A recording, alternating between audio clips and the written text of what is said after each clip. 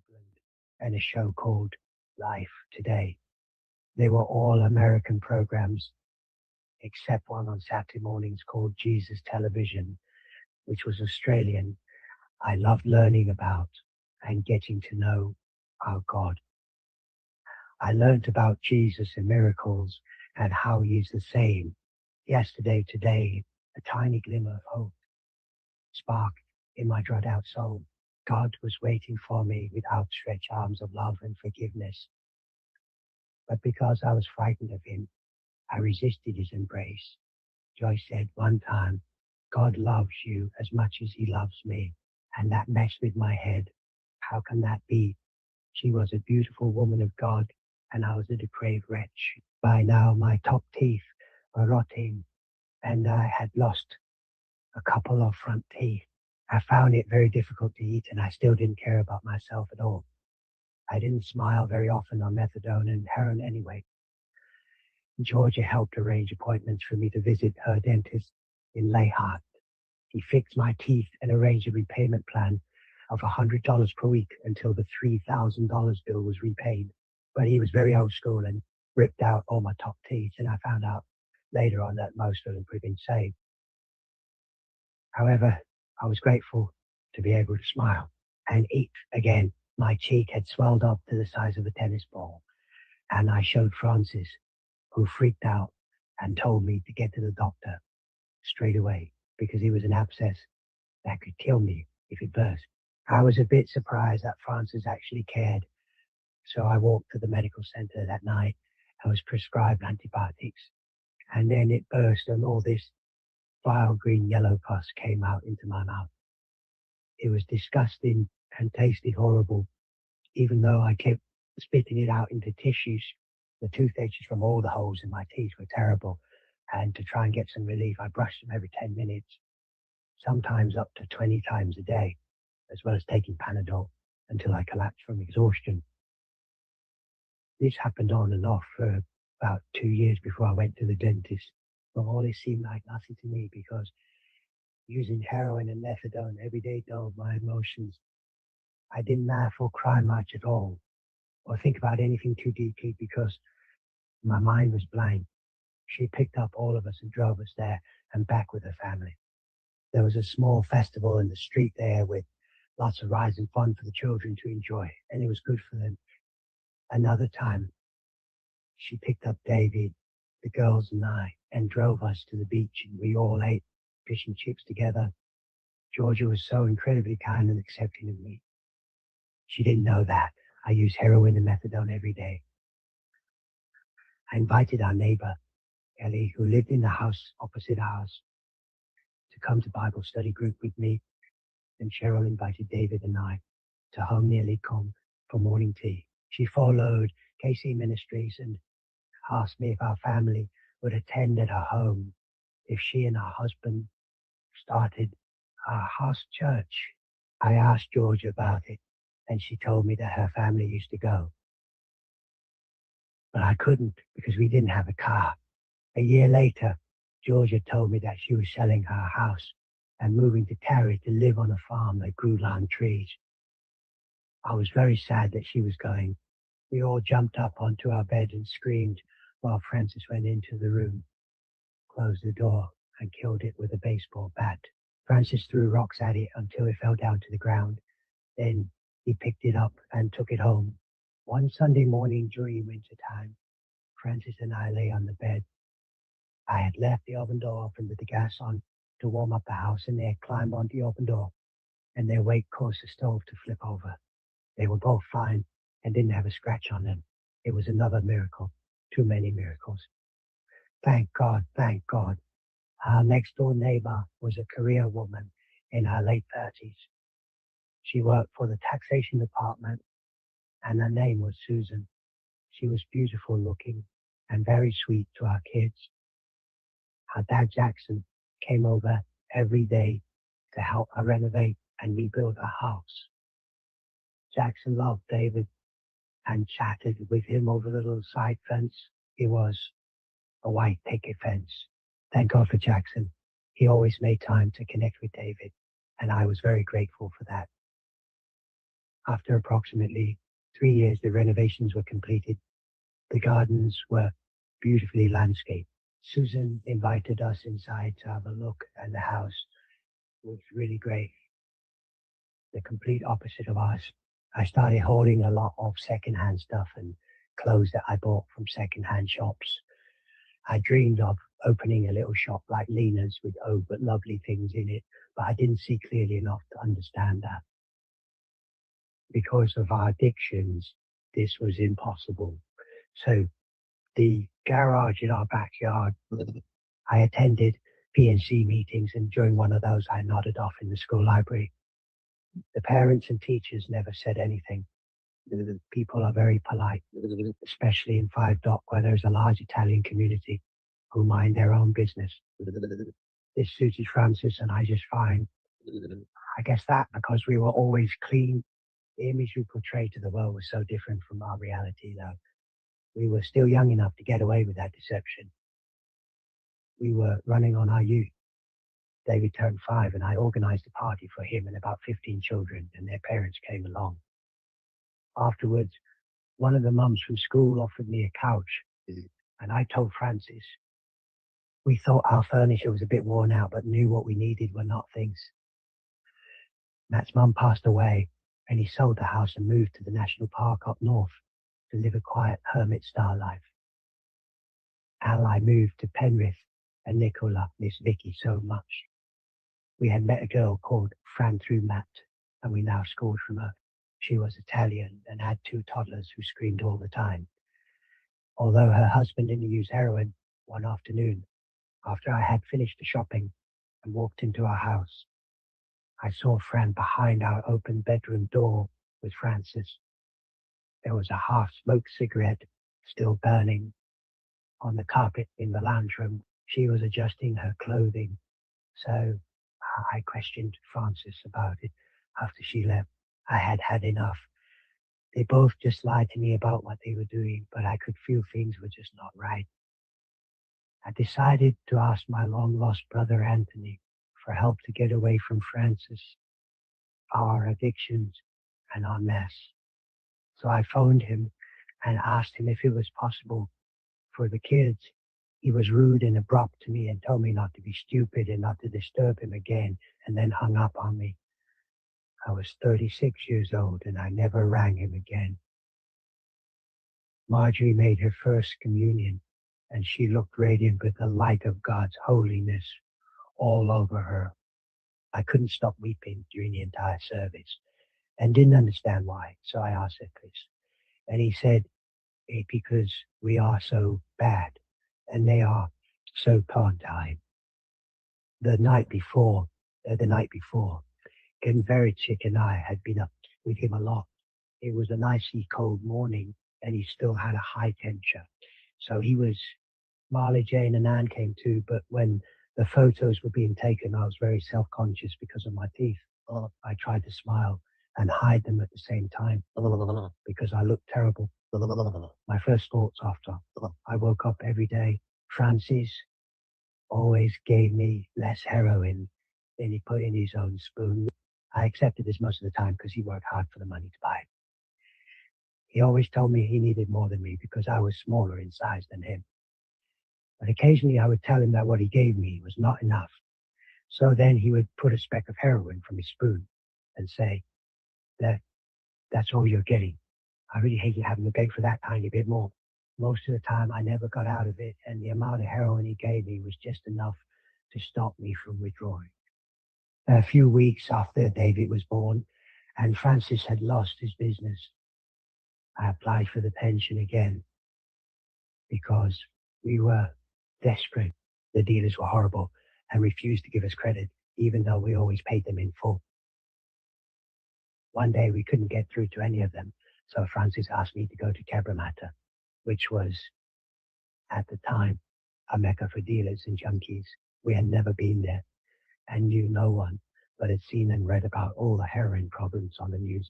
I caught the train by myself and was very nervous when I arrived at the station. I walked up to the pub and asked one of the men of Asian origin who were hanging out in the doorway if they knew where I could score heroin.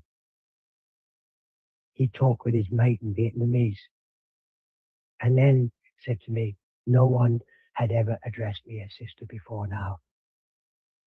And I thought it was funny. He pulled out 2 balloons from his pocket and I gave him $200. Then I got in the nearest taxi to return home to Francis. The biggest fear I had was that the police would catch me before we got the chance to have our shot. I got back safely though and told Francis that I would never, ever go there again. I read in the school newsletter that they needed volunteer scripture teachers, and I thought to myself, I can do that. My mum taught scripture too, but my motives were all wrong. I thought it would help me be a better person, so I applied at the parish church in Five Dock, and a lovely lady called Mary asked me to sit in on a kindergarten class for a few lessons so I can learn how to teach the children. It was very simple. All I had to do was read a Bible story to them and ask them to color. I loved little children, and they loved me. During one lesson, they had to write the prayer to God and draw a picture of it. I love those simple prayers and still have them. At Christmas time, all the scripture classes were involved in presenting a play. I was asked to be Mary, and I wore a light blue veil and held a baby doll representing Jesus. And as I walked onto the stage, the children reacted in a lovely, positive way with a gasper that brought tears to my eye. My older sister, Antoinette, and her youngest daughter, Olga, flew to Sydney from Paris for Bernadette and Michael's wedding. Antoinette and Olga came to visit us, and after we spoke about how I was estranged from Mum and my sisters for 7 years, she said, "This is not good." Antoinette told me James attended and spoke at Bernadette and Michael's wedding ceremony, but I didn't go. It was good to speak with Antoinette, but she had her own problem. She was going through her second divorce. Greg had taken her to live in Saudi Arabia for 3 years while he worked there just after they got married. She has always worked full-time at the Bank of America in Paris and must have found living in a foreign country. In the school newsletter, I read that there was going to be a grandparents' day at school, so I decided to invite Mom. She came and seemed happy to be there. She bought Marjorie a children's Bible and wrote lovely words in the front cover for Nicola and David too. She was so beautiful, kind and gentle, and it felt good to be near her again. After I'd been to the prom and takeaways during winter time, I went to the second-hand shop and bought a few things, the men and how do things. Then I told him it was due now, and he said, asterisk, asterisk, asterisk, asterisk. And I thought to myself, how strange he should be happy that he doesn't have to wait long for it. And when I turned my back, he ripped my bag from my shoulder, breaking the leather strap, then ran across the road and jumped into the back seat of a waiting car and drove off. I was a bit shaken up and thought to myself, wow, things must be real desperate when people are stealing from addicts. The kind old lady saw what had happened and asked me if I was okay. I had my bus ticket in my hand, so I caught the bus home and then rang Francis. He was very concerned because my takeaways were in my bag and I had to go to the police station at Five Dock to file a report so that James finished high school in year 11 and started working full-time at Pancakes on the Rocks. He worked part-time at McDonald's before that and at the markets too. James moved out into a unit a couple of streets from us, and he met a girl called Kay at his work, and she became his girlfriend. I loved going to visit him there. He bought a pool table and taught me how to play. He was very good at it. One evening at 8 o'clock, Kay knocked on our front door and told me that James was in emergency at Concord Hospital. They had a big fight and he had tried to hang himself. I caught a cab straight away and went to see my son. Francis stayed at home with Marjorie, Nicola and David.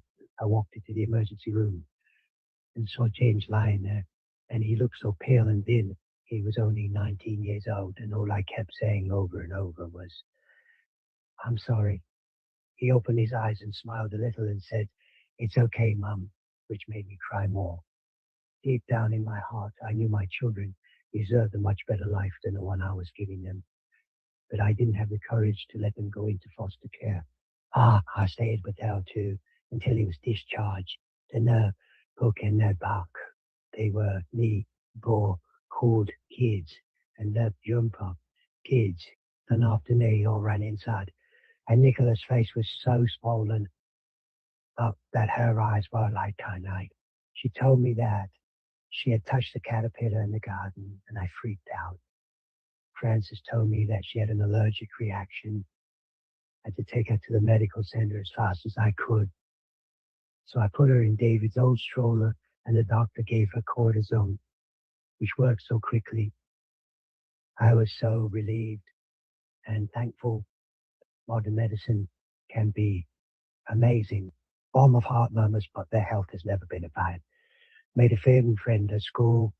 His name was good looking and had when they talking a brother.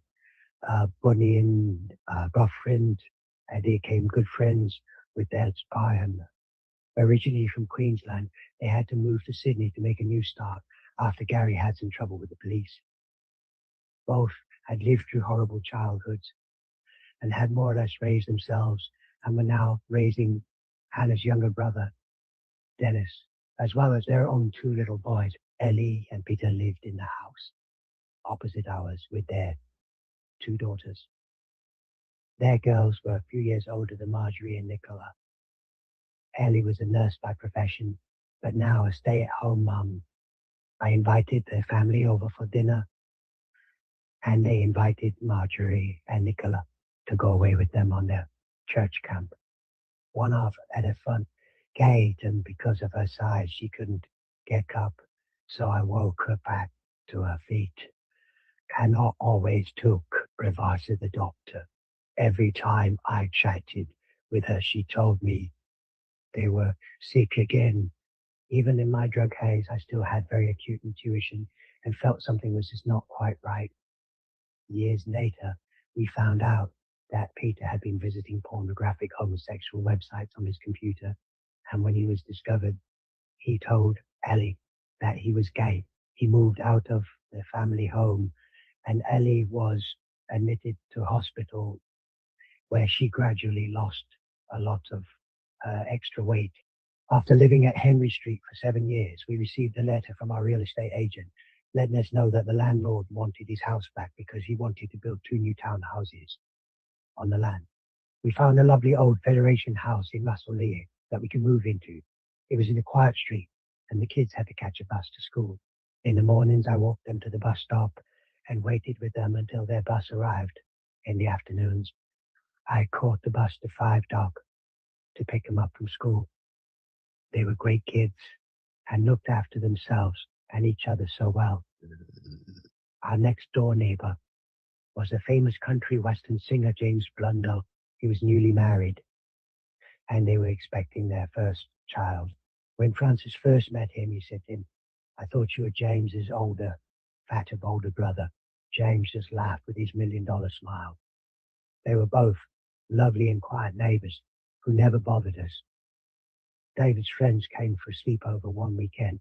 Around midnight, I woke up and checked their room and saw their beds were empty, so I went outside to look for them, and they all walked in and told me that they had gone to the park to play and eat lollies. I couldn't believe it and told them never ever to do that again. And every night when I tucked all the kids into bed, we said a little prayer together. Thank you, God, for a happy day. Thank you for our friends and play. Thank you for the birds that sing. Thank you, God, for everything. God bless Mummy and Daddy, my brothers and sisters, and all my relatives, friends and teachers too. And God bless me. God gives me life.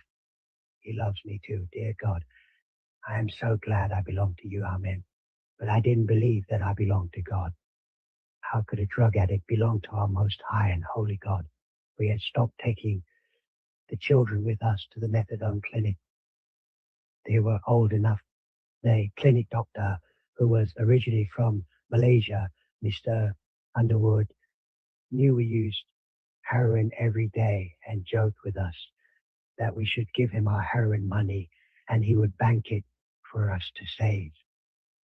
Throughout all of my 3 pregnancies, no one at the clinic ever suggested to me, they never suggested any rehabilitation facilities for me or gave us any medical advice. We had to see the doctor once a week so that he could write a script for our weekly doses of methadone.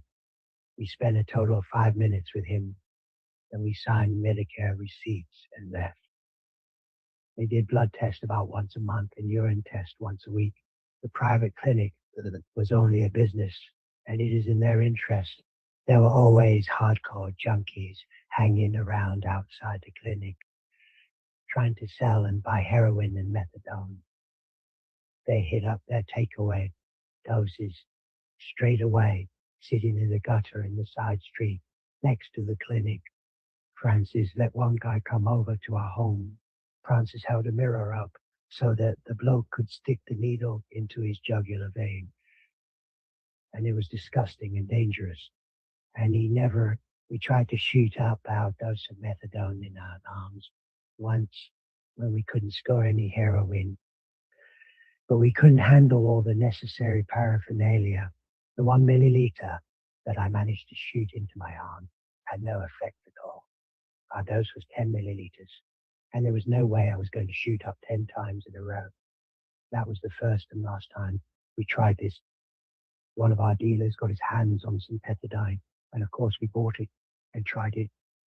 It was such horrible stuff all the synthetic drugs are, and big pharmaceutical companies are, for the most part, legal drug pushers and dealers. One night, as I was serving dinner around the dining room table, I must have said something wrong, and Francis stood up and started going mental again. So I ran to avoid him. I ran around the table, down the hall, and out the front door as fast as I could. I was wearing a t-shirt. It was the middle of winter and very cold, but I didn't care. I knew I had no time to grab a jacket. I ran all the way to the little park near our home and hid at the top of the slippery side where there was a little cover. After a few hours, I got too cold. I was shivering, so I decided to go back. I was pretty sure that Francis would be asleep by then anyway. It was around about 9:30 when I walked in the house, and it was very quiet. Francis was asleep. So I went into the children's room to give them a goodnight kiss, and they were lying in their beds awake and just said, "Are you okay, Mummy? Such beauty among our chaos." I cried myself to sleep that night. Odisha Tasher Crash Chafrin Scouts to Cray 40 to 50 years quadrati and Deacon Tau to Moz. His name was Elias, but went by the nickname. And in his late 20s, he home delivered and seemed pretty together and reliable, which was great for us. Francis and I hated the heroin scene and kept to ourselves pretty much all the time, except for school. And then we tried to spend the minimum amount of time. Sometimes he met Francis at the markets, just as he finished work for the day, and other times he left the heroin packet in our letterbox during the night.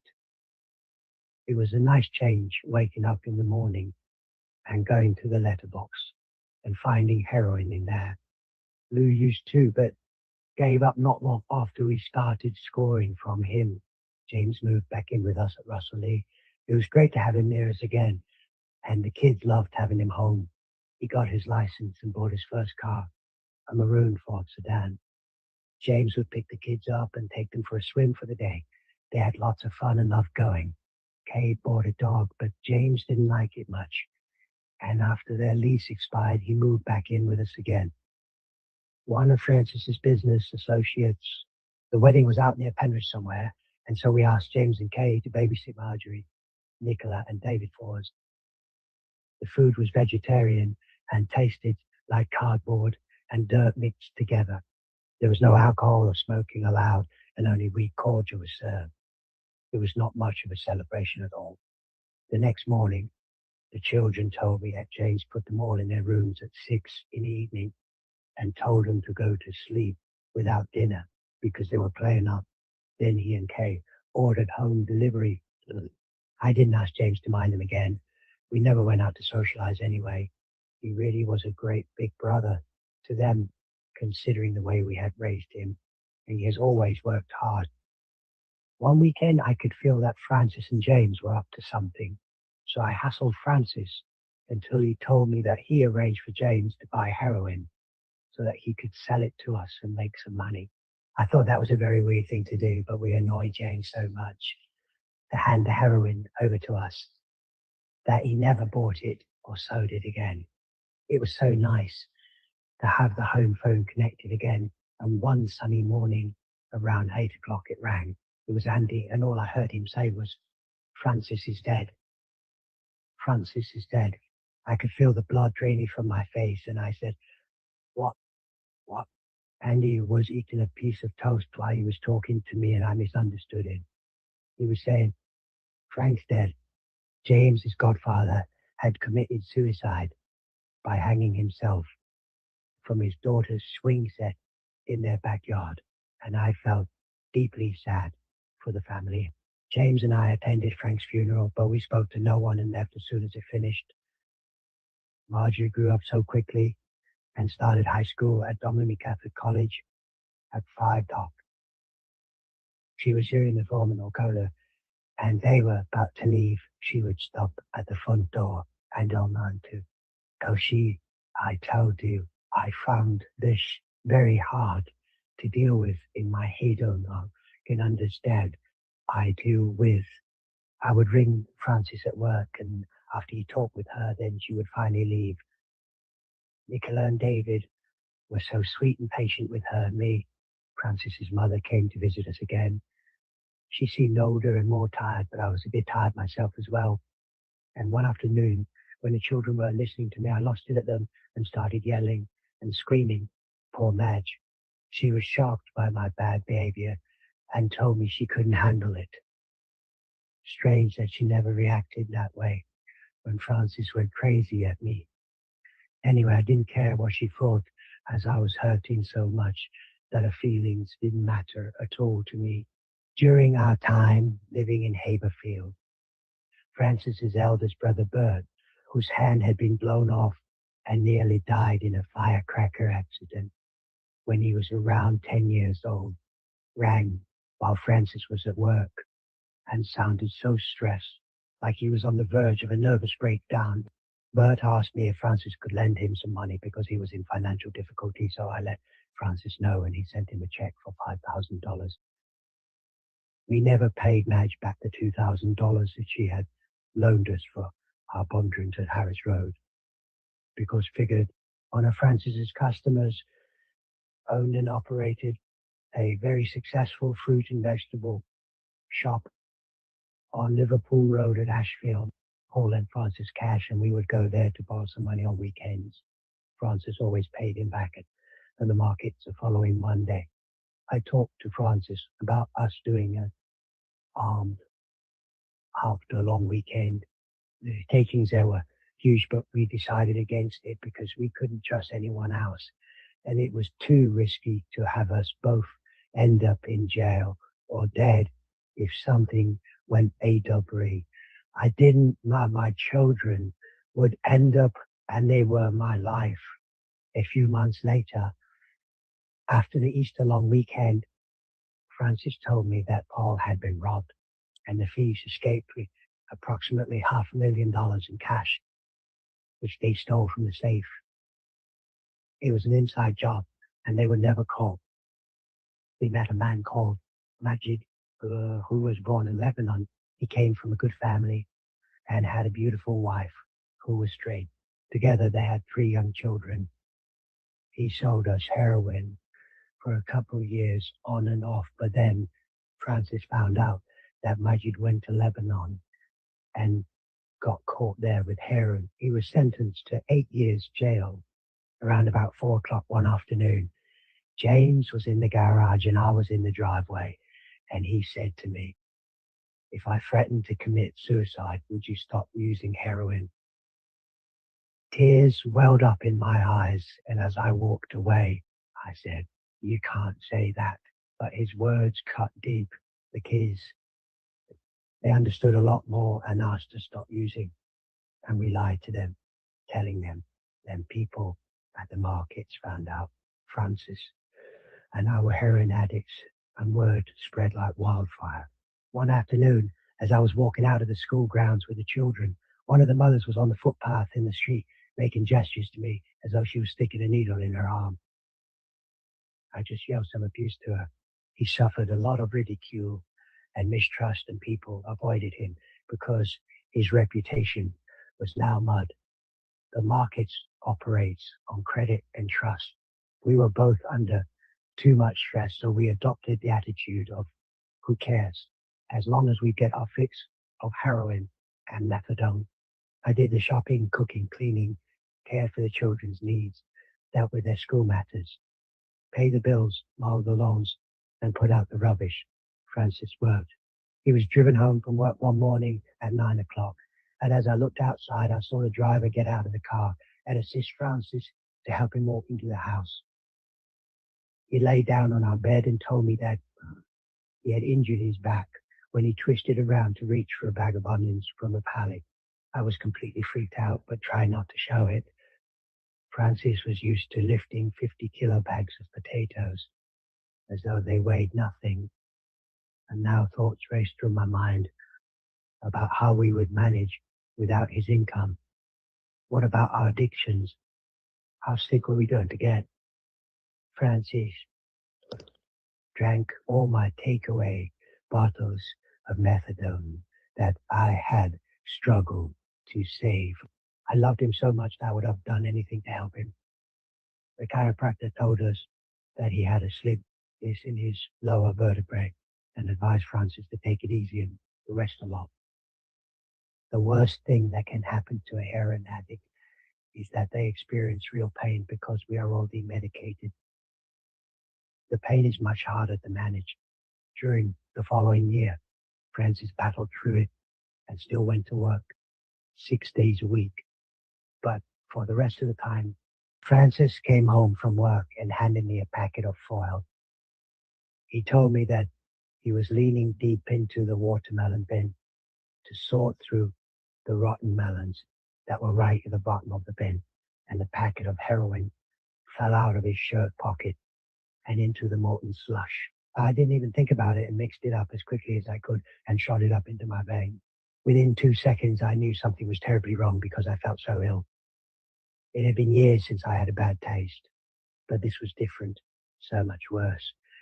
My kidneys felt as though they were on fire, and my head throbbed so much I thought it was going to implode. After Francis left for work the next morning, I woke up hanging out, so I convinced myself that if I boiled up the residue from the empty packet in our spoons, then any germs would evaporate. So I cooked it up. But I was so wrong. This time the pain in my kidneys was excruciating. I drifted in and out of my pain until the kids got up to get ready for school. Marjorie and Nicola helped David, and I asked Marjorie to ring an ambulance for me.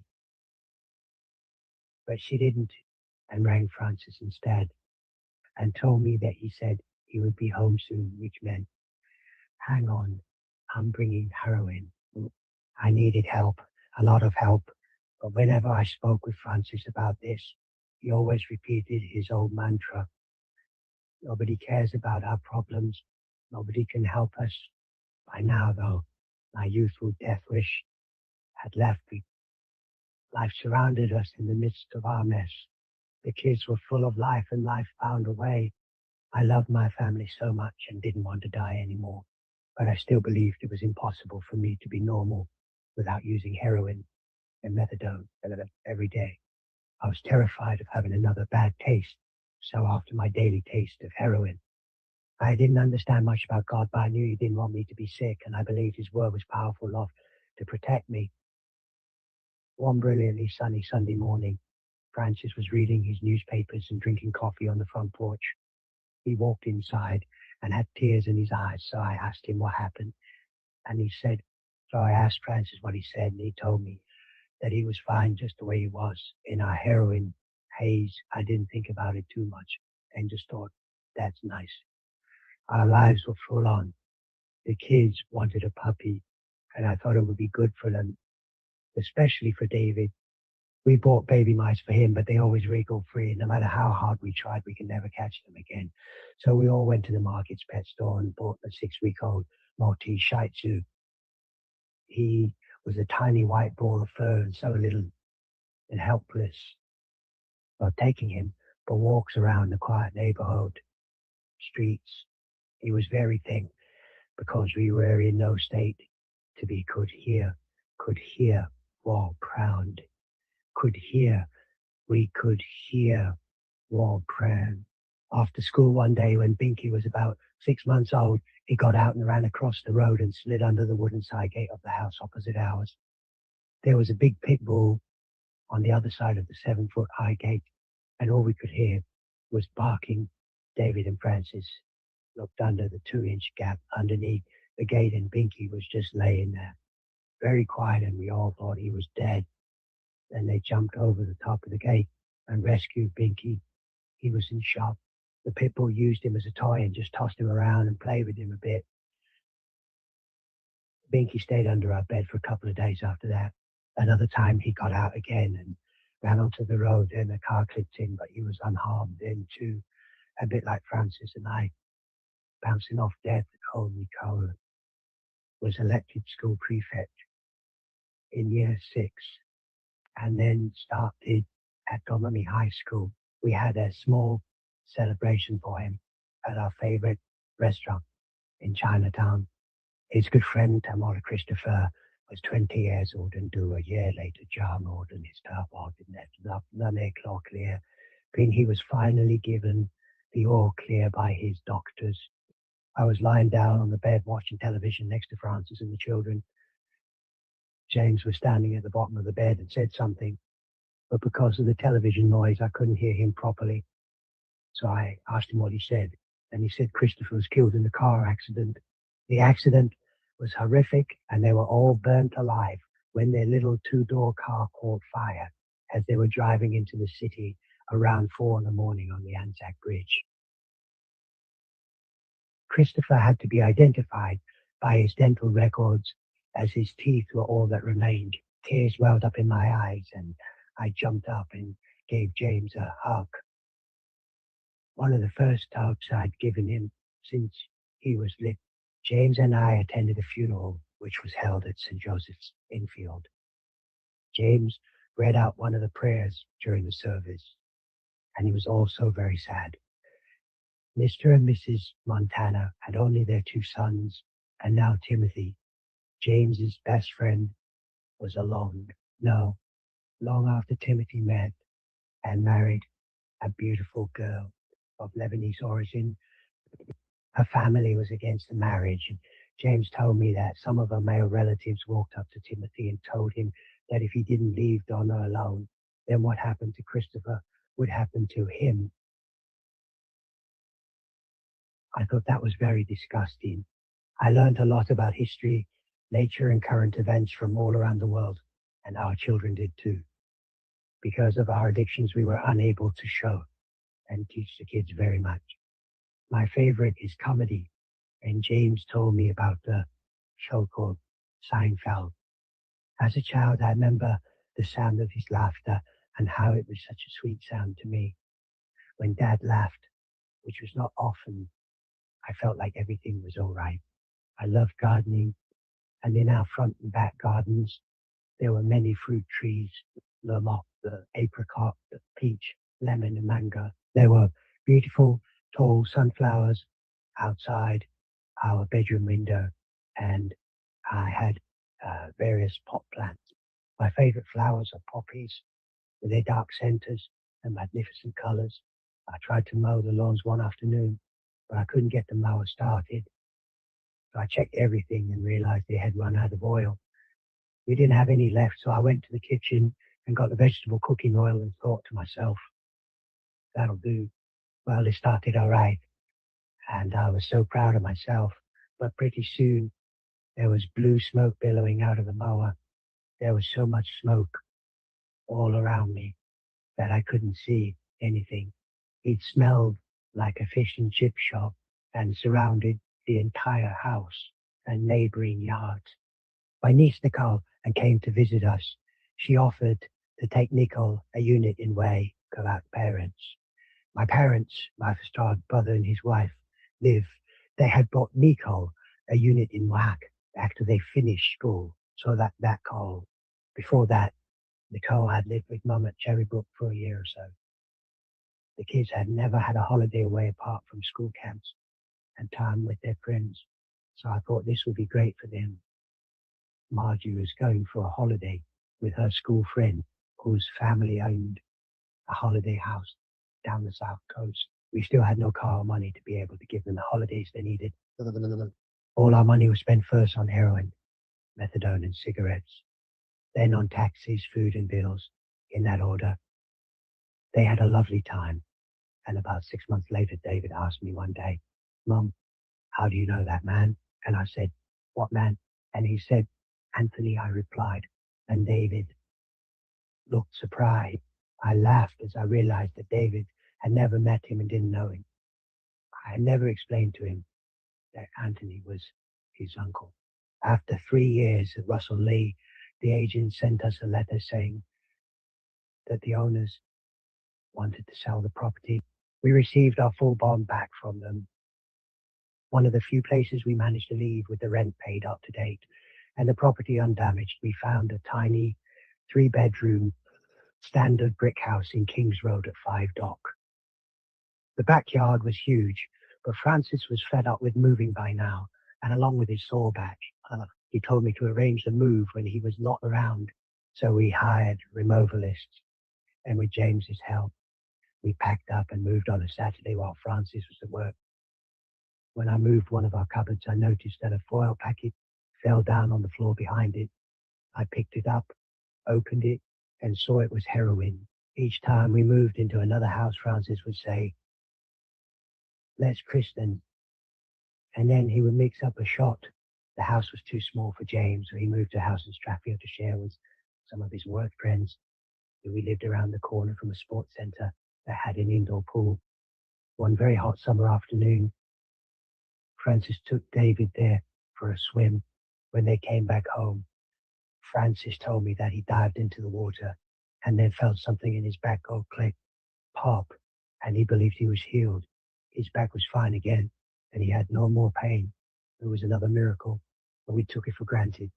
Again, the year was 2000, when we waited so quickly, but when we waited to wait for, time waited down, say slowly. Then again, again, again, again, again, and again, and more flowing, and their waiting lists were full.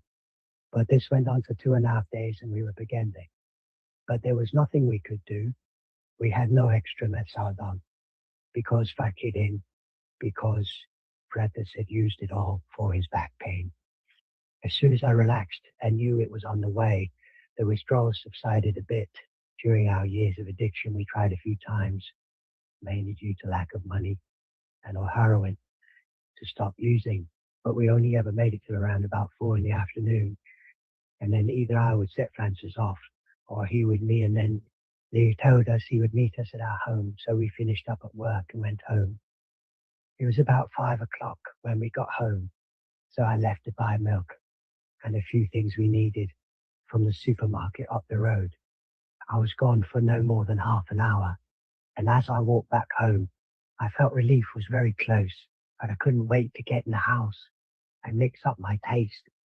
As I walked into lying on the couch, out of it, he pickacket there was not enough for both of the spoon, and near Wad's loved, and he told me that I could cruise there. I could not cruise out with an empty packet. I felt my blood run colder. I washed it out, but heating up water does nothing except make you feel a lot worse. And then I lost the plot. A rage surfaced from deep inside me that was uncontrollable. I went into our bedroom and screamed and yelled and cried out abuse as I slammed the old wardrobe door over and over and over until it cracked.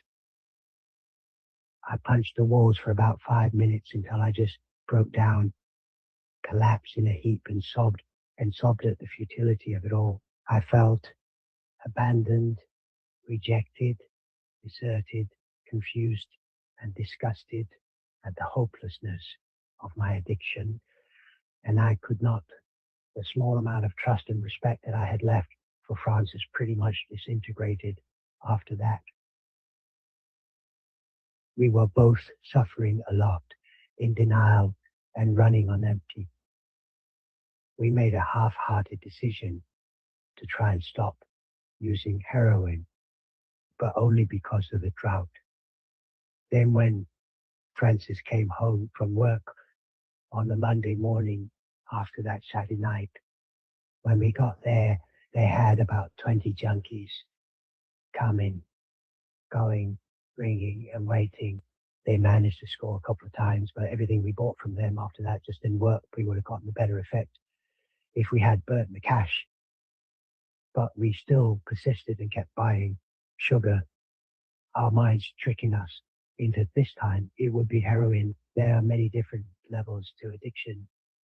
And Francis had the added habit of ringing and scoring every day. He got very frustrated and angry at the total waste of his hard-earned dollars. One night after we had our dinner, he attacked David and cornered him in his bedroom. I stood in the doorway saying, "That's enough." But it did nothing. I was too scared to approach Francis when he lost the plot like that. And I felt like a coward. His rages and strength freaked me out. Marjorie and Nicola copped his wrath too. One evening, Marjorie had her friends from school over for a visit. Fiona and Casey were in the girls' room with them, and Francis walked in and yelled at them to get out. Then he flew into one of his psychotic rages and punched and hit Marjorie and Nicola as they lay on their beds. I followed him in this time and tried to pull him off them and yelled at him to stop. The next day, Marjorie had had enough of us and Lifeline, and they contacted Docs and contacted us again to let us know they were coming over for a visit. When they arrived, we just pretended we were a nice, normal family and even asked Nicola and David to cover for us. And they did as we told them because they thought that we would go to jail otherwise. No, long after that, I found out that Marjorie was seeing a young man who was 18 years old. Finally, I rang the boy's mother and told her Marjorie's age and threatened to call the police if her son ever saw her again. He never did, but she was still trying to get away from us, and I couldn't understand why. I had become conditioned to the toxic way we lived and could not see clearly enough. She wanted to go to a New Year's Eve party with some older girls, but Francis and I told her she couldn't. She went anyway. Nicola, David, and I went for a walk to the girls' home, so I called the police, who came over and told us that they knew the family. But after they went to the home, there was nothing more that I could do. My mum lent us upon money to move into our little home in Kings Road, and we gave her $200 a fortnight until it was all paid back. Mum was now in her late 70s, and she drove all the way from Cherrybrook to us. She was simply amazing. My youngest sister, Mary, gave birth to her first and only child. Mum offered to drive me all the way to Manai to see her. I bought some sunflowers for Mary, and it was lovely to be near them and new life. Amelia smelled so good and was so soft. It had been nearly 10 years since I held a newborn baby, my David. More life. New life is intoxicating. As an addict, I rarely had dreams or nightmares. Usually my nightmares were about trying to score heroin and finally getting it. But I always woke up just before I managed to put the needle into my vein. But this nightmare was very different. It was about my son James, and he was using the needle, and I woke up in a cold sweat. James told me later on that if Francis and I had not been heroin addicts, he probably would have tried it by now. As far as I know, none of my children have ever tried it. Thank God. The next day, Mum visited us, and she was sitting next to me in our small lounge room with Nicola, Marjorie, and David. And for the first time, she spoke with me about giving up med tænkset at to night more so pew key crowd. I was moved to tears, and I told you read and told about the nightmare. I knew I needed to stop, but didn't know how to, and still believed that I couldn't. Padnina introduced us to their dealer friend, Jim. He didn't use drugs and thought very highly of himself. He told us that he had a black belt in martial arts, and he sent his children to a very expensive private school. He lived a lie and told us that his wife had no idea that he was a dealer. He was an idiot.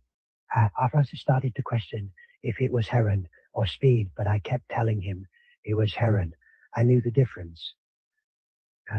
I knew he would give me my ration, Franzo Luge in Ballamons in Bewood around about 9 o'clock one night. After Jimmy left, he hit up our drugs, and straight away, as soon as I pulled the needle out of my arm, I knew that it was not heroin, it was speed. I rang Hannah and talked with her for an hour while we waited for Jim to come back, confessing to her the truth that we were both heroin addicts. Hannah raised herself and her younger brother and had told me horrific stories about the abuse she suffered as a child and young girl. And because of that, I had been frightened to tell her the truth about us. I loved Gary and Hannah and their boys because they were survivors. Both their sons were born with a medical problem that causes the brain to swell, and they had operations to fix it when they were still babies. Hannah had shown me photos of their heads swollen to almost twice the normal size. After that, we stopped scoring from Jim for a while. Then Pat and Lena introduced us to a Vietnamese dealer and username Hong. He was married, but his wife did not use drugs, and they had 2 toddlers. Neither could speak much English. Hong smoked heroin off a piece of foil while we hid up at our kitchen table. Marjorie came home from high school and told me she rescued 2 little girls aged 6 and 8 from being abducted by a stranger on her way home from school further up our street. Marjorie saw a man walking with them, and she asked the girls where they were going, and when they said, "You're coming home with me," and took them by the hand back home to their parents who lived opposite our house. The Lou was very thankful and gave Marjorie $20 as a reward, as she has always felt things very deeply and like me. Years later, I entered her in the Sun Herald newspaper Bravery Awards. After our 6-month lease ran out, James asked to move back in with us. He wanted to study and complete his high school certificate at TAFE, and Mum, there was a house for lease across the road from ours. So we went to have a look.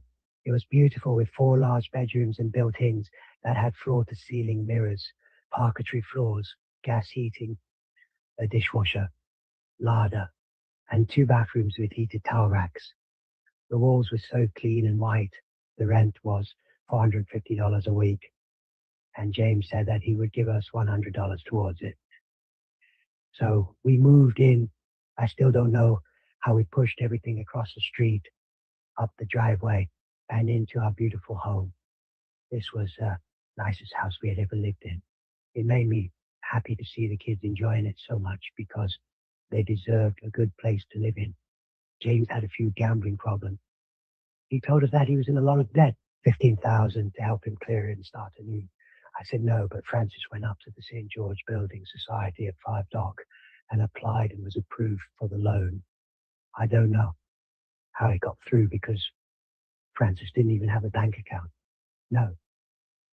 After a year of drought in Sydney, heroin became readily available again. Francis decided that he had had enough of the clinic and that we should leave it and stop using methadone. He said we didn't need it anymore. I was hesitant and anxious about this, but agreed nevertheless. I still tried to please him. I would get down on the floor. At first, we were both surprised at how easy we found it to stop using methadone, but pretty soon we began to suffer withdrawals for about 8 hours every day before we had our daily shot of heroin. James, Marjorie, Nicola, and David all had their own bedrooms, and Francis and I slept on the couches in the lounge room. We lay awake from midnight onward and felt very uncomfortable, and they were sneezing a lot and going to the toilet every 20 minutes or so. Francis left for work at 3 in the morning and scored heroin as soon as he got there. I begged him to let me go with him, but he didn't like this. A couple of days a week. I managed to scrape together $20 for the return cab fare back home. Francis was paranoid about me waiting in the taxi at the markets while he went to hit up in the toilets and then came back to the car park where I was in the waiting cab with the meter still running. Then he would hand me the heroin in a tiny packet. People saw sometimes and knew what we were doing, but nobody cared. Sometimes I had to duck down in the back seat if people we knew went past. It was ridiculous. One time after I got back home and walked into the lounge room to open the packet, I looked and it was empty. It had nothing in it. I felt my blood run cold, and straight away I went into withdrawals. He told me that he gave me the wrong packet and that his secretary Charlotte was going to drive to our house and give me the heroin in an hour or so. Charlotte didn't use drugs but knew we were addicts. I really did not want her to have to come, but I had no choice. It was 2001, and we were watching television when James came running in and told us to change the channel. We watched the plane fly into the second tower in New York City and all the aftermath. I thought it was nice to be going to a christening, as this was the only one we attended, other than those foreign children. Understandably, we were not invited to many events. So we all got in a taxi. We sat in our pew while Mum, Mary, Joe, Bernadette, and Michael took photos up on the altar. I felt invisible and of no value again, and I felt bad for our children. Afterward, we were out the front of the church, and I met Michael's mum, Zara. She must have noticed us in our desperation, because a few weeks later, Bernadette and Michael came over and gave us 4 suitcases full of the most beautiful, expensive clothes and things from Michael's sister. Diane traveled overseas a lot, and her second husband was a very wealthy businessman. The kids were thrilled, and we had so much fun sorting through everything, and I loved seeing them and enjoyed their lovely new things. They deserved them. Mom's Greek friend. There were about 80 guests, and the food was a catered, small glass board with everyone being themselves. So I got a plate of food for and myself and went to sit down with the girls. He was sitting alone in the lounge room, acting weird, and he refused to go himself, complaining that I should have got his food for him. So I left him there and went outside to chat with Mary and Joe and meet a few people just to try and be polite. But when I went back inside, Francis was still sitting on Mum's pink leather Chesterfield lounge, and he lost it, telling me we were all leaving now. I made a few quick apologies to Mum and Mary. On the trip home, he apologized for his stupid, childish behavior. But I was so disappointed and sad and couldn't understand why I wasn't allowed to spend time and enjoy being with my family. James walked in our room one day and showed us a big tattoo on his upper arm. I didn't say much, but thought to myself, anything that is not like Francis or me is okay.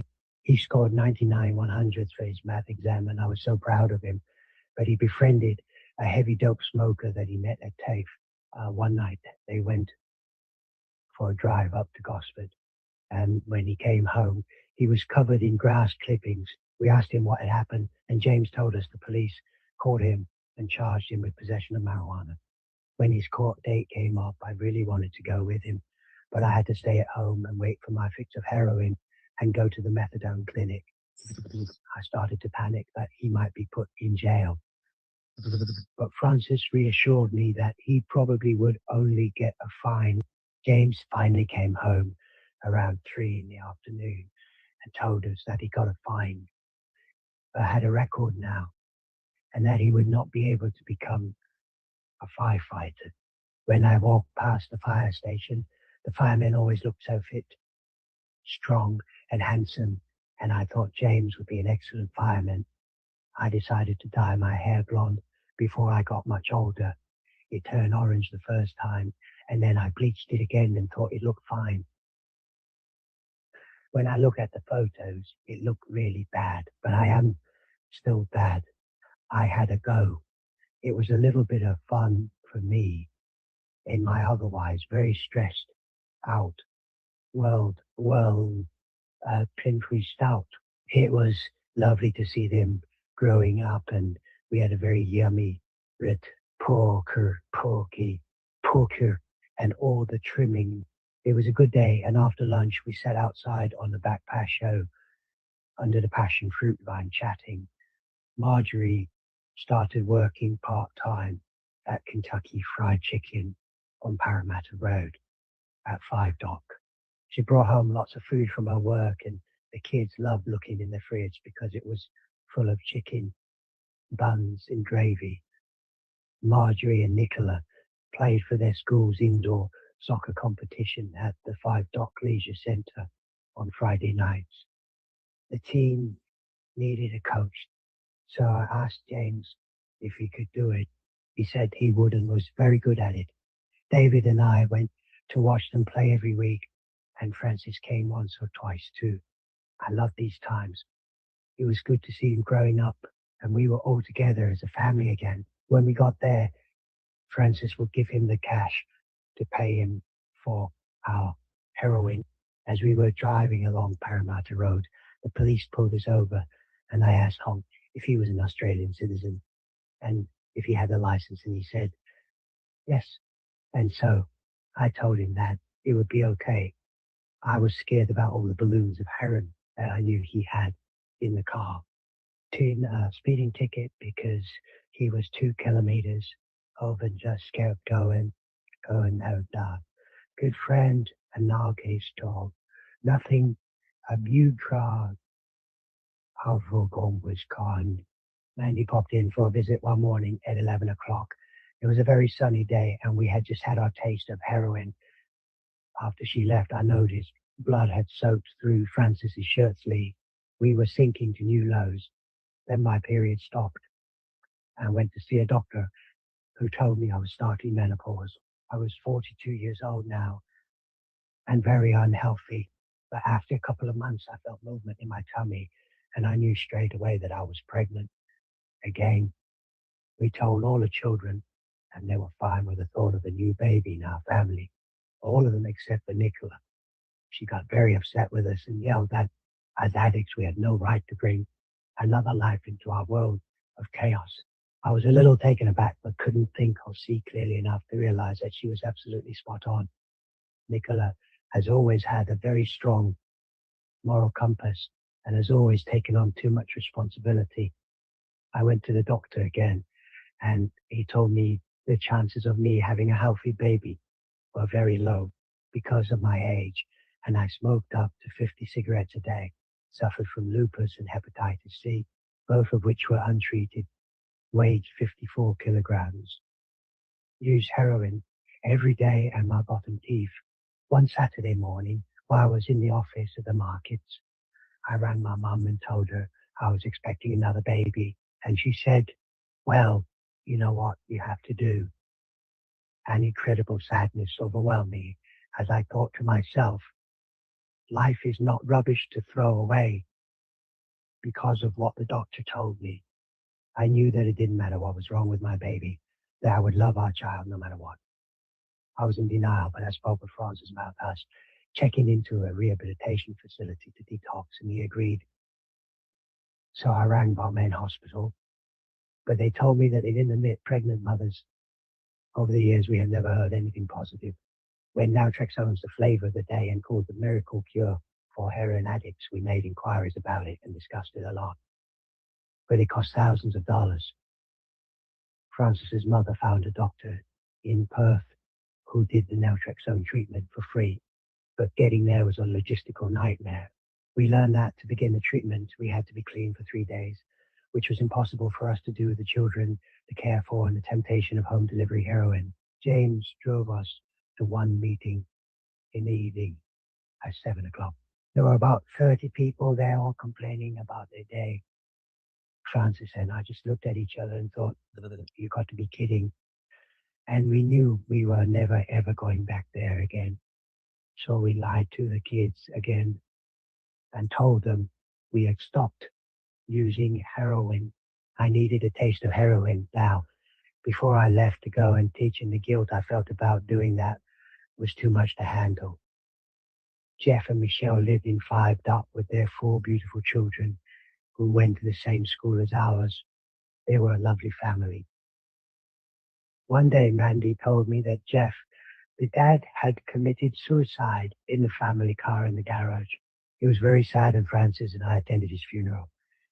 Marjorie met a boy who worked with her at Kentucky, but James didn't like him at all. And one night, James got so angry that he put his fist through his own car window after Friday night soccer finish.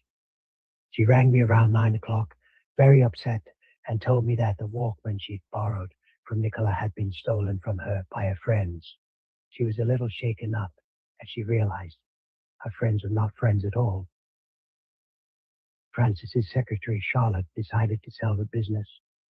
A man of Vietnamese origin, he had a young wife, Lynn, and they had 3 small children. This was their first time in the markets, and before that, he managed a factory with 200 employees. Fred asked Francis to stay on as manager and nearly got the hang of it. And of course, Francis said he would. Fred did not know that we were both heroin addicts. The rent was too much for us to keep up with, and we fell behind in our payments. So the real estate agent asked us to leave. We had lived there for approximately 1 year, and I was 6 months pregnant with my 5th child. Our baby was going to be Francis's 7th child. We left the house in good condition, but they had to keep our bond money to pay for our rent arrears. I found a little 3-bedroom weatherboard cottage on the corner near the school in Lancelot Street, around the corner from King's Road. Francis asked Fred for a loan so we could pay our bond and rent in advance, and he said, Michael, Gary, Hannah and Dennis helped us with the move. Gary and Hannah kept telling us that we should take the gas heater that was worth about $2,000 with us, but we couldn't steal it afterwards when I returned to clean and lock up the house. I noticed. Francis told me to ring Gary and Hannah and tell them to return it, but they denied stealing it, and I believe that Hannah's younger brother Dennis stole it. Our lawnmower had been stolen from our other house in Kings Road too. Francis's Saturday business partner, who was born in Syria, told Fred that we were heroin addicts. He tried hard to understand our addiction. He came from a family of 10 children and had a sister who was a psychologist.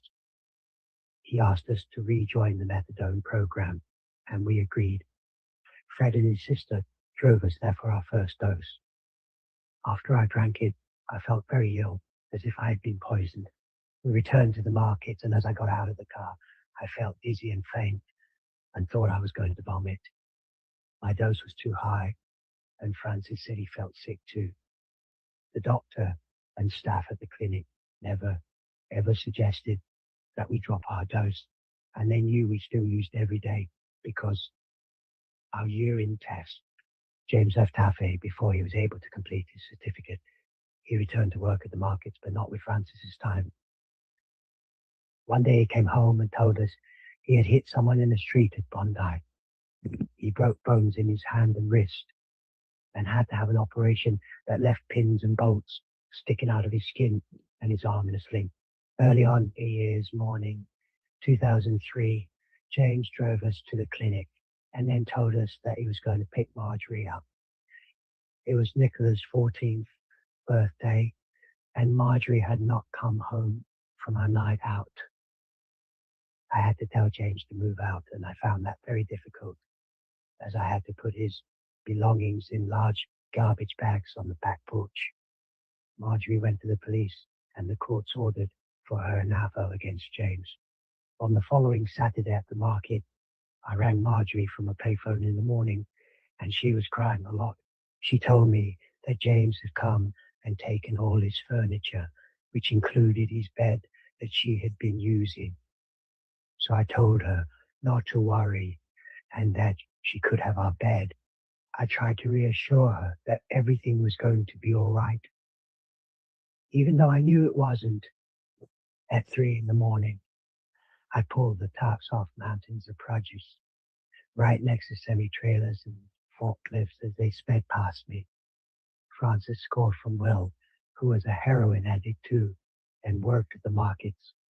Within 15 minutes of arriving, I had my taste in the public toilet. People either knew and didn't care or thought it was because I was pregnant. By 6 o'clock, I was unconscious, so I would go into the toilet cubicle and sit on the toilet with my scarf rolled up to form a pillow to lean my head on against the wall. And I slept like that for an hour or so. Then I ate breakfast and rang Nicola. After school, one day I wanted to go shopping with Marjorie to buy her Year 11 textbooks. I was tired, as usual, and when we were about to leave, she looked at me and told me that I looked disgusting and that she was not going out with me dressed like that. I was out of it and was wearing an old t-shirt which was too big for me and had cigarette burn holes all over it. I had stopped caring about the way I looked because I was in a very bad way. But I still thought that I looked all right because I was pregnant and it was summertime. In my days, I just said, okay. So I bought her textbooks and returned home. But as soon as I walked into the house, I could feel straight away that something was wrong. Francis was asleep or pretending to be. So I walked to the back porch and found David and Marjorie sitting there. Nicola was at a friend's house for the afternoon. David told me that Francis had punched a hole in the wall of Marjorie's bedroom and missed her head by a millimeter. He lost it at her because of what she said about my appearance. So I went to have a look at the wall, and there was a cracked hole in it. I told him that it would be all right and made dinner and didn't think about it anymore. At the end of the school term, though, Marjorie told us she was leaving high school and moving out. She moved in. I don't blame her for wanting to get away from Francis and me and our chaos. But Nicola and David missed her very much, though I missed her more. Our heroin habits doubled after that happened, and we had access to a lot more cash. Tom's wife was coming over in the mornings, as well as we scored from Will in the early hours before work. Some days, we also called Tom's wife in the afternoon. We were spending more than $600 on heroin a day, and we were spiraling out of control. Reflecting now, I believe that God intervened while I was pregnant because I never felt out of it, no matter how much I used. Once a week, I walked to the chemist over the rail bridge on the other side of Flemington to exchange our 80 to 100 needles in black boxes, which held 5 or 10. They took the used ones and gave me new ones for free. No one ever said anything to me during all the years I did this. But one day, a pharmacy assistant asked me if I'd thought about stopping heroin, and because she seemed to care a bit, I told her I had. After I had her new needles, I walked back to Francis where we worked, gave him a couple of new syringes, and waited outside the public toilets for him to come out. Then he would give me my share of heroin. One morning, I waited about half an hour, and then I went to the door of the male toilets. I felt so stressed because of the thought at the back of my mind that he may have overdosed, but he had dozed off in the cubicle after his shot. I used the disabled toilet because it had more space, and there was a sink and ledge in it that made it easy for me to mix up. Francis gave me a balloon of heroin one time. I took out my tie, spoon, and boiled water that I brought from home in a plastic water bottle.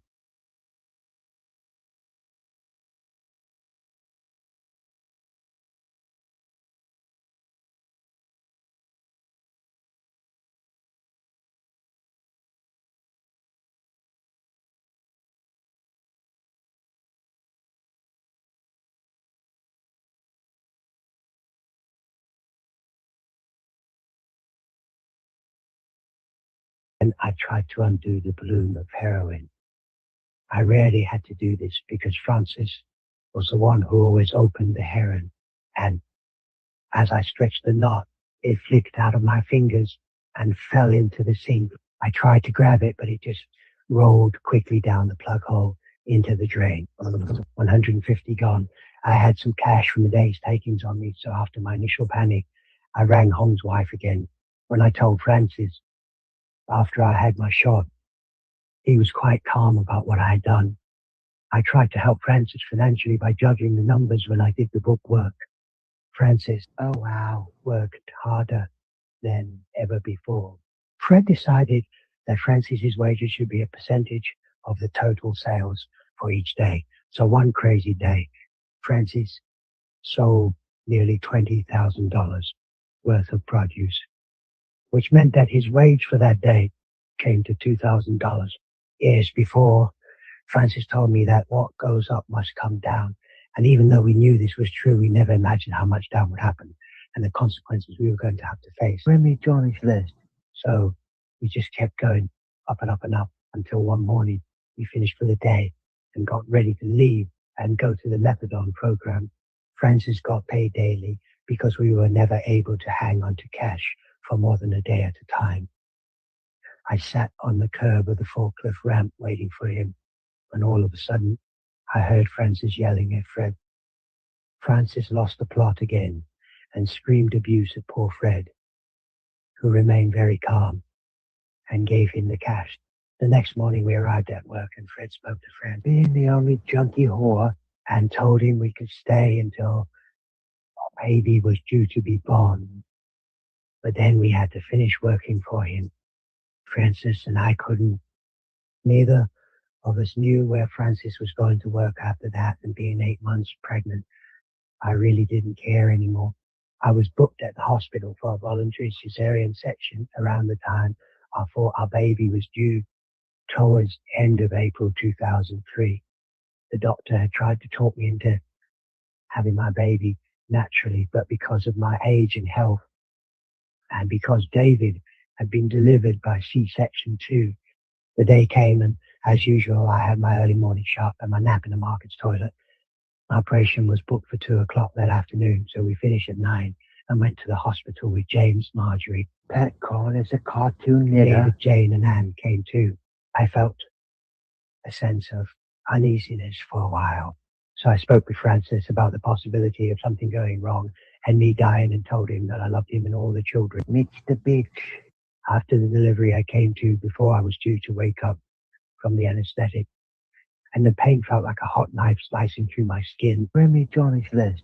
I couldn't talk properly, but managed to ask for my dose of methadone. Nicola handed me my top denture, which I had to remove before I went in to be put under anesthetic. And then I drank my dose, spilling a bit out the side of my mouth. I don't need Will's attention. I went back to sleep straight away and slept till midnight. When I woke up, I looked at the tiny bundle in the crib next to my bed and saw the most perfect little 2.5 kilo baby girl sleeping very peacefully. So I got up to go outside for a cigarette, but when I looked down, I was standing in a pool of blood. I was embarrassed, but the nurse came in and told me not to worry. She helped me into a wheelchair and pushed me out to the front of the hospital and waited with me. That morning, I thought about Francis and how difficult it was going to be for him to face up at the markets and try and find someone to give him a job. Our names were mud by now, worse than mud. When Francis came to visit me later on that morning, he told me that he'd gotten a job with Darren, an independent trader who worked in the growers market. He was a nice man around the same age as Francis, but he was a gambler. Francis brought me my heroin already mixed up and in the syringe ready for me to hit up. I hated it that way because when I took the lid off the needle, it was full of liquid heroin that had squirted out from Francis leaning on it. The nurses gave me 4 hourly Petadine injections in my leg muscle, and I made the mistake of asking for it once, 5 minutes before it was due, and they said, "No, you have to wait." Everyone in the family had chosen a different name for a new little baby girl, So Francis, and I decided to go with a name. We asked Francis's mother what the name of his paternal grandmother was, and she told us it was Grace. Oh wow. Grace was so small when she was born, and the doctors wouldn't let me leave the hospital with her until she reached a certain weight. She was perfect in every other way, and I felt so undeserving of such a miracle. Whenever I tried to feed her, though, she bit down hard instead of latching onto my nipple. It hurt a lot and felt like she already had teeth. Her little gums were so hard, and I wanted to feed her, especially because I was afraid that she might go into withdrawals if I didn't. I got mastitis, and the nurse and Francis kept telling me to try again. But after a week of her biting, the nurse put her finger in Grace's mouth as she was helping me, and Grace bit her, and she pulled it out very quickly and told us it felt like her teeth were breaking through her gums. So I expressed my milk from then on by electric pump and then put it into sterilized bottles and began to thrive. Grace suffered no withdrawals at all and slept soundly. The day after I gave birth to Grace, Francis and I were outside the hospital having a cigarette and saw a young woman there who was very distressed. One of the nurses was with her trying to comfort her. After she went back inside, we asked the nurse if she was okay, but the nurse told us that her baby had been stillborn. That poor woman was in the operating theater before me. The following day was Saturday, and I begged Francis to come because I needed my heroin. He has never left the markets on a Saturday. All the years I have known him, for any reason, I knew I couldn't wait till he finished at 6 that evening. In my mind, it seemed like an eternity to wait that long, and I was afraid of going into withdrawals. But he didn't come, and all I could think about was heroin. Just after lunch, Jane and Nicola walked into my room. Jane told me they had been to the markets and Francis gave her the packet of heroin. I gave Jane a hug and burst into tears at the madness. I felt part relief, but an overwhelming sadness at the extent of our depravity. Jane kept saying, "It's all right," but I knew it was not. I felt very ashamed, and I am pretty sure that I would have told Francis not to do that if I'd known he was going to ask the girls to deliver it to me. Nicola was only 14 years old. After 8 days, Grace had put on enough weight and we were allowed to go home, but in our overwhelmed state, Francis forgot to register at the hospital as her father. I needed to get a breast pump from the chemist so that I could express Grace's milk at home, and I rang my sister Bernadette to ask her and Michael for help.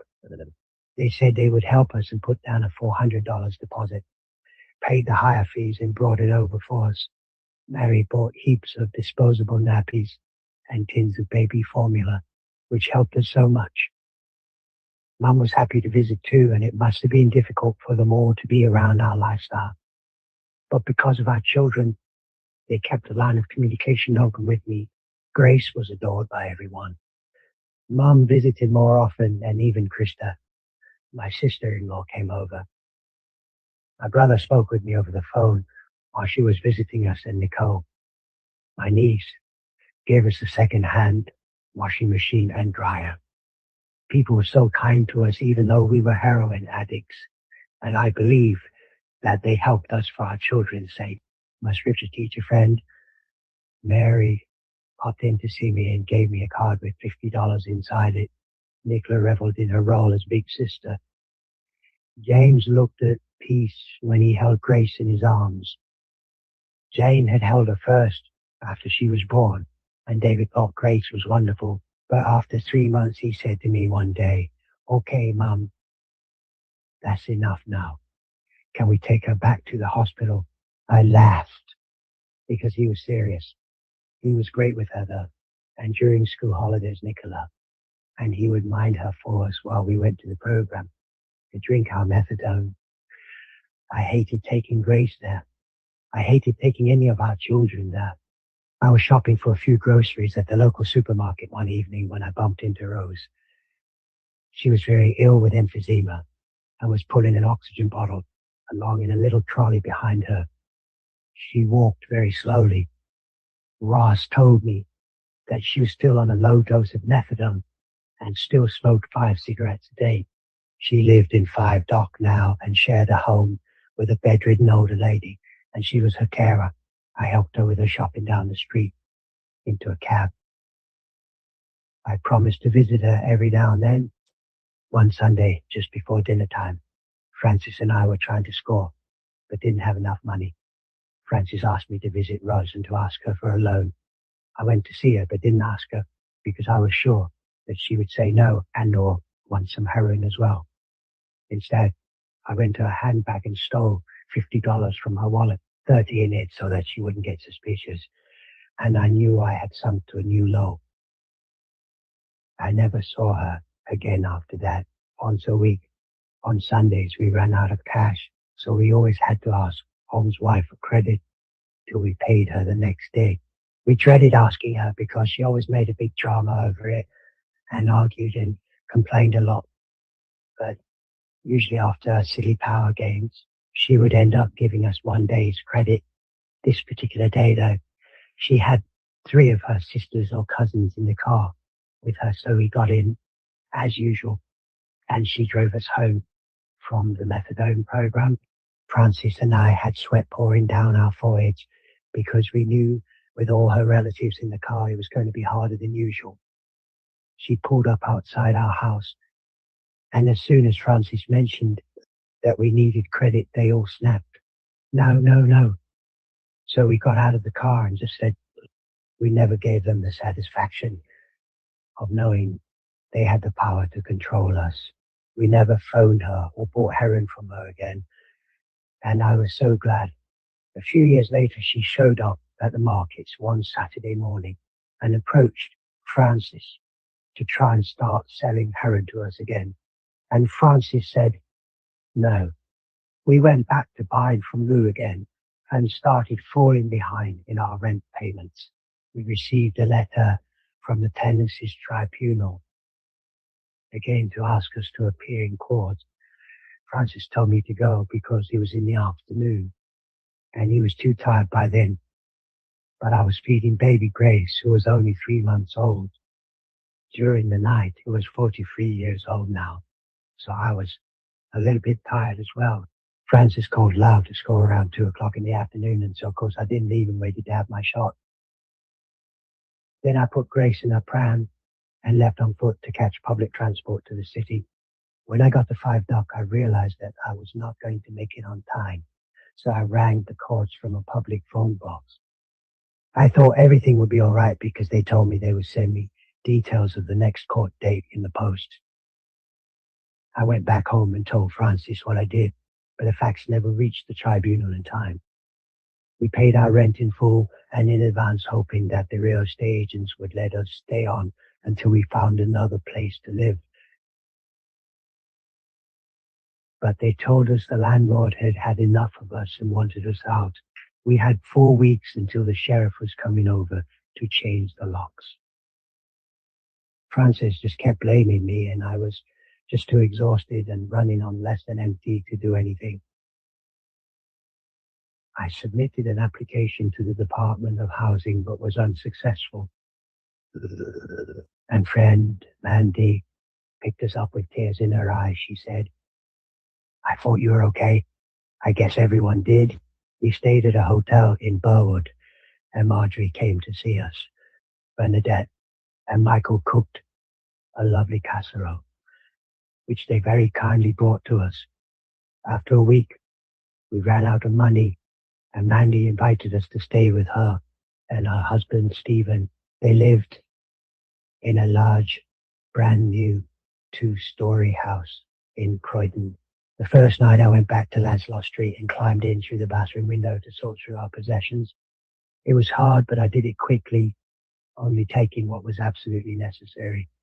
Francis and I decided to leave most of the heavy furniture there.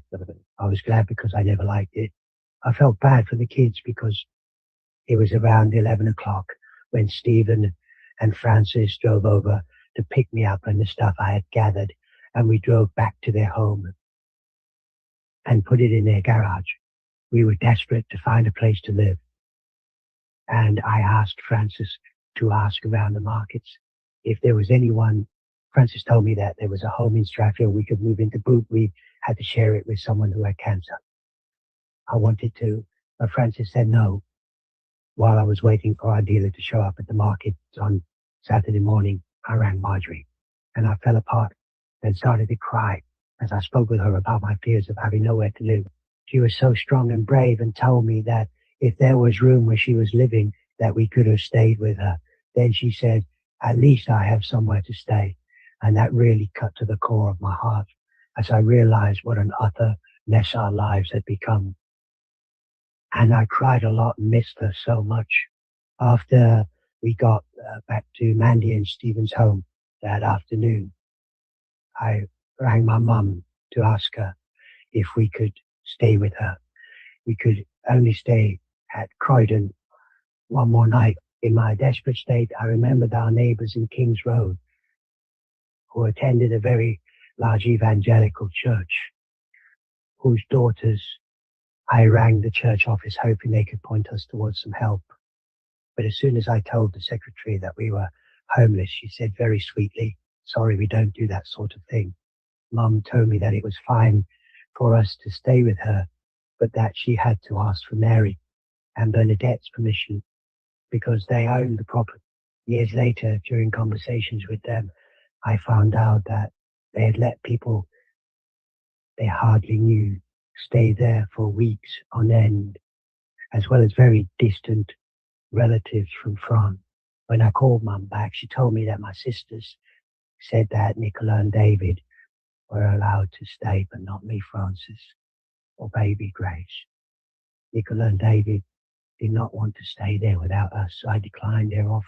The next day was Sunday morning, and as I flicked through the local paper, I saw an advertisement for a little 2-bedroom converted garage at Burwood Heights that was available through private rental.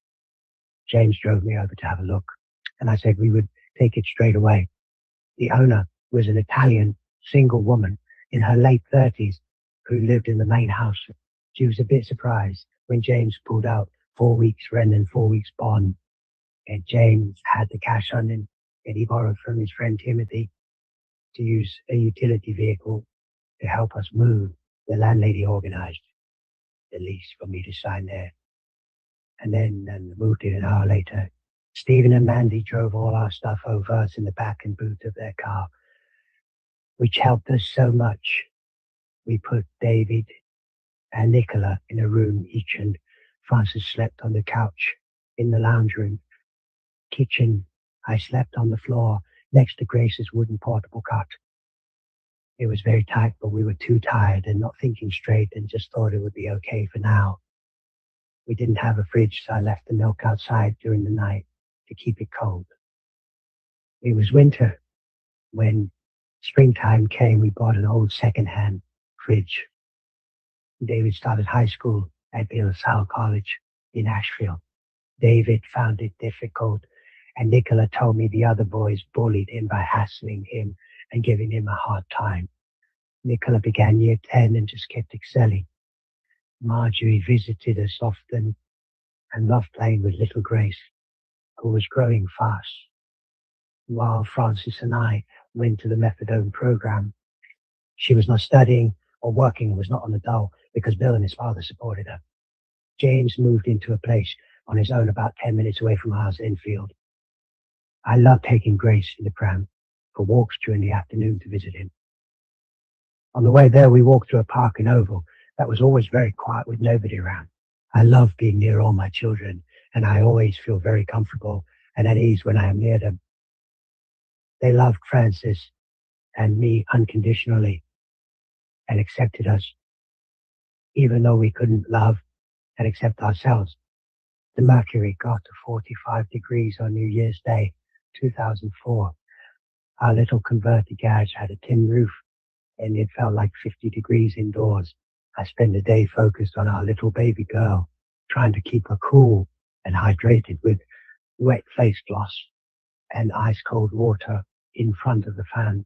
Later on that afternoon, there was a big hailstorm, and white hail covered everything. It looked so beautiful, like snow, and we all went outside to play in it. The skin on the top of my hands and feet, we scratched them uncontrollably. I scratched them unconsciously until they bled.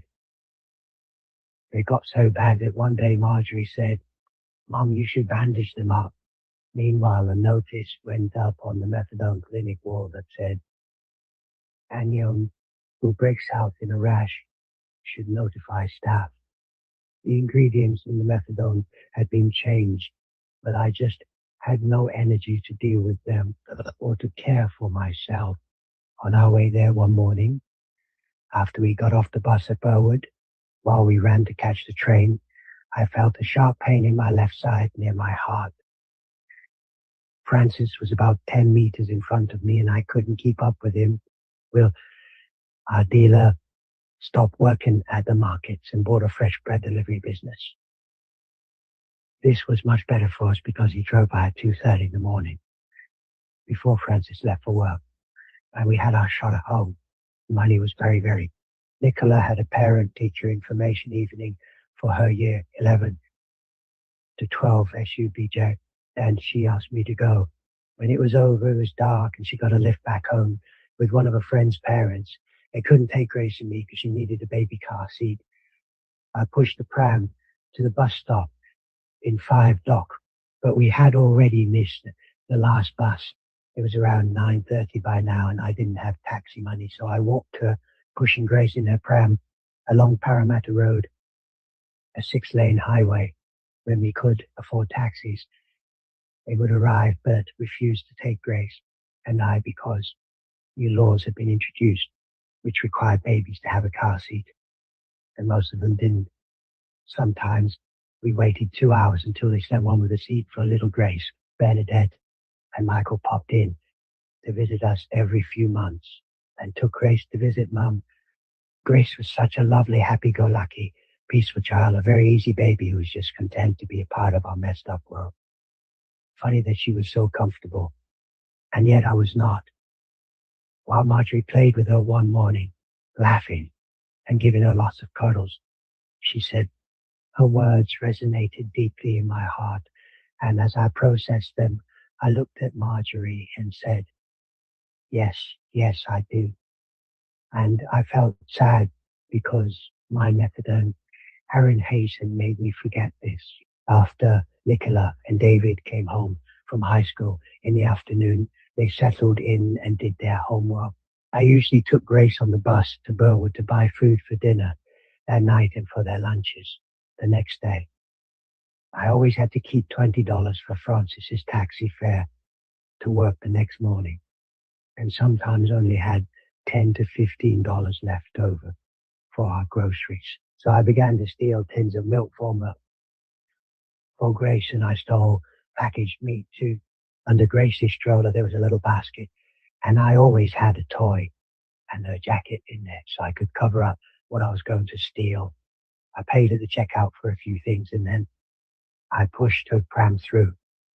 I told Francis what I was doing, and he told me to be careful because Woolies would eventually realize that there was stock that was unaccounted for.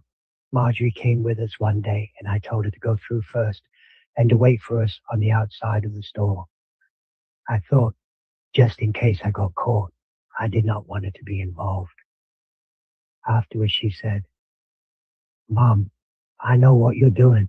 I just said something like, this went on for about 8 months until one day, as I was about to walk through the checkout, a store worker walked up to me and pointed to the basket under the pram and said, what about those? I just said, oh yeah, and put the items on the counter to pay for them with Francis's taxi money. The next morning, Francis caught a cab to work with no money and had to ask the driver to wait while he went and found someone to lend him the cash to pay the fare. Francis turned 50 years old, and we all went to Chinatown and had a celebration lunch at our favorite Chinese restaurant. My mum, Bernadette and Michael Anne and her boyfriend Brad. Jane and their little sister Josie also came. We had Grace Christen at St. Joseph's, which was just around the corner from our little garage home.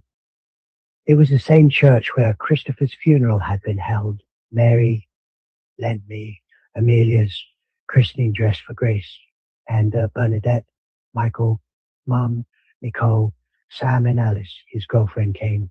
Nicola was the godmother and James the godfather, but he didn't show up, so Michael stood in for him. David stood at the back of the church and refused to sit with us. When it was finished, we went back home and found Marjorie sitting on the fence outside, waiting for us, in tears, because I was so lost by now that I had forgotten to let her know the address and name of the church. Poor darling, I felt so bad for her. I knew we were on shaky ground, but I couldn't see or find a way out. I read somewhere that sometimes change doesn't happen until people's circumstances leave them no choice other than to make a change for the better. This made a lot of sense to me, and I asked Francis about it, and he said, "That's true."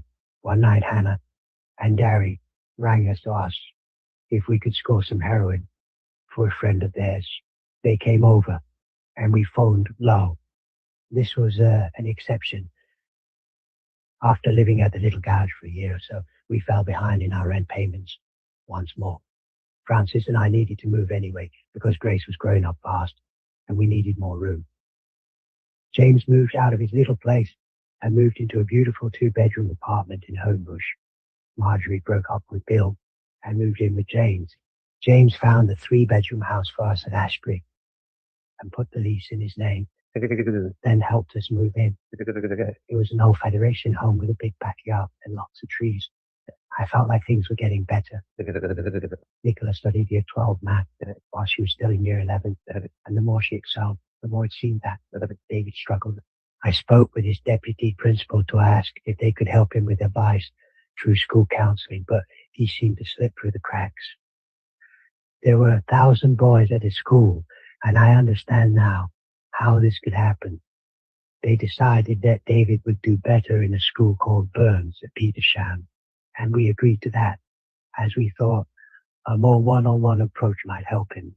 There were approximately 60 children there, and at first he excelled, but then he met other boys who were struggling with their own issues, and after 6 months, there David and asked if he could return to De La Salle. I spoke with the principal again concerning David. I guess I was hoping they could find a mentor or model for him to fill the gap that Francis and I lacked to provide for him, but they didn't. Pat Corn is a cartoon nigger. Mary took David to the dentist and paid the bill for us, which was such a kind thing to do. James invited us all over for Christmas Day lunch. It was a lovely place, and he had bought a trail bike. Marjorie invited one of her friends, Helen, to spend the day with us too, but before long, Marjorie and Nicola were arguing. Nicola missed Marjorie a lot, and I guess she was a bit disappointed that Helen was hogging her big sister. As they were arguing, David was laughing when all of a sudden Francis snapped and threw Marjorie to the floor and started choking her. I was holding Grace in my arms and in shock. Looked over to James, who was sitting at the dining room table. He jumped up and ran across the room and pulled Francis off Marjorie. She was visibly shaken. She refused to go back upstairs, no matter how much I tried to convince her that Francis didn't mean it. In my out-of-it state, I couldn't even begin to imagine or comprehend what the future consequences would be for the things that I accepted and how they would affect us all individually and as a family. After living with James for around 6 months, Marjorie moved out and in with Barney, who she had met through Bill. I knew they smoked grass, but I didn't know that Barney, his older brother, and mother and father were all ice addicts and dealers.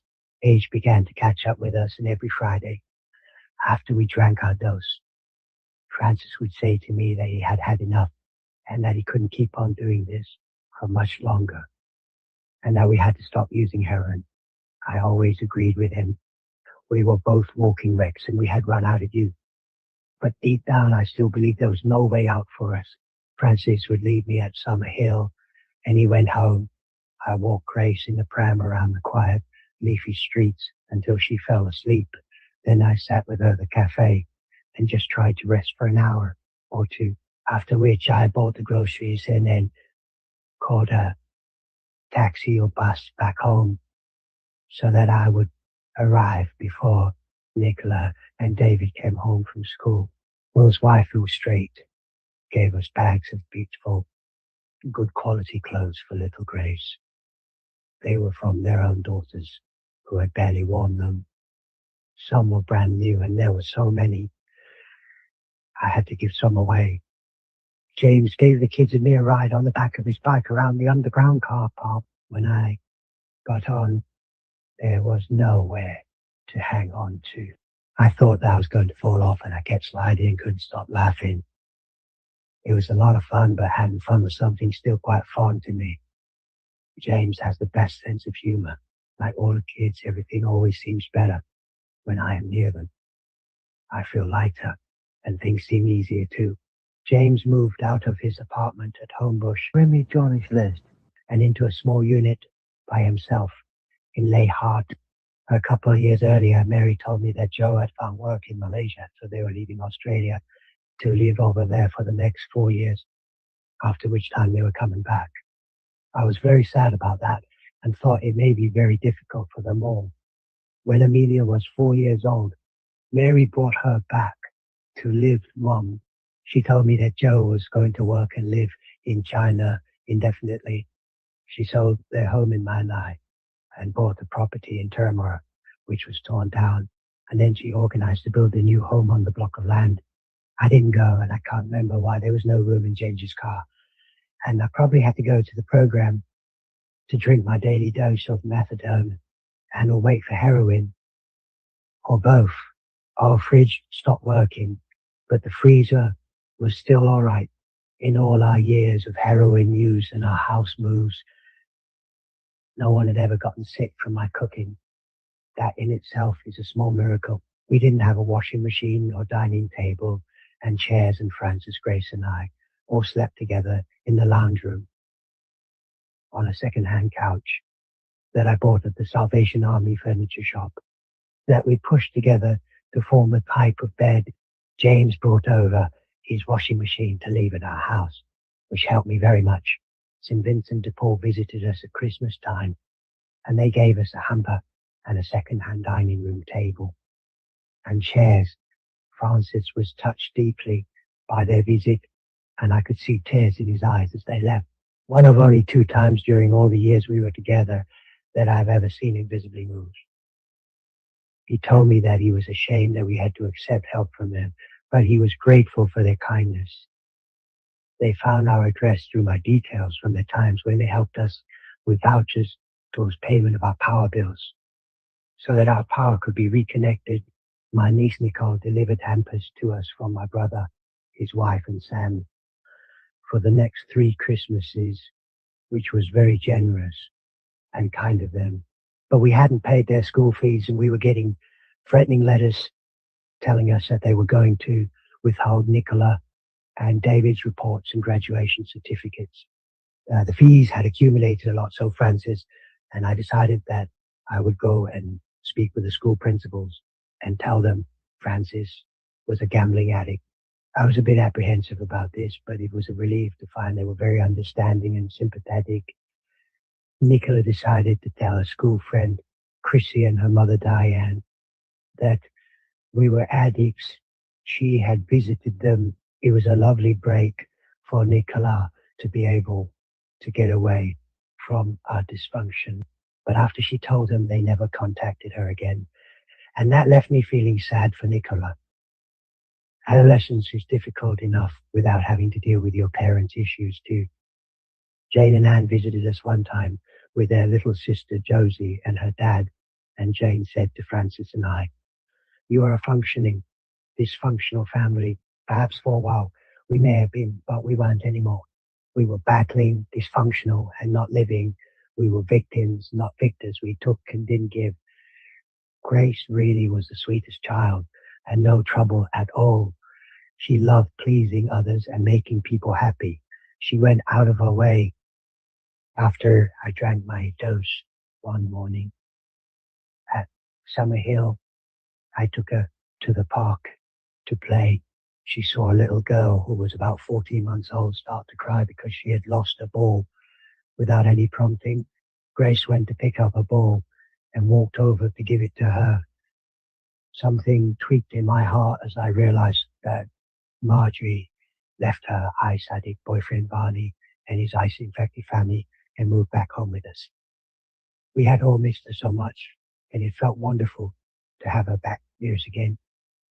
Frances paid for it on the condition that she complete it, which Marjorie promised. As I walked with her one morning on the way to the bus stop, I became overwhelmed by her beauty.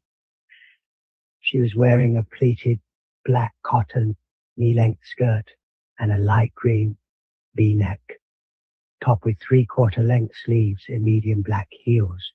She looked radiant, like an angel from heaven. I rarely stopped to appreciate the beauty that surrounded us. I met Marjorie for lunch with Grace at Parramatta one day, and it was nice to have someone to meet with. Grace played on the park equipment when a Channel 9 news crew, we watched her on the news just for a couple of seconds. It was very cute and life seemed good.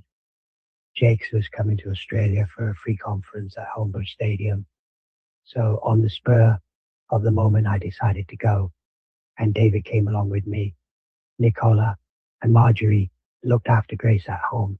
We arrived a little late and the worship was just ending as David and I made our way to the only seats that we could find at the back, right near the top of the stadium.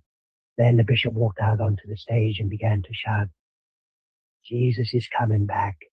Jesus is coming back." And the crowd erupted in cheers and applause. I felt like something was happening. David was so natural and free. He cheered too and lifted his hands in the air towards heaven. But I was so bound. Then we prayed and I felt the person behind me put their hand on my shoulder, very lightly, and tears just started to pour down my cheeks. But I didn't feel anything because I was too drugged out. At the end of the service, the bishop gave an altar call and asked if anyone wanted to accept Jesus Christ as their Lord and Savior. I wanted to lift my hand up too, but I couldn't. I thought my life was too big a mess for me to come to God, and still believed that I had to make myself right first. I didn't understand that we are all sinners and that we all need God. So the bishop asked again for the last time, and then he told a little story about how when bars close at night, they give one last call. Then he looked up and pointed to where I was sitting and said, "There is a sister sitting up there, and the devil is telling you it's okay not to put your hand up and to just say it in your head," which was exactly what I was saying to myself. 2 weeks later, Frances and I stopped using heroin, and I have never used it since, nor will I ever again. Even though we both experienced a great miracle, old habits die hard, and I still kept on trying to ring Will to score. But each time he never had anything, and then he told us that he had decided to stop using too. I kept our supply of needles for a few more weeks after the conference, and then threw them all out. Frances seemed glad, but made the decision that now we had to stop using methadone too. After years and years of not really thinking for myself, and with neither Frances or I really acknowledging God for the miracle we had both received, I just said, okay, and thought everything was going to be all right. But it wasn't all right. It was anything but all right. And from then on, the crap really started to hit. Our first stupid decision was to change doctors. This just confirmed what Frances and I knew all along, that pathology was just another money-making scheme. Wow, bring me some heroin. Finally, our third test came back negative after we kept complaining to the clinic that the first two should have come back negative. Our first clean urine test results in 20 plus years. We were relieved and transferred to an elderly Indian doctor, Summer Hill. But he was 84 years old and about to retire. Picking up our dose from the chemist was much better, as we felt like. The doctor didn't tell us that we should check into a rehabilitation facility with professional staff that could help us to wean off methadone. He didn't tell us that giving up a 21-year daily methadone addiction with a 2-year-old and 3 teenagers living in the condition our home was impossible. He didn't tell us that no one has ever successfully given up methadone and heroin the way we were trying to. Maybe he was too old, or he didn't know, or he just didn't care. Nevertheless, it may have helped us understand what we were about to go through in regards to withdrawals and all the issues we were going to have to deal with. I realized pretty quickly that this was going to be a lot harder. I have learned now that any time you try and do something good, there's always resistance and opposition. The devil is real. Marjorie had only 1 week to go until she graduated from her beautician's course when her friend Suzanne called and asked us for help. Her abusive boyfriend had attacked her, so I invited her to stay with us. Marjorie shared her bedroom with them for a week until she recovered. Marjorie never sat her final exam and told us that she would finish it at a later date, but she never did. 2005 came to an end. James came to visit and told us that he had been in a fatal car accident. The driver, Jeremy, was only 17, and he died on the scene before the ambulance arrived. James was the passenger in the front seat of the car. He seemed all right, but very shaken up, and asked us if he could move back home. I was relieved that he was unhurt. Nicola began her final year of school, which was a higher school certificate year, and the first of my children to attempt this. Marjorie started to hang out with a lot of people of Arabic origin who were heavy drinkers, clubbers and bikers. The cafe she worked at turned into a club at night, and she often worked nights. James bought some fireworks for the new year, and we let them off in the backyard.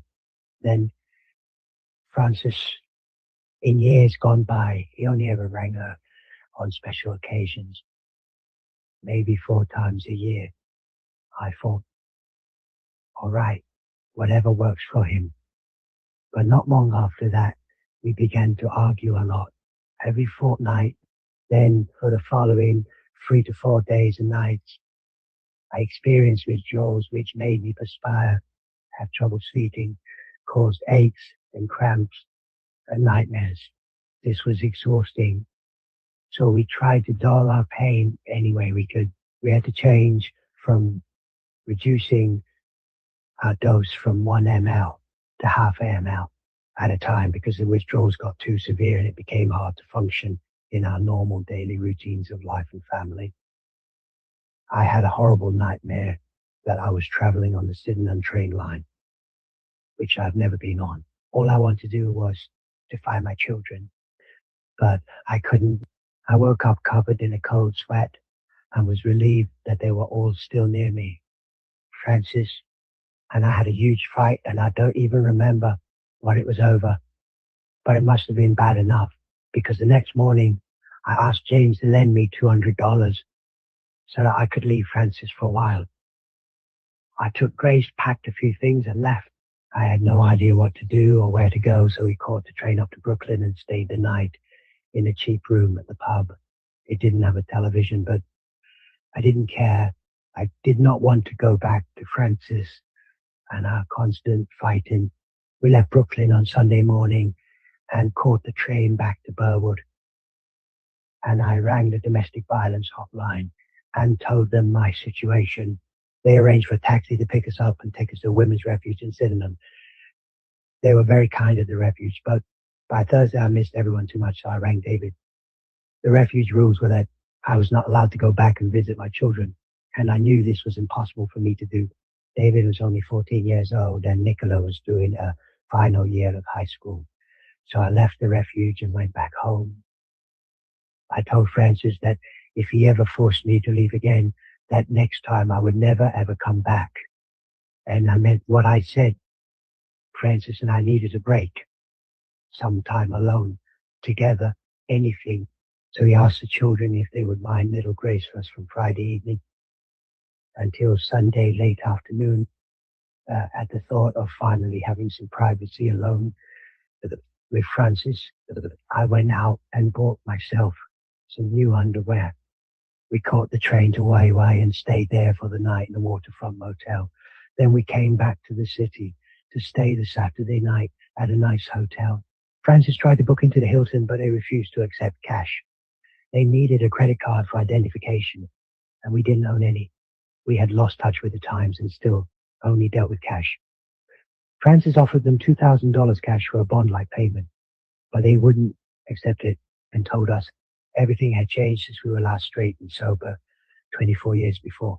Star City accepted cash and we booked in, and that night they were beautiful. This was my first time in a casino, and I had only ever seen them before. We were going to eat dinner, so I wore a satin long cream dress. As we walked through the casino, I noticed that no one else was dressed up. Everyone was in very casual clothes, jeans and t-shirts.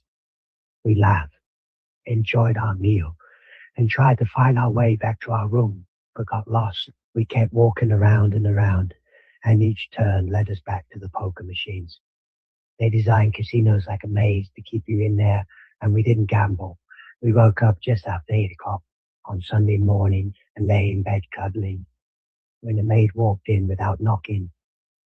I said to Francis, "Oh my God, there's someone in our room." The only reason we wanted time away together was so that we could have a little bit of privacy. The hotel maid told us she thought the room was vacant, and she apologized, but I couldn't believe it. One of the withdrawals Francis experienced was an increased sex drive, which he thought was completely normal, and he decided that I would fill that need. However, I had no sex drive at all. With James, 3 teenagers, and Grace still in nappies, all living with us in close proximity, no car or phone, and the lupus going untreated, I had no energy or time to think. I really didn't mind her, and did my best to help make Francis's life easier. But with no privacy, I found it was not pleasurable at all, and I was very uncomfortable and couldn't wait for it to be over. Francis was very demanding and told me flat out that he would be fine with sex once a week, which is very reasonable under normal circumstances, but ours was anything but. We didn't even have curtains on our windows or a bed to lay on because we had spent all our money over the years on heroin. Francis also decided immediately to pay everyone back at the markets the money we owed them as quickly as possible. So financially, we still lived as broke as we did while we used heroin.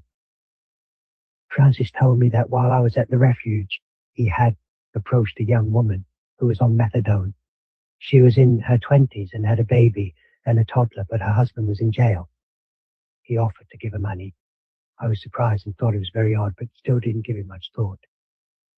He told me about it because he said that she would probably say something to me about it, and she did.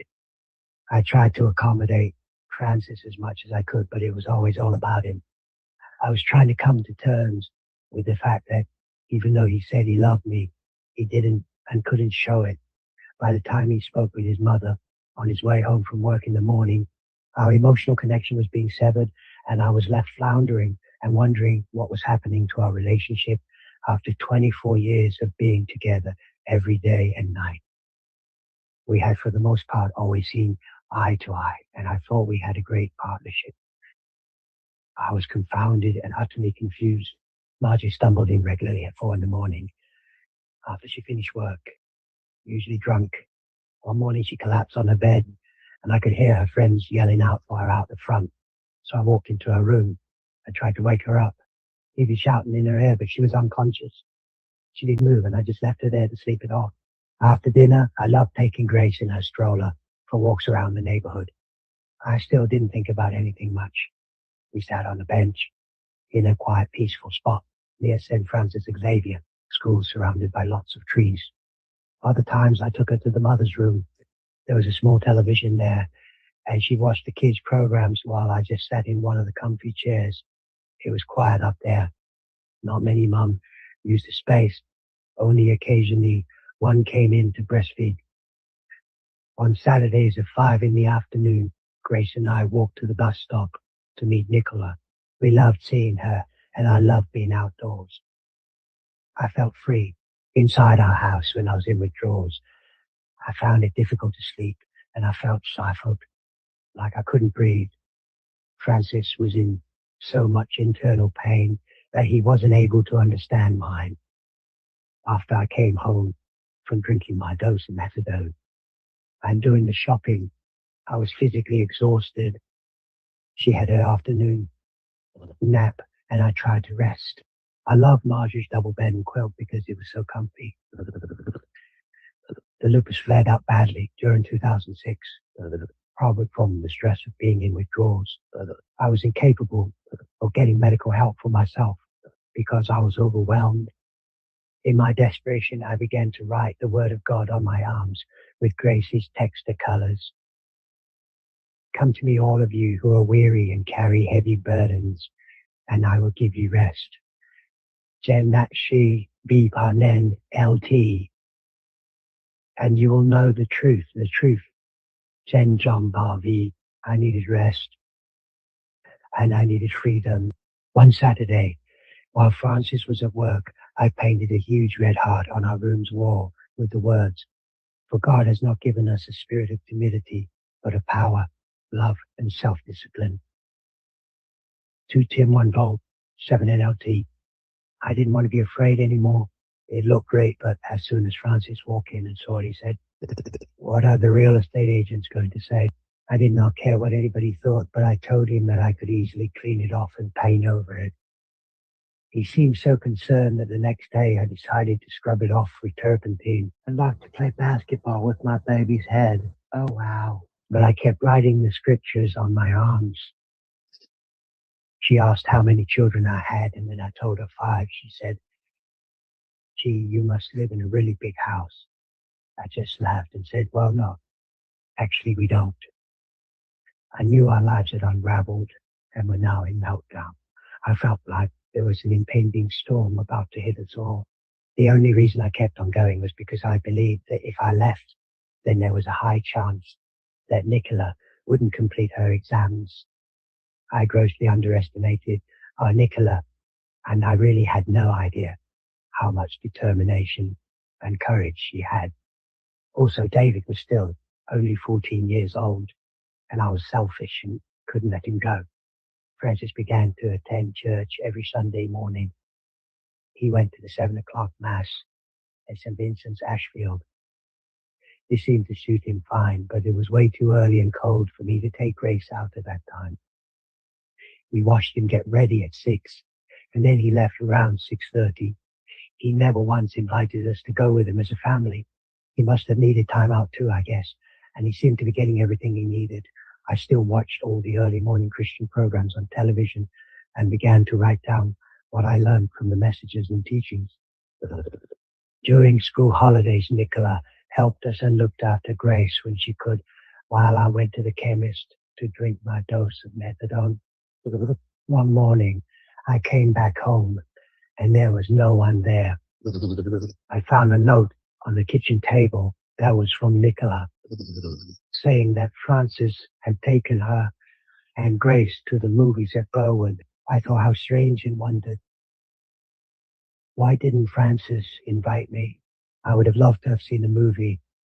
David was not invited either and was at the internet cafe, but I shoved it to the back of my mind and took a long, peaceful bath instead. It was so nice not having anyone walking in on me. Some mornings, Francis took Grace for a walk to Peace Park, around the corner from our house, and then to get gelato at the cafe near the park while I cooked and did housework. One day I went to St. Vincent's Church, opposite David's school, just to sit in a quiet place. It was just after lunchtime, and I sat there by myself writing in my exercise books when out of nowhere a lady approached me and said, "I'm looking for the Word of God." I said, "The Bible." And she answered, "Yes." She saw the church was locked and told me she had come from the RPA. hospital chapel, but there was no Holy Bible there, so I pointed her towards the church offices and went back to my studies alone. I did not know that the Word of God is Christ Jesus and that I was looking for him too. Francis and I were fighting about everything.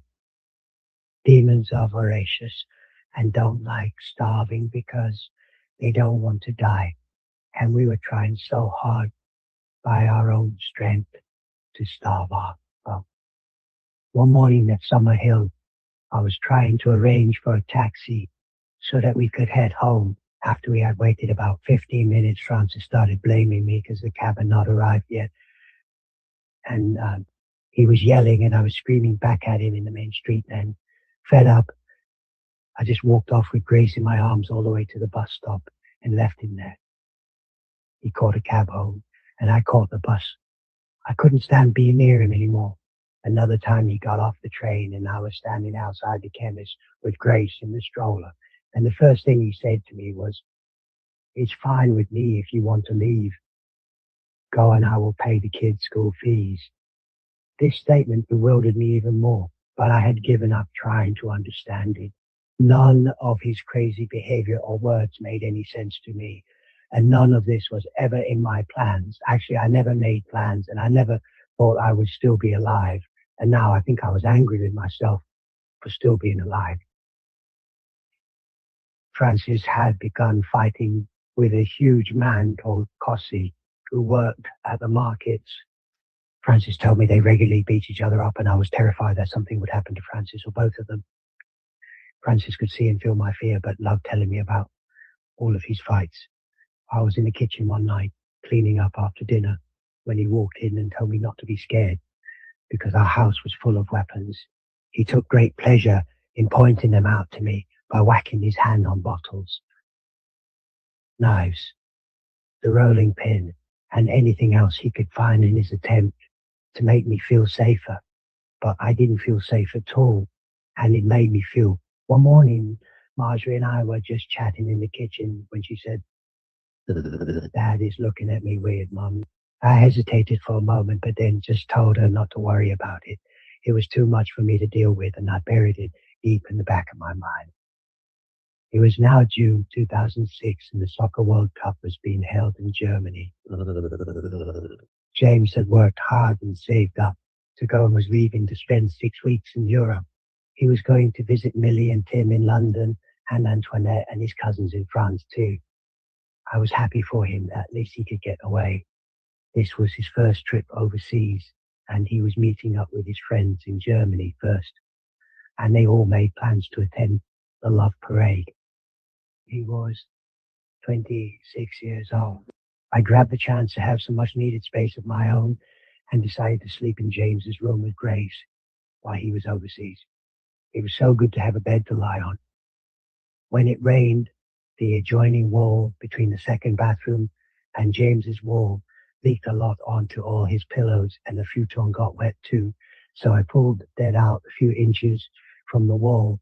It felt good to have some space in the quiet, away from the blaring television that Francis left on day and night. He smoked right next to Grace, and me in the room always filled with cigarette smoke, and along with his restlessness during the night. Grace was not being disturbed now and slept like an angel, and I managed to get more than a couple of hours sleep at a time. Before I tried to sleep, I prayed the Lord's Prayer in my mind, but I was never able to finish it as my thoughts took over. Francis and I were both fighting a spiritual battle for our souls, but neither. We were trying to fight demons with our flesh, and that is impossible. I was running on less than empty. Francis couldn't fill my needs, but he expected me to fill his.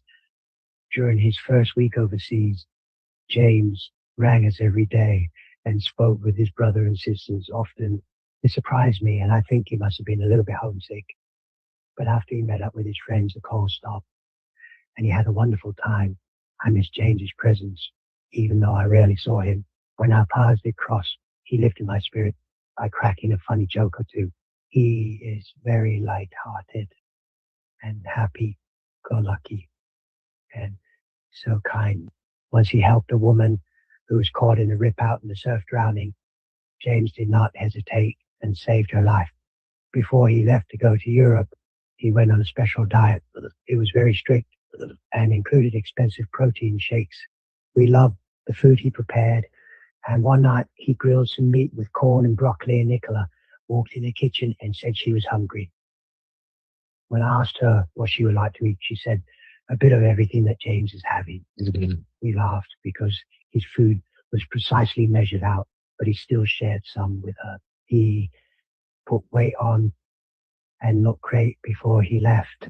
When he came back 6 weeks later, he had lost it all and was so thin. He told me that he ran a lot while he was away and had a six-pack for the first time. He loved walking around the house without his shirt on. He was so funny. His room was always messy, and he had girlfriends. James had been away for a few weeks. When Francis came home from the pub around 7 at night, and he was drunk, Grace had just gone to sleep on James's bed, and I was sitting at the bottom of the bed watching television with the sound turned right down. Then he pulled out his Swiss Army knife and started waving open blade around in the air, threatening to kill himself. I tried to calm him down and managed to steer him into the kitchen away from Grace. Nicola came into the kitchen and started hiding all the knives. Her beautiful brown eyes were as wide as saucers, and she was very pale. Francis was bleeding from a few superficial cuts he had given himself. David came to the doorway, and I just said, "Ring Marjorie, ring Marjorie." She walked in the front door about 10 minutes later, and by then Francis had climbed into the empty bar and was just lying in it. I wanted to wake him to try and make him more comfortable. And Marjorie said, "Leave him there, Mum." So I did, and he stayed there all night. The next day he apologized again, and I forgave him again. A couple of days after that, out of nowhere, he said to me, if anyone ever threatened to kill themselves, then I would leave them. I had no idea what he was talking about. And even though my sixth sense was on high alert, nothing made sense, so I just stuffed it down with all my other suppressed thoughts and emotions. Many times during our years together, Francis told me that a mother always loved her sons more than a husband. They were two completely different types of love, and I would tell him that. But I think he really believed it to be true. Everyone was happy that James was due to return home from Europe. The night before he was due back, Francis got up at midnight to leave. He walked out of his room, and as I walked towards him to offer him a cup of tea, the first words to come out of his mouth were, "I am leaving as soon as I find my own place." I was a little bit stressed at another one of his unexpected outbursts from nowhere, so I just said, on Sunday, he told Nicola about his plans to leave us and move out, but he never told David, and I thought that was weird too. Nicola told me not to worry because no one would ever give him a lease, and she was right. He had no identification after I drank my daily dose of methadone. On Monday morning, I took Grace for some breakfast at our favorite cafe at Summer Hill when all of a sudden in walked Francis through the courtyard and up to our table. He announced to me that he was not leaving anymore. I asked him why he changed his mind, and he told me that he spoke with a priest who told him that he couldn't leave because he had responsibilities to me and the children. I just said, okay again. I thought, who can argue with a priest? But it was not okay at all. How can a priest with no family experience of his own tell someone to do that? Francis should have been staying because he wanted to provide for and protect us all, and because he loved me, not because of the burden of responsibility. James got angry one evening after an argument with Francis, and he threw Francis's phone into the backyard. Francis was in his room with the door closed and didn't know, but I freaked out because he needed his phone for work. Marjorie felt my anxiety and helped calm me down, and she used the light on her phone to help me, and on our hands and knees we crawled around in the dark, looking for all the pieces. Marjorie put it all back together again, and he worked. David was into mini bikes. They were so much fun, and I loved seeing him and enjoyed his company because he is very intelligent. David doesn't say much, but when he does, I take notice. He would put Grace on his bike and push her around the yard. It was so lovely to watch that, and I felt happy. David let James ride them too, even though he was over the weight limit. I laughed so much as they rode up and down the street on the footpath. They are very happy memories, but Francis is not in them. He was always either in his room, at the pub, or at work. It was caving in badly from whatever was up there, and I had done my best to tape the gaps up using wide, sticky tape. We were so itchy and couldn't stop scratching. Francis told me it was from the methadone, but I knew it wasn't because Grace had the bites as well. I bought some lotion for Grace and they went away. Francis said he would put some lotion on for me, but he never did. It would have been very helpful for the places I couldn't reach. It didn't matter though, because I forgot about me too. He told me he would cut the branches back that were overtaking the eaves, windows and our roof, but he never did that either. James sold his motorbike to a friend, but James didn't return it to the new owners when he came back, and his friend brought a maid with him and knocked on our door one afternoon looking for James. I had never met him, and he told me that if James didn't give the bike back, they would call the police. It was too much drama for me. I assured them that he would give it back. I told Marjorie, and she rang Timothy, James's high school friend, and he contacted James, who then returned the bike. Thank God. It was time to drop. More withdrawals, more pain. I was so tired and getting more and more tired. I woke up tired, tried to function during the day tired, and tried to rest tired. I was averaging 4 hours of broken sleep during the night and about 1.5 hours in the daytime on a good day. It was nearly 9 months since we had started to drop our dose of methadone. Francis had managed to go from 18 milliliters a day down to 12 milliliters, and I went from 12 milliliters to 7 milliliters. It was September, and I could not see us going any further without one or both of us dying and or killing each other. But we just kept on going. He has always had a very strong mind. I have one nice memory of him during our year of hell. It was just before the children were due to come home from school. Grace was still napping in Marjorie's bed, so I went to lie down next to Francis, fully expecting him to want to have sex with me. But this time he didn't.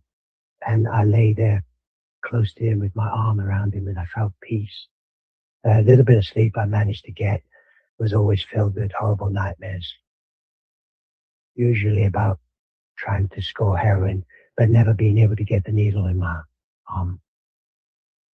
I always woke up just as I was about to shoot up, or I would spill it, or I could never find a clean needle.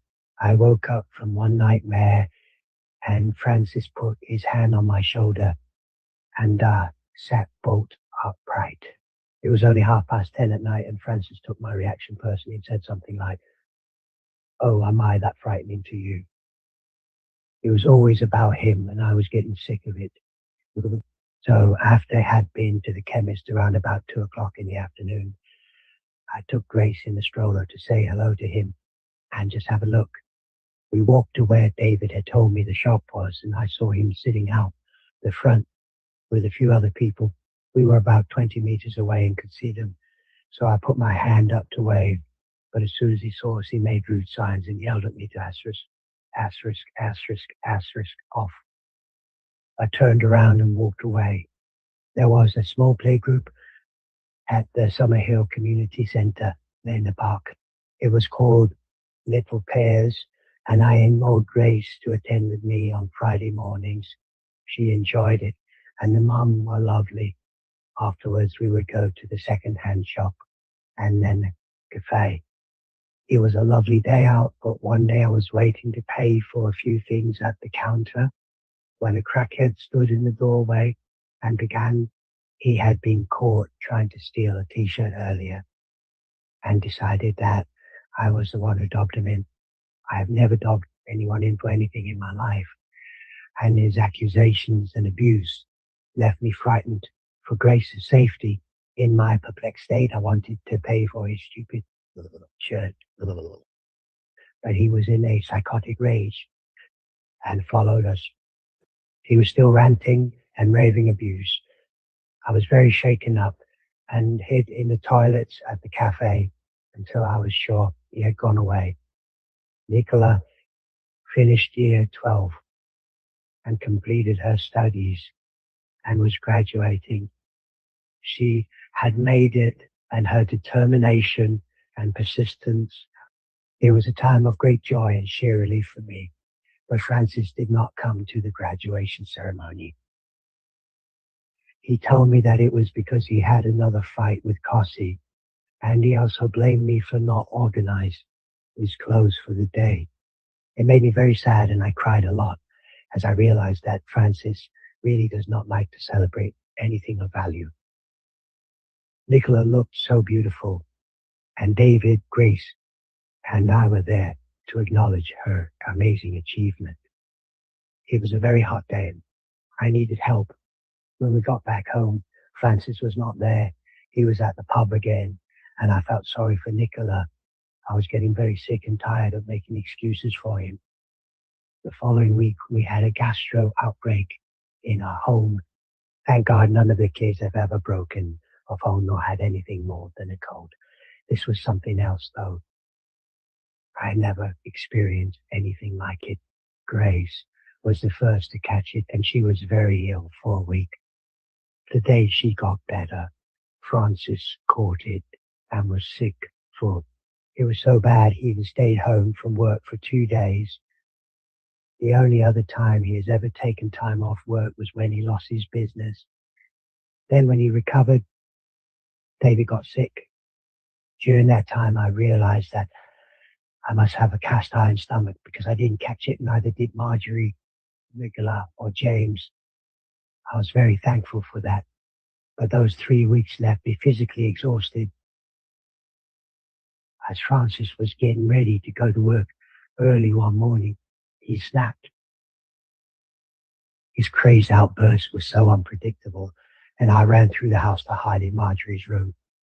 It was 3 o'clock in the morning, and I was kneeling beside her bed on the floor, and I tried to pray our Lord's Prayer. But he followed me and came into Marjorie's room. He was hissing abuse and kicked me.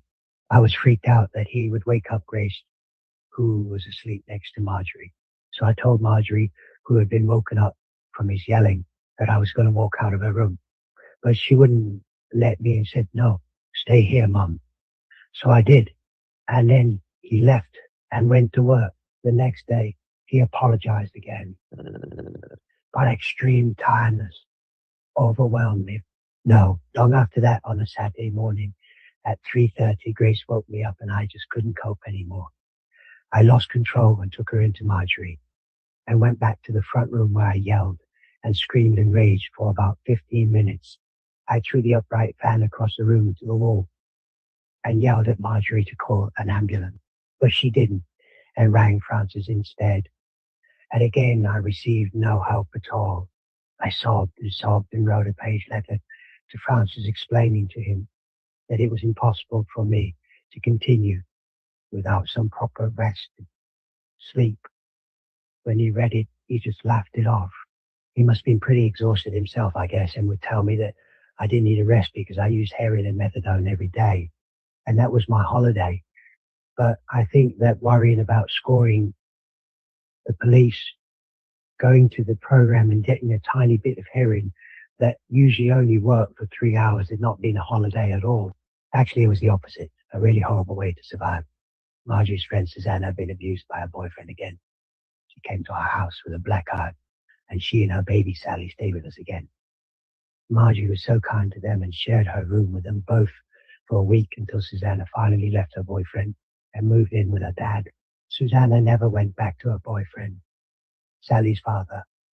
Again, she enrolled into TAFE to study nursing, and her mum helped her with Sally finally. After a year of trying different pills, I started using antidepressants. They helped me so much with the horrible withdrawals. Life began to look a tiny bit hopeful. I stopped taking Panadine for it and drinking Dear Maria. One day I told Francis that I felt as though everything was going to be all right and that we were going to be able to get through this. He just looked at me and didn't say anything at all. Nicola prepared for her end-of-year formal, and she looked fantastic. Both Nicola and Marjorie are stunning, and I could never figure out how I gave birth to such beauties. I always thought they got their looks from Francis's side of the family, because I always thought myself as ugly. Many times over the years, I told them it doesn't matter how beautiful you look on the outside, it is what is in your heart that shines through. I have found some of the most beautiful looking people in the world are very ugly, and some of the not so good looking people are the most radiantly beautiful. Francis had just finished having sex with me again, and it was about 4:30 in the afternoon. Nicola was on her laptop, and David was in his bedroom. Afterwards, Francis got up straight away, which he had never done before, because I hated that. So I got up to see what was so urgent and found him in Nicola's room. He was standing right behind her as she sat at her desk on her laptop. So I asked him, "What are you doing?" And he said, "Just checking something." I walked away thinking, just checking what? And again, I stuffed it way to the back of my mind, which was starting to get a bit too crowded. Nothing made sense anymore where he was concerned. Nicola wanted to go on her year 12 schoolers cruise around the islands. We didn't want her to go. Not because I didn't trust her, though. I was concerned that once the ship left our shores, it came under international law, and if anything happened, it would have been impossible for us to help her. Not that we were in any state to anyway, but she applied for her passport, and because she was still only 17 years old, I had to sign off for her. She had earned and deserved a break. The cruise was for 2 weeks and cost $800, which I had to ask Francis for, but he kept saying no, right up until a few days before Nicola was due to leave. Then I finally convinced him. We went to see her off at Darling Harbour and waved goodbye. The ship was very old and rusty, and when I asked Francis about it, he told me that it was an old Russian rust bucket. He said they were not stupid enough to give schoolies a nice ship. But the kids didn't seem to care and were just happy to be sailing away on their adventure.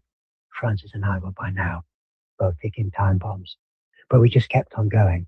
I missed Nicola very much while she was away. She always helped me with little Grace whenever she could, and along with Marjorie. They are the best sisters and daughters in the world. We had not seen Jane or Anne since the day Grace was born. David and James are the best sons and brothers in the world, and I love them all equally. They are all so different, but their hearts are pure gold. Whenever he could, James drove us to and from Summer Hill to help us. He said, "You know, you are both very quiet on the way there, but after you drink your methadone, you always talk about." Every now and then on Sundays, I took Grace to the little Catholic church at Summer Hill. After Mass, I stopped at the park to let her have a run around.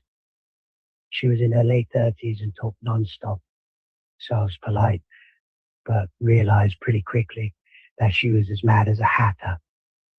All she spoke about was Hollywood gossip, about movie stars and actors as though she knew them personally. It was like God was showing me that I was not that far away from becoming exactly like her. After about half an hour or so, I offered to drop her to where she needed to go.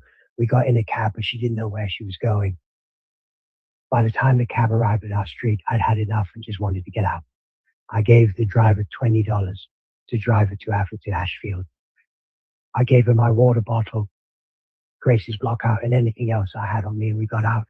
I told Francis about her and how I felt like we could have helped her. Tears welled in my eyes as I realized for a moment how blessed I was to have so much love in my life. But I still felt unworthy.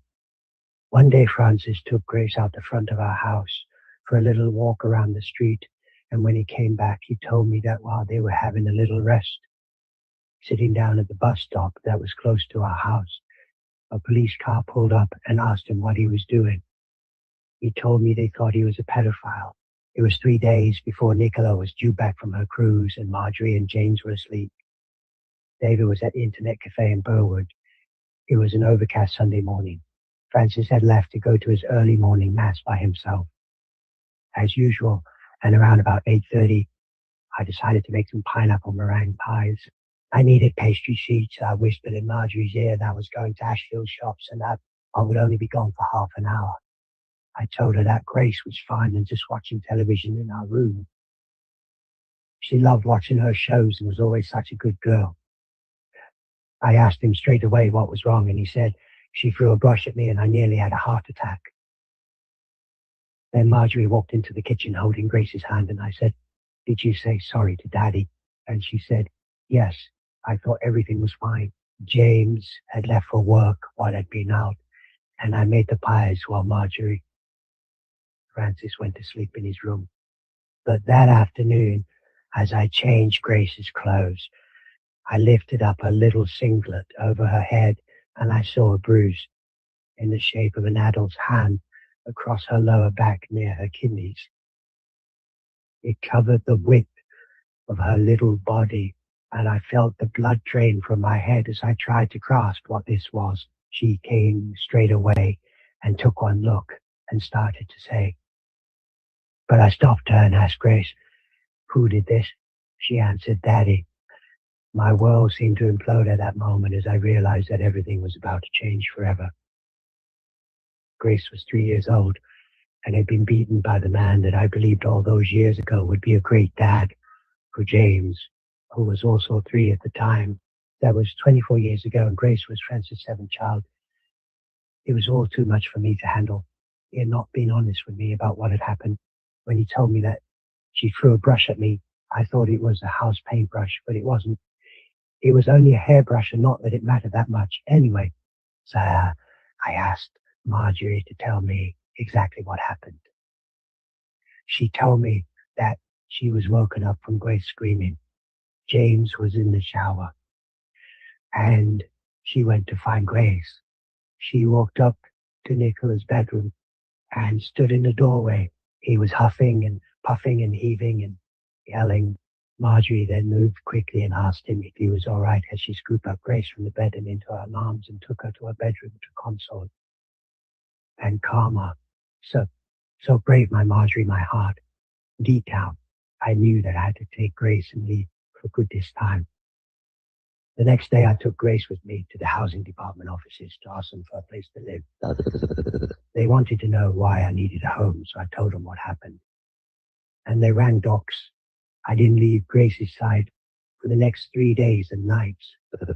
I spoke to Marjorie about my thoughts of taking Grace to a safe place and asked her what she thought about this. Her response was so clear and resonated deeply within me. She said that it was going to be very difficult for Grace if I stayed, as she would have to cope with Francis's and my madness by herself in the future. Unlike herself, Nicola and David, who always had each other, Grace would have to deal with it all by herself. At that moment, by leaving, I would be able to halve the risk of harm to Grace. The next day at Ashfield Mall, Grace and I were having a little afternoon break at Michelle's Patisserie when one of the waitresses came up to us and started chatting to me about how she had been forced to leave her 3 teenage children behind to escape her abusive husband. She didn't know anything. I had spent every day and night with Francis except for the 5 days and nights in the refuge earlier that year. I was codependent, and it seemed impossible for me to imagine life without my children near me. The next day, David met me at Ashfield after school and told me he was scared because Francis had lost the plot at him after he came home from school. So we hung out together at the mall for an hour or so. I was frightened for my son, but tried not to show it and just told him everything would be all right. We started to walk back home when we saw Francis walking too. He had been at the pub. He mocked us, and David never hid behind me or anyone, and is one of the bravest people I know. It was 3 weeks before Christmas 2006, during the entire year. Francis had attacked James every chance he got. James was 27 now, and I knew he could handle Francis by himself. But I was so sick and tired of hearing Francis complaining about anything and everything. Francis whined about James's food, noise, diet, this, that, and I was more than fed up. He never had anything nice to say about anyone or anything. He got in James's face once, verbally attacking him and calling him degrading words in the doorway of the hall and kitchen one night. I stepped in the middle of them both and just kept saying to Francis that no good could come of this. He must have figured out that James and I were well and truly over his temper tantrum outburst, so he decided to start with David instead. Nicola and I chatted in the kitchen about how her cruise was. She seemed a bit down and blurted out that I ruined her and her friend's holidays. I had no idea what she was accusing me of. She told me that a parent rang the cruise line and told them that some of the schoolies had brought drugs on board the ship. So she and her friends had decided that it was me. I have no idea why, except that I didn't want her to go at all in the first place. I denied that I had anything to do with the phone call, but she still didn't believe me. Francis was just standing there with a stupid grin on his face. I yelled at him to defend me. He just smiled and said to Nicola, "Mum would never do that. Out of all my children, Nicola's personality is the most similar to mine." After we calmed down, I needed a break from Grace and asked her could she watch her for me and not to leave her alone with Francis. I went grocery shopping, and when I got back home just before 5 in the afternoon, Nicola kept repeating, "Did he hurt her?" She was standing on the top step at the back of our house, and Marjorie told her that Francis had lost it to Grace. I couldn't answer Nicola, and I just shook my head from side to side with tears in my eyes. The pain I felt was overwhelming. After James came home from work that Sunday, he asked me if Grace was all right, and I lied and told him she was. I was scared that if he found out the truth, he might confront Francis, and I couldn't cope with any more drama. Francis got ready for work, and Grace woke up and had walked through the house and was just standing in the doorway.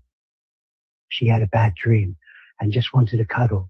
It was 3 o'clock in the morning, and I thought to myself, yes, that's it, all right. I am through with all of your madness. But I kept quiet and didn't say anything and just gave her a hug and put her back to bed, and he left for work.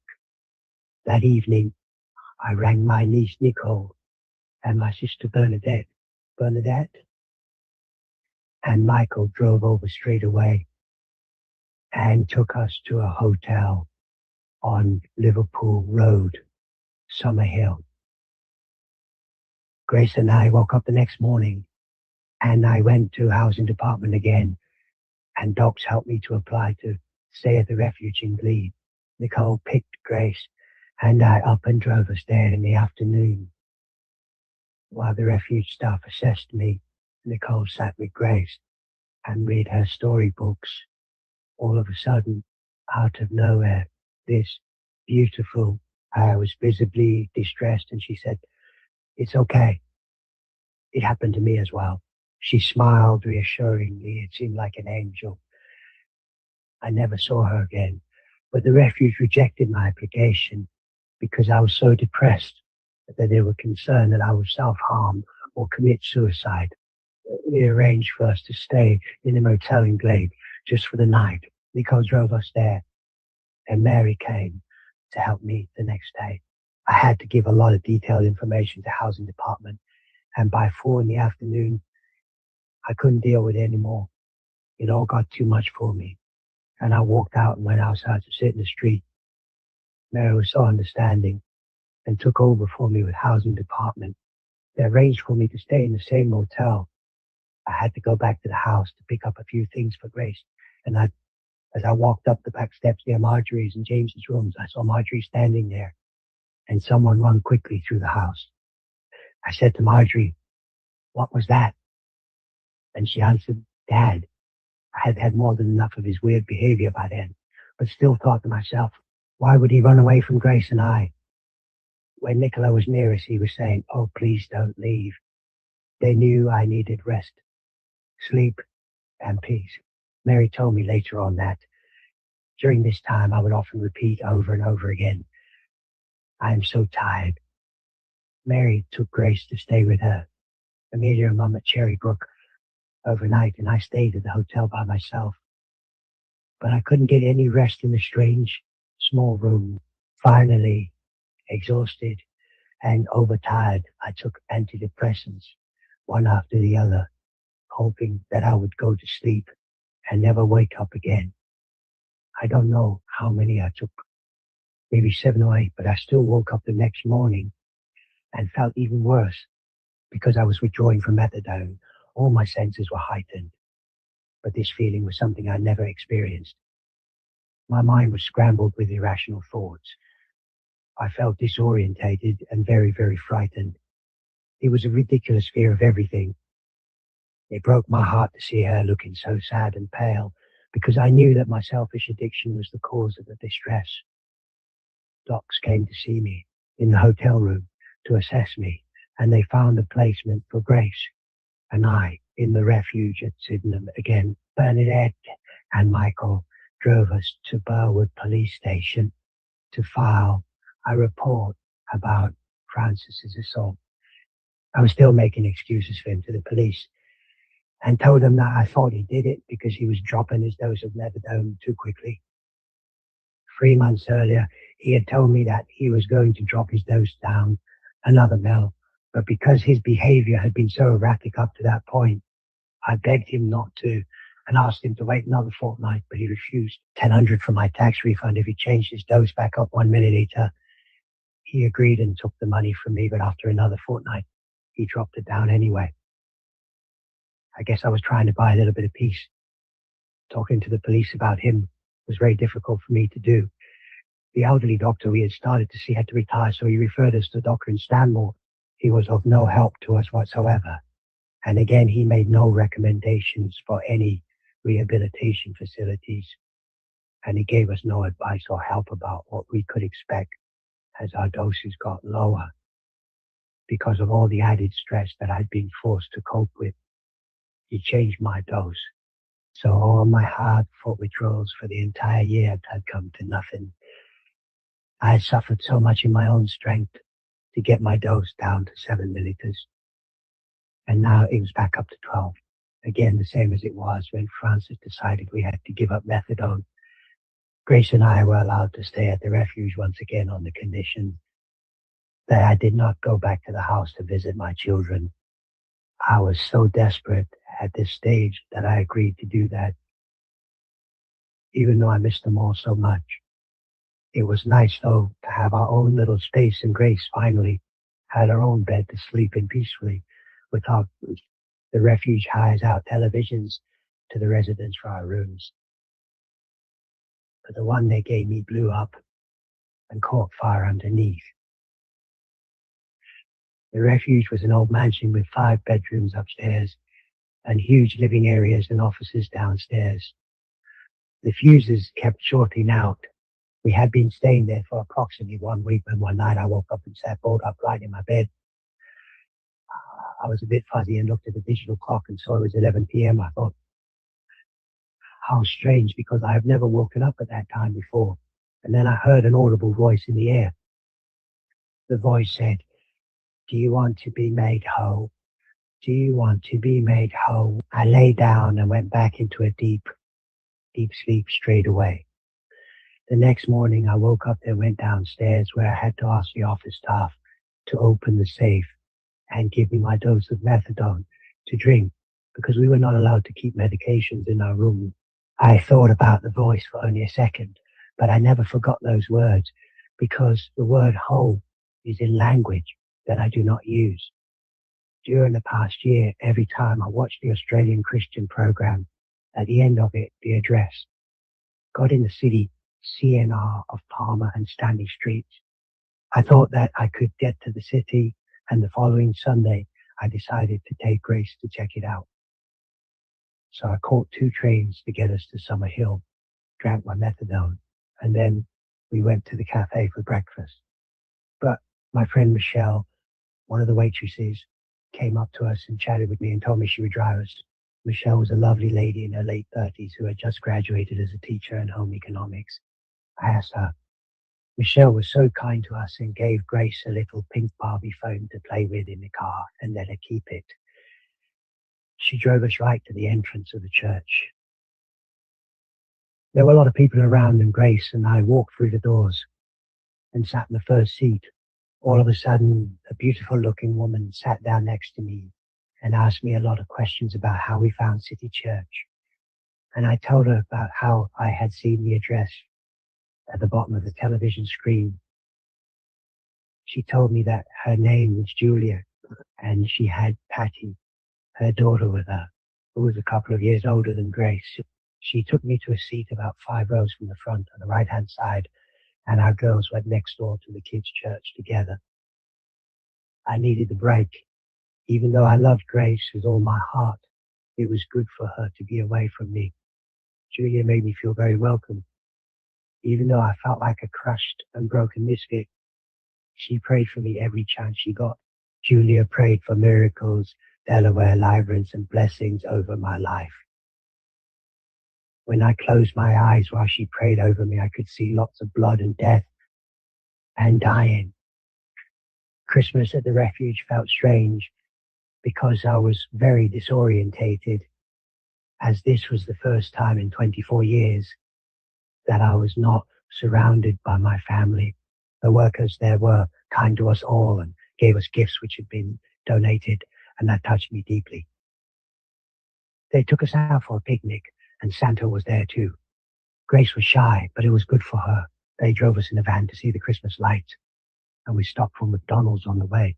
It felt strange to me, like I missed my family so much it was unbearable, but most of all I missed David.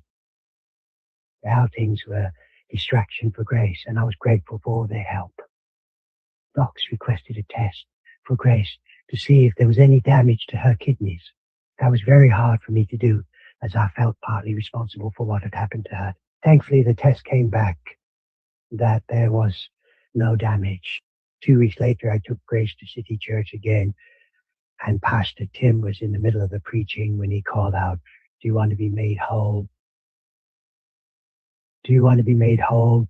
And I was overwhelmed that after all that I had done wrong, that he cared that much for me, and that he is real and very, very close. At the end of the service, Pastor Tim's wife, Kiralee, who was pregnant at the time, walked down the aisle and stopped to the row where I was sitting. I was touched that she had bothered to acknowledge me in my broken down mess, and I saw the light of Christ in her eyes. James picked Grace and I up after church, finished, and drove us back to the refuge. I was not allowed to go, and it was too painful. I thought that the OCS would remove Grace from my care if I did go there. It was the first time since the children were born that I didn't see them on Christmas Day, and it hurt a lot. None of them except maybe James understood during the week after Christmas until New Year. All the refuge staff was on holidays. There was a young mum with her newborn baby and her mum staying there, as well as another mum from Melbourne with 3 young children who were all infested with lice, worms and sores. Then there was a mum with a toddler. Grace caught diarrhea, and I was in no state to look after anyone. I had to leave early on the day staff returned to work to go to the clinic for my methadone and to speak with the police about possible charges against Francis. My doctor in Stanmore had demanded to know my new address, but the office staff told me under no circumstances. But when I went to see him to get a new script for my methadone, he had a smug look on his face and said, "How are things at Sydenham?" I asked him how he found out, and he told me one of the refuge staff had told him. I let the supervisor know, and I think the worker got in trouble for it. So I was already upset with them for jeopardizing our safety and telling me one thing, but then doing another. When we returned to the refuge, they asked me to go to the office and told me that Grace and I couldn't stay there anymore. I cried a lot because I knew how hard it would be for them to find another place for us at that time of the year, they decided to put us back in hotels again. This one was on Parramatta Road, Ashfield. All I could think about was them in the early hours on the 1st of January 2007. One of the Christian shows talked about dreams, and I realized that I had never been. An overwhelming sadness overcame me, and I wrote letters of apology to my children and my mom and sisters to ask them to forgive me for all the pain that my selfish addiction had caused them. I had to learn how to trust God. I had no choice. I couldn't trust anyone or anything anymore. I had put my trust in Francis. We kept attending church in the city and met beautiful Minnie, who ran Kids Church. She prayed for me and for all my children. Very powerful prayers for healing, miracles, deliverance. And at the end, she always said, "You're going to be famous, Liz." I would burst out laughing because that was the last thing I wanted to be. What I didn't understand is that she meant Christ would be made famous because of the mighty work he had done and was doing in my life. Pastor Leon also prayed powerful prayers over me. During worship time, when I closed my eyes, I could see a bright white light. God's presence is very real and tangible. I never wanted to leave that place. I just wanted to hide in the house of God forever. God sent me to speak with some people at community housing in Lidcombe to see if they had temporary housing available for Grace and me. The ladies there told me that Francis had to move out and that we should move back in with the kids and that I needed to change the lock. I knew he would never move out though.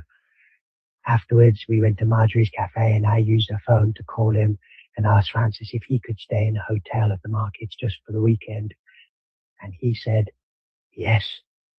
Later on that afternoon, I called him back again to make sure that he had left so that we could go home, and he told me he had changed his mind. Yes, move us back to the Burwood Hotel again. It was nice being near Marjorie's work, and we saw her nearly every day. I loved seeing her, and it was about the only thing that got me through every day. I asked the police if they could charge Francis with assault on a minor, but they needed Marjorie to testify, and I was not prepared to ask her to that because she had been through enough already. So the police decided to apply for a 12-month AVO. I was outside the courts waiting, and he walked off. Then I went back into the courtroom, which was very crowded because they had just reopened after the holiday period. I left Grace in the childcare room and sat there for 3 hours waiting for my name to be called out. Finally, the judge looked at me and asked me what my name was, and then he ordered the AVO. It took 5 minutes. Grace was getting sick and tired of wandering from here to there and everywhere. And one day she said to me, "I want to go home now, Mummy." I had told her that we were just having a holiday for a while, and she seemed to accept that. I had asked Nicola to water the pot plants, but when I saw them, they were all dying and dried out. I snapped and started walking around the house and porch, knocking them over one by one and smashing the clay pots. I yelled at poor Nicola that she didn't have to care for them anymore now. My entire world had collapsed, and all I seemed worried about was the plant. I guess I was clinging to life, any kind of life. I needed life desperately. Marjorie had been to a party and was covered in large bruises. When we saw her, I looked back at the photos that the children took around this time, and Nicola and Marjorie's eyes are all swollen from crying. I remember walking out of the house with Grace and glancing into Nicola's room. She was under a quilt and wouldn't come out from the covers. I looked at Marjorie and asked her for over Nicola. Thank God they had each other together. They could look out for David, for me. But really it was God who was looking after all of them. I knew I could never ever go back to Francis and that it was over. But breaking a codependent relationship is hard to do. I was so lost and broken and raw. I looked in the mirror and the reflection showed my skin bleeding, my teeth decayed and missing, my face gaunt and my hair falling out. My feet were bleeding and my eyes were all bloodshot and down out, and something deep down inside my soul said, enough. I grabbed the scissors and cut all my hair off. I cut it so quickly, as though in a frenzy, that I nearly sliced my ear off. My soul was in so much pain that I needed to show the world how much I was hurting. I was one very, very sick woman. Why did that happen? Marjorie let Jane and I know that I left Francis, and Jane, who was now 31 years old, was there that Saturday. I sank to the floor in the corner of the kitchen and stayed there curled up. I was in complete meltdown, and it was all too much. Marjorie came in and saw me. Get up, Mum. Before the day in court, Docs told me that they needed to interview Francis in their offices. Afterwards, they told me that in front of two of their officers, he told them that sometimes he wanted to kill me. I thought, is he crazy? Why did he say that? And so I voiced my fears to Docs, who then took Grace and I straight to Burwood Police. They arranged for us to be moved to the Formula One hotel on the Hume Highway at Enfield, and the police drove us there. Then the social worker arranged for me to transfer to the methadone program at RPA to make sure that Francis, because I was a new patient, I was not entitled to get takeaway doses for the first month. And that meant traveling into Camperdown every day with little Grace. A lot of ex-prisoners attended RPA, and it was always busy, loud, noisy, dirty there.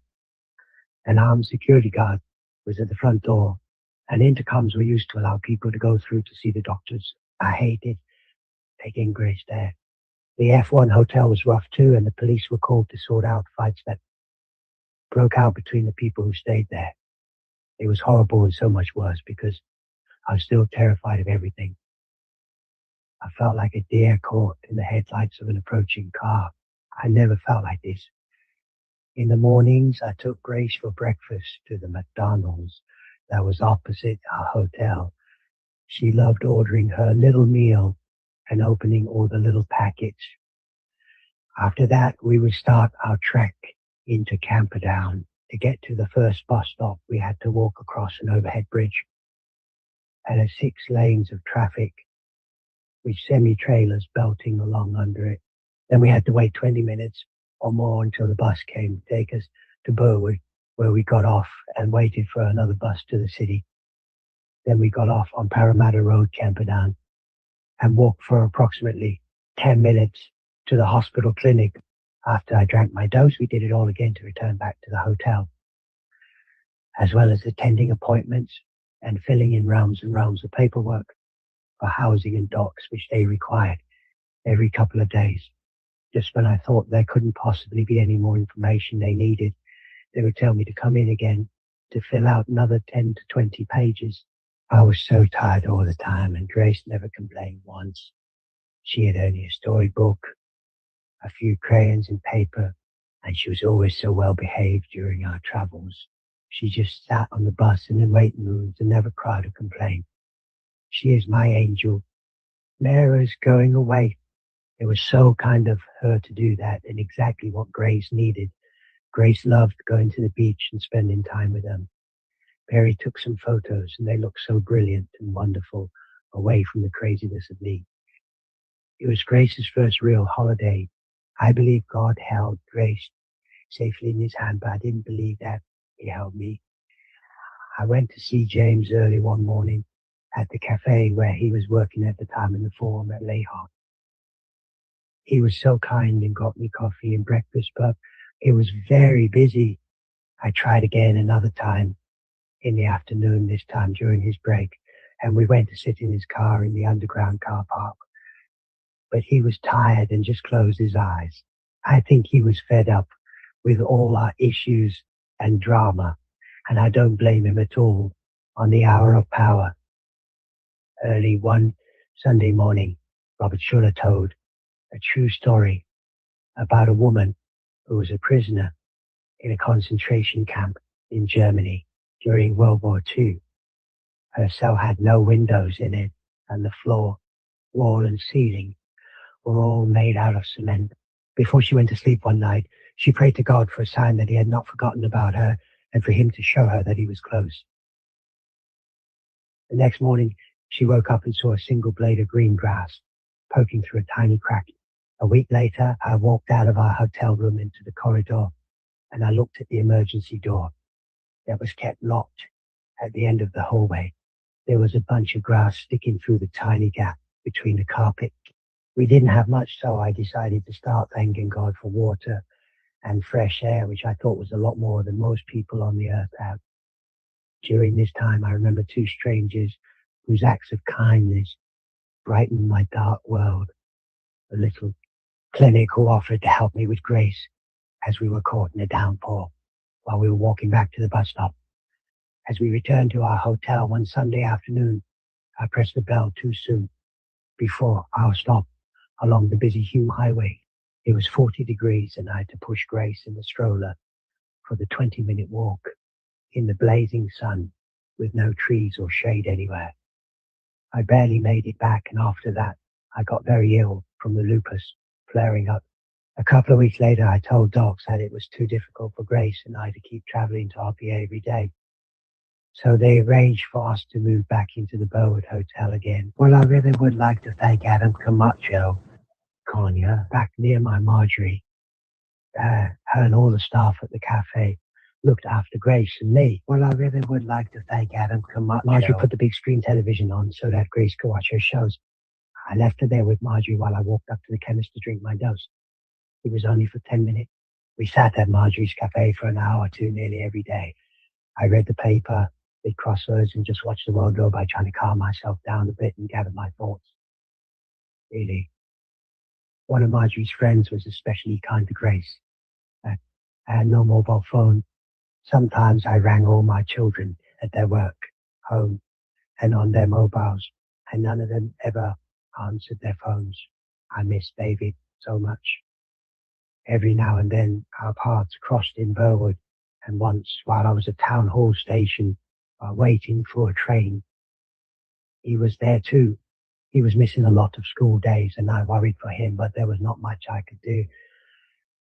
My life was such a mess and I felt so out of control.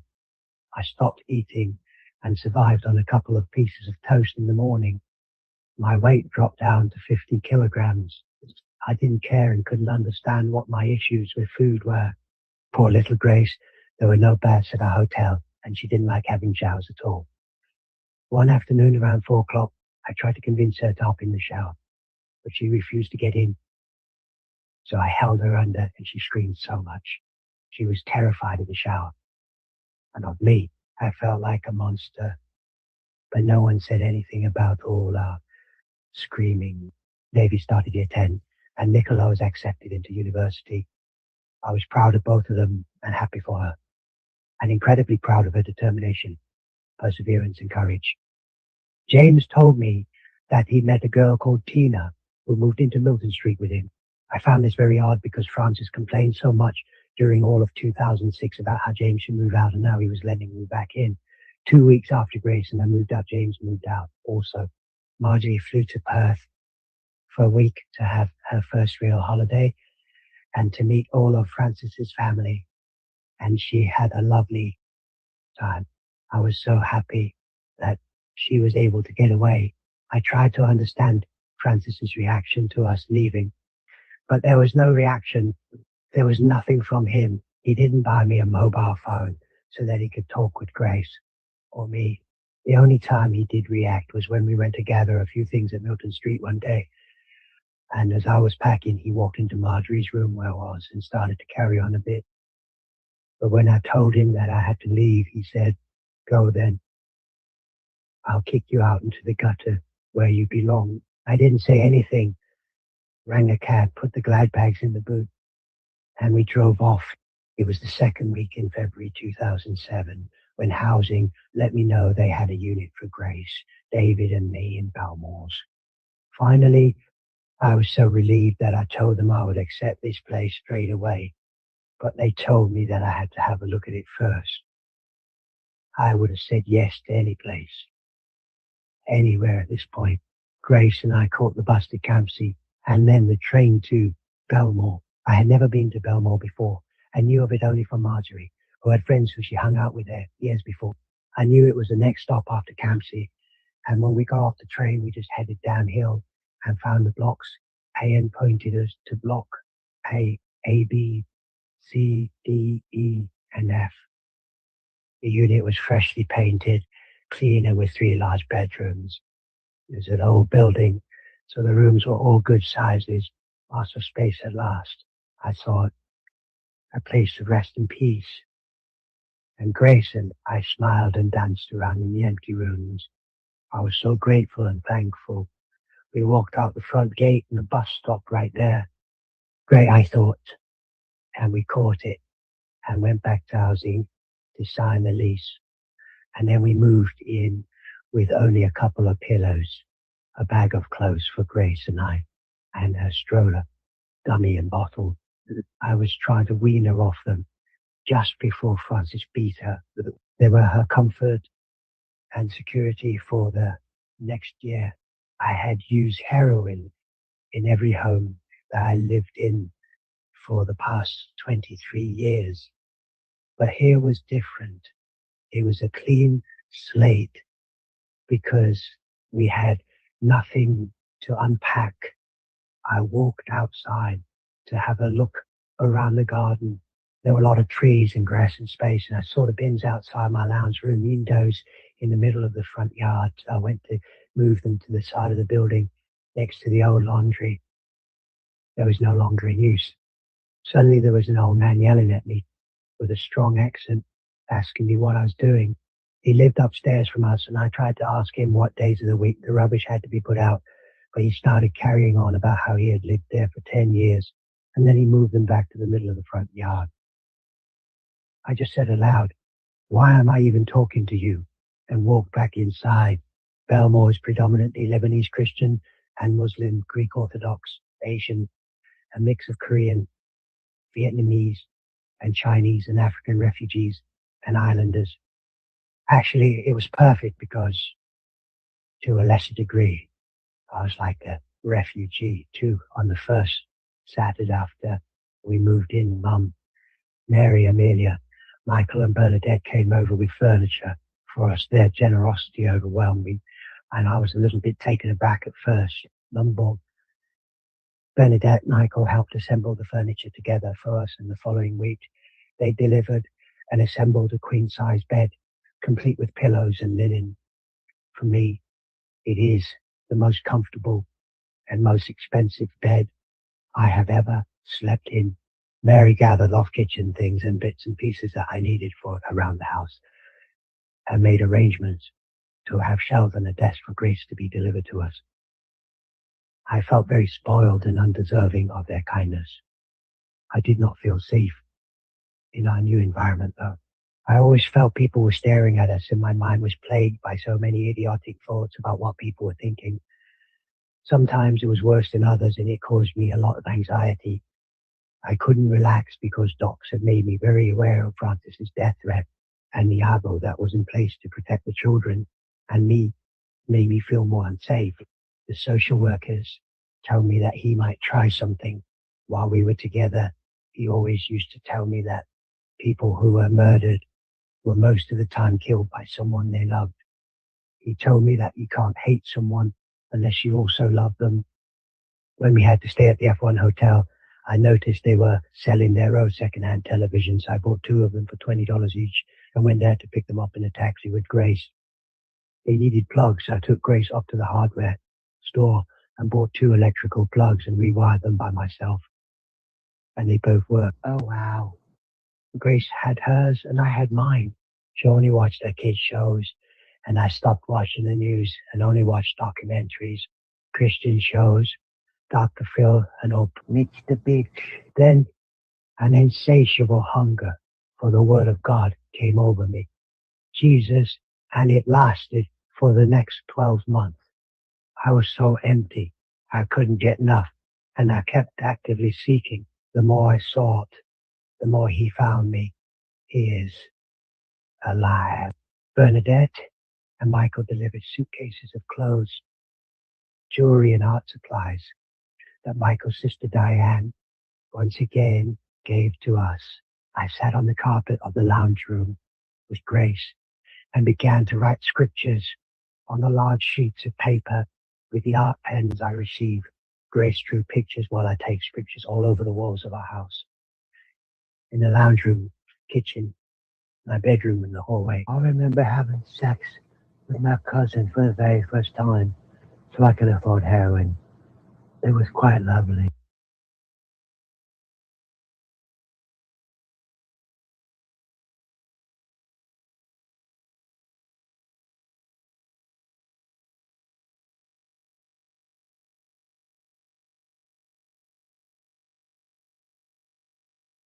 I would have checked into a rehabilitation facility. It was so painful having to leave my family behind, and I knew that I could not.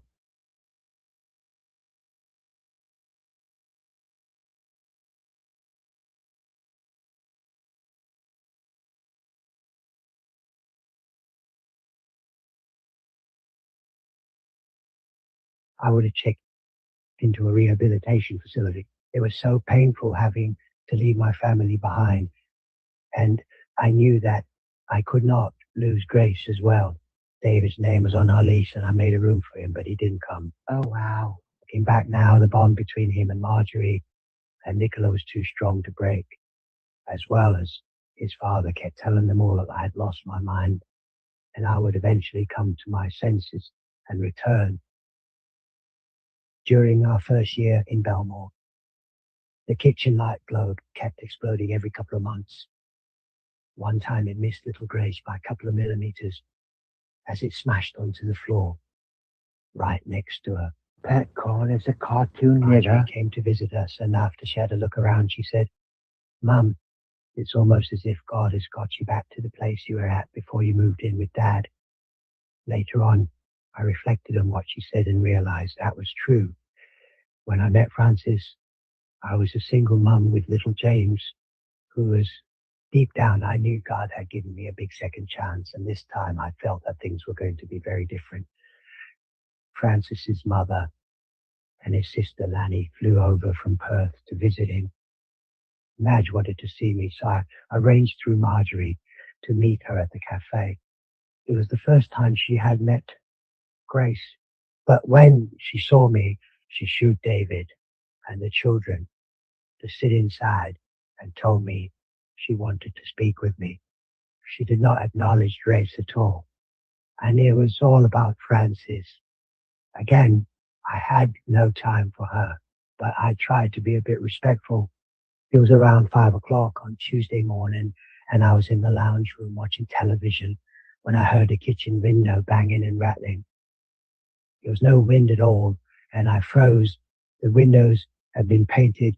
Later that morning, at 7 o'clock, I went outside to take a look around and found my fly screen, which had been bent on two sides, where someone had forced it from the window. I thought how strange it was that someone would try and break in and then place the screen against the fence all nice and neat, instead of just leaving it outside. I felt safer that way, and I had terrible thoughts about how easy it would be for him to pay someone at the market to either scare me or kill me. I also thought about how on Tuesdays he starts work after 5 o'clock, the only day of the week that he starts later, and three docs ordered me to have a mental health assessment. I was so angry that Francis didn't have to go through what I had to. I felt that he was the one who needed it, not me.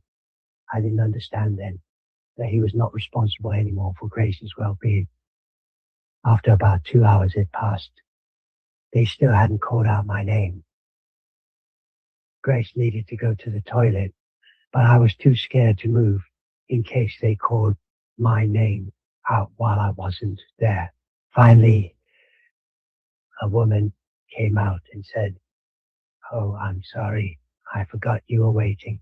I felt like I was dying sitting there, waiting, perspiration dripping off me, reading Grace old books that were in the waiting room.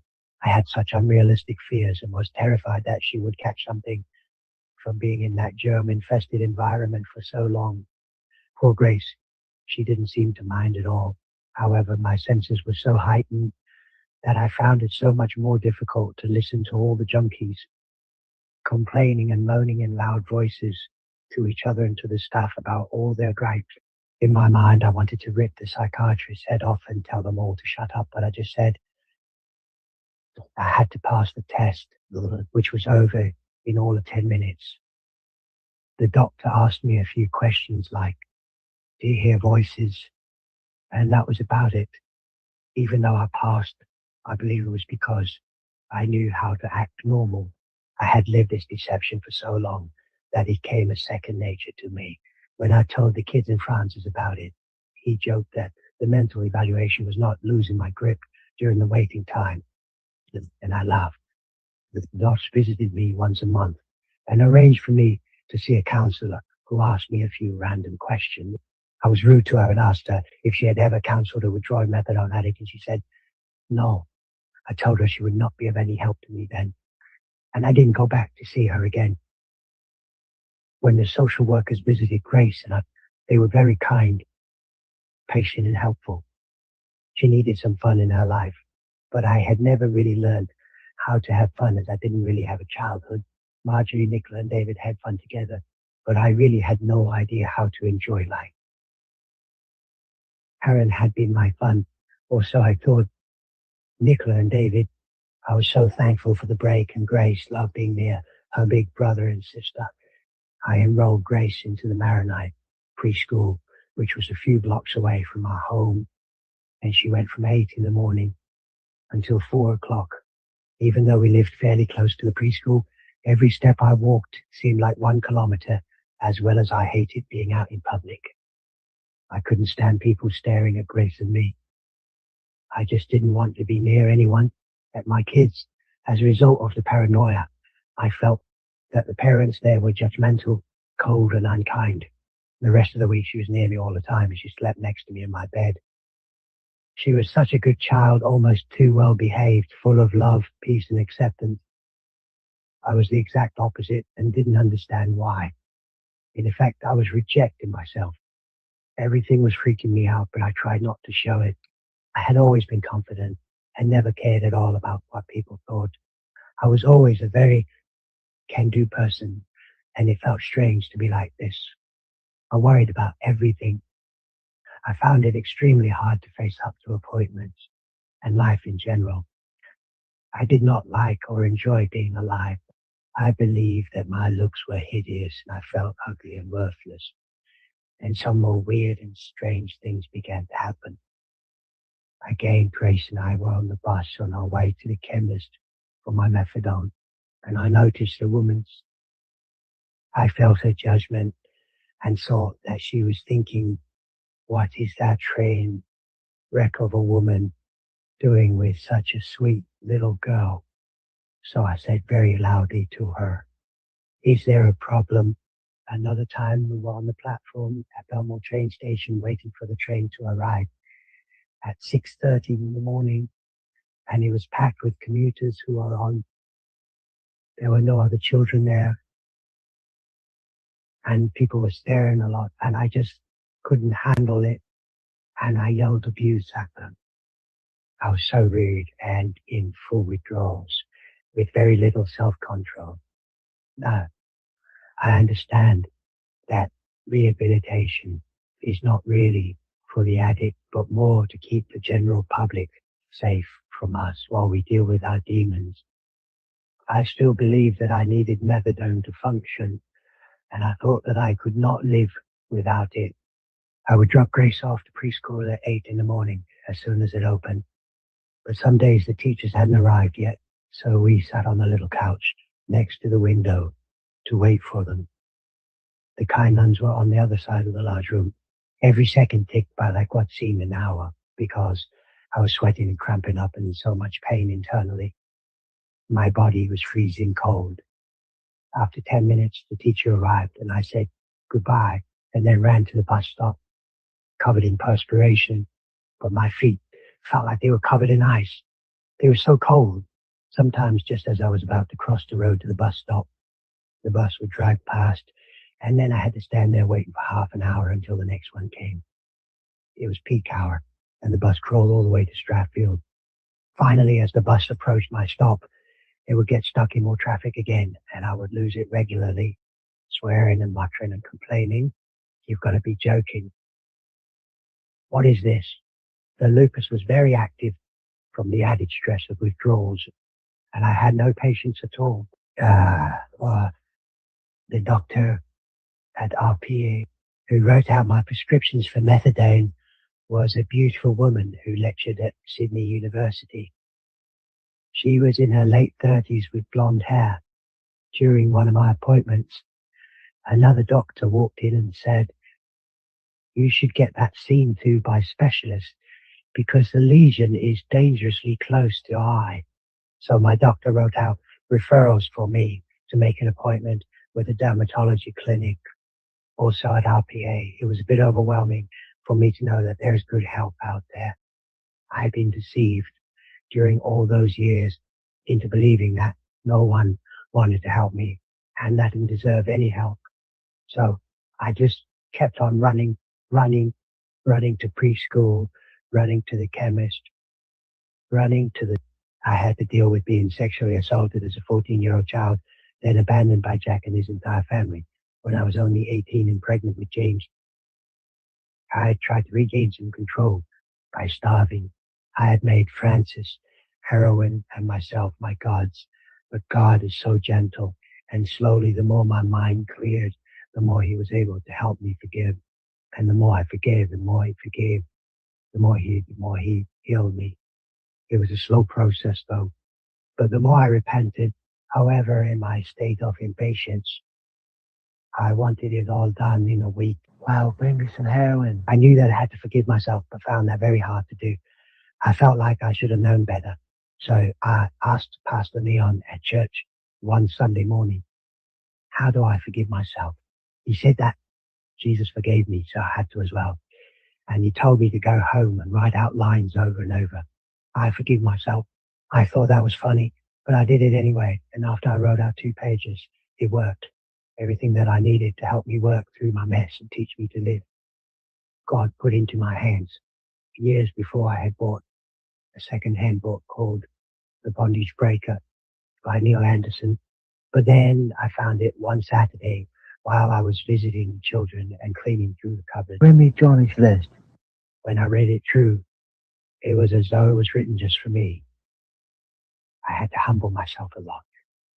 In the back of the book, there was a section called Steps to Freedom in Christ. The first time I read through them, I whispered them.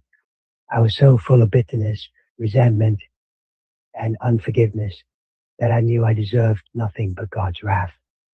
But it did not come, and instead I found that God welcomed me back into his arms of mercy and grace only because of Christ Jesus' ultimate sacrifice. Christ Jesus took all the wrath of God that I deserved when he died for everyone on the cross. In the steps I read, if you want to scream and yell, it is all right to let it out. So I went to the kitchen window and let out a loud guttural roar. Then order came into my world so quickly that it made my head spin.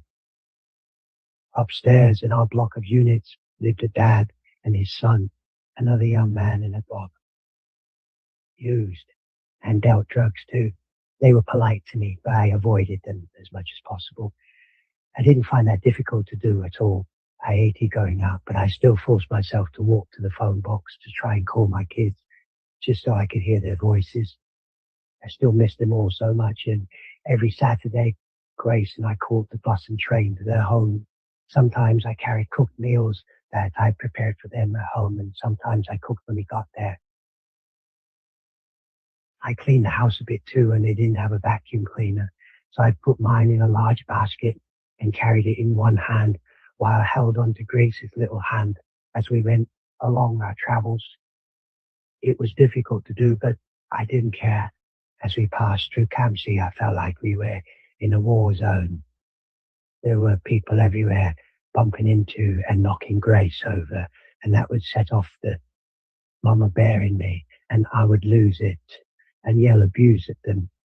After years of traveling in life without caring about anything other than maybe the odd observation here or there, all of a sudden, life's little inconveniences seemed insurmountable to me.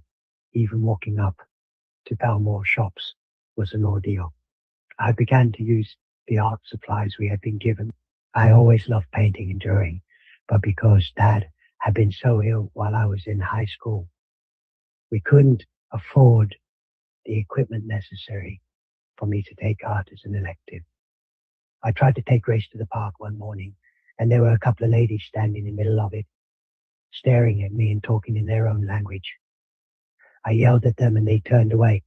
I managed to give Grace a couple of rides on the swings and then we left. I was not a well woman at all. I was empty during another morning bus ride to Burwood. This poor deformed woman who was about 3 feet tall, with no neck, dressed outrageously, and with very heavy, almost clown makeup, began yelling at my little Grace just as her stop came up while she was standing near the bus door. She is a spoiled brat. Grace had been doing nothing and was just sitting there looking out the window, enjoying the ride. Her abuse shocked me silent for a second, and by the time I recovered to respond, she had got off the bus. Maybe that was for the best, because I wanted to rip her head off. During the years that followed, we saw her often, and I realized that she was just very, very mentally challenged, maybe even more so than me.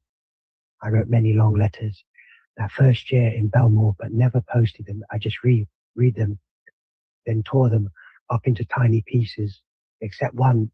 I was trying to make sense of what had happened to us during 2006, and I came to the conclusion that everything Francis said and did to me and the children during that entire year, whether consciously or subconsciously, was designed to get me to leave him. It hurt me very much because I falsely believed that he was being honest with me.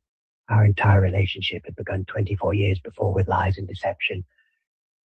No good can come from those beginnings, except our children, who kept me alive during all the years of addiction. It was almost 4 months since we had left Francis. Then he lost it at James and Tina and told them to move out. A week after he did that, he told Marjorie to get out too. She moved into a house in Burwood with her high school friend, Chrissy. James and Tina moved into a house in Enfield, not far from us. One Saturday, when I was too ill to visit David and Nicola, I was overcome by sadness and wept uncontrollably. I was lying down on a little 2-seater couch that I bought from the Salvation Army's. Grace, who was 4 years old now, came right up close to my face and began to wipe away my tears with her little hands. She said, "What's wrong, Mummy? What's wrong?" And I just sobbed. I miss David so much that it hurts. The pain I felt was unbearable. But God had put me in the right place, and I learned everybody struggles with things and that people work hard and they're out to enjoy their lives, and that it is quite normal to have fun and laugh. Bernadette gave me some Reader's Digest magazines to read, and I remembered our dad used to read them too. Dad supports the persecuted church all over the world. I decided that this was a worthy cause to support, so I wrote letters to the prisoners, just short ones encouraging them with the scripture, and I enclosed checks to support the ministry. I felt great empathy for them because they had done nothing wrong yet were punished and imprisoned for their faith in Christ. James picked Grace and me up one day and told me that Tina was pregnant, and I was so happy for him. I told him that he would be a great dad. He is never able to be happy for anyone, and I felt that he would just be down about it, like he was for any good news. I was going to be a young nana, and I felt joy in my heart. Babies are the best. I love babies. I love their smell, their purity, and their total dependence and trust. I was a bit sad, but James seemed okay and said they would have a baby later on. He told me they planned to get married on the 1st of July, 2007. It was only 2 weeks away. But I found out that Tina wanted the full white wedding with bridesmaids and Grace as her flower girl. I freaked out then, but I still offered to do all the flower arrangements. I had a lot of trouble understanding why this was so. My dose was now down to 5 ml. I started dropping half a ml at a time now, instead of one. The lower the dose, the worse I felt. She stayed with James and Tina, and James told me that while she was here, they had to sleep in separate rooms until the wedding day. She was a lovely lady who raised 3 beautiful daughters after their father was murdered. I was not supposed to kiss or hug Lee when I met her and had to bow my head and join my hands together. But of course, I was so nervous and stressed that I completely forgot and gave her a hug, and she was fine with that. James and Tina paid for my 2 front missing teeth to be fixed at the dentist so that I could smile in their wedding photos. They were so kind and thoughtful to Grace. And I love being in the car with them because it was the only time that I felt comfortable and safe in myself. Tina bought Grace new shoes, and I had a dress for her that I had bought from the second-hand shop a year before. It was long and made out of light pink satin with little flowers on the top, and Grace looked precious in it. I made a headband out of baby's breath flowers for her to wear as well. Her role was to scatter petals from a basket as she walked out ahead of the bridesmaids. Tina's 2 sisters, Kat and Pammy, followed by Tina and her mum. The Friday before the wedding, James and Tina picked up Grace and I at 5 o'clock in the morning, and we drove to the flower market at Flemington. Tina chose white and green for the colors of the flowers, and I loved that, but it was the middle of winter, so our choices were limited. Even though I felt so ill, I was determined to do this for them both. I wore a long wool black coat and my U-boots. However, I was still so cold, but perspiring at the same time. I felt so uncomfortable with all the crowds there, but I pushed through my fears, raced over to where the trolleys were and grabbed one, then pushed it back up to the flower market. Francis gave us money to pay for some of the flowers, and we walked around choosing bunches until the trolley was full. Then James and Tina drove us to Burwood so that I could drink my methadone, and we said goodbye to them. Then they drove Francis to Summerhill so that he could get his, whenever I was near Francis, my withdrawals were always a lot worse, although this was not his fault. The next day was Saturday, the eve of the wedding, so I took Grace to James and Tina's home in Enfield to prepare the bouquets for the bride and bridesmaids. Decorate the arch, they were saying their vows under, and fill up large white buckets and vases to place around the house. As well as this, I had to construct 20 large wire hearts that would be on the pathway when the bride walked out. I entwined flowers around the wire, and they looked beautiful. I love touching and working with flowers, but I found it difficult to look after little Grace as well. By 3 in the afternoon, I was running out of time, and so I called Nicola to ask if she could help me with Grace, but she couldn't. I was so stressed. Pammy, Tina's eldest sister, was in the kitchen preparing some food for the wedding, and offered. James was out organizing the music, and Stereo and Tina was out with her mum. There were no shops nearby to buy some snacks, and we were both hungry, but I pushed myself. Around 6 o'clock, I decided that we had to leave. James was not back yet, and Grace was a bit upset from hunger, but it was Saturday night, and I had forgotten how difficult it is to get taxi in Sydney at this time. Later on, when I explained to James what happened, he said, "Made a good first impression. Hey, Mum." And I felt very ashamed of my bad behavior. The next morning was their wedding day. It was a very crisp, sunny, cool winter's morning. I got Grace ready, and at 8 o'clock we caught a taxi to James and Tina's house. There were a lot of people already there. Most of Tina's friends and family who were setting up the chairs and things in the backyard. I had not met any of them and didn't want to meet them now.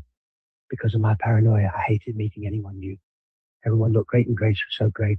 Marjorie, Nicola, and Jane were beautiful, and their hearts were full of love for James and Tina. They were so proud of their brother. Mary flew out to China a couple of days before the wedding, so she and Amelia didn't attend. Nicole, Sam, and Alice came, and Bernadette, Michael, and Mum. I sat next to my mum, who went up to read a Bible verse. The one that she chose was, "If ever you need help, just ask the Lord." And I wept a lot. Tears just kept streaming down my face, and I couldn't stop them. It was a wonderful day, but exhausting, and the flowers looked great. I thought about that and realized that if you add a no to God, then it becomes good. And if you take the D from devil, the word becomes evil. Our battle is between good and evil. Jesus said in John, should be adding there now. The thief's purpose is to steal and kill. Our purpose is to give him a rich and satisfying life. The devil wants to steal, kill, and destroy the image of God in us, and he very nearly did to me. We are all born to reflect the glory of God. We are not designed by God to be addicts, and no one is born an addict. The devil is a liar and deceiver. I told him that I knew how he could give up. Using methadone, I said we have to chase life with the same energy that we had chased drugs. But he said, no, I'll do it my own way. His response made me sad. And after all that we had been through, I still wanted the best for him. No, long after that, I can't remember why, but I stopped seeing him for about 6 months, and it was difficult because he had given me a bit of cash every now and then to help raise Grace. I was living on $200 a week, and out of that I paid Grace's preschool fees, my methadone and cigarettes, rent and bills, which usually left us. I tried to give Grace good food, and I ate 2-minute noodles and toast. I tried to cook some chips, and they were so soaked in oil, but she loved them with bread and butter, and she never complained. Sometimes we went to the petrol station across the road and bought 2 meat pies. I did a lot of a natty things that year. Father's Day was approaching, and I was sad that Anne had lost touch with us all, but especially with her father. I decided to reach out to her, so Grace and I traveled to Matraville one Sunday morning, where she lived with her boyfriend Brad. I packed a little gift bag with some photos for her, and Grace made her a card. I wanted to invite her for Father's Day, but I had no idea where Matraville was. There and back, it was 4 buses and 2 trains altogether.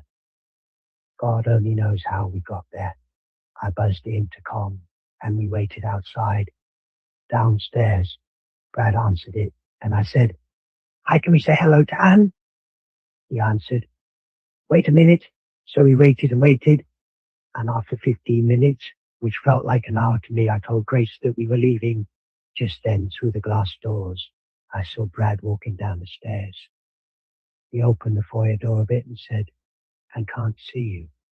I just said, "No worries, that's okay," and gave him a little bag that we had made up and asked him to pass it on to Anne from us. So we turned around and left. Later on, when we were having coffee at Marjorie's cafe, I told her what happened, and she couldn't believe it. Marjorie said, "What? You traveled all that way?" And she couldn't say hello to Grace. Francis just sat there, saying nothing, and looked emotionless.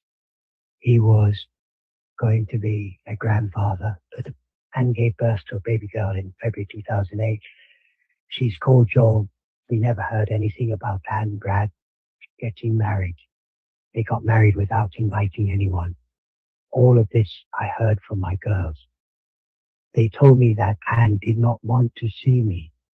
Nicola took Grace over for a visit to meet baby Joel, and I was not welcome.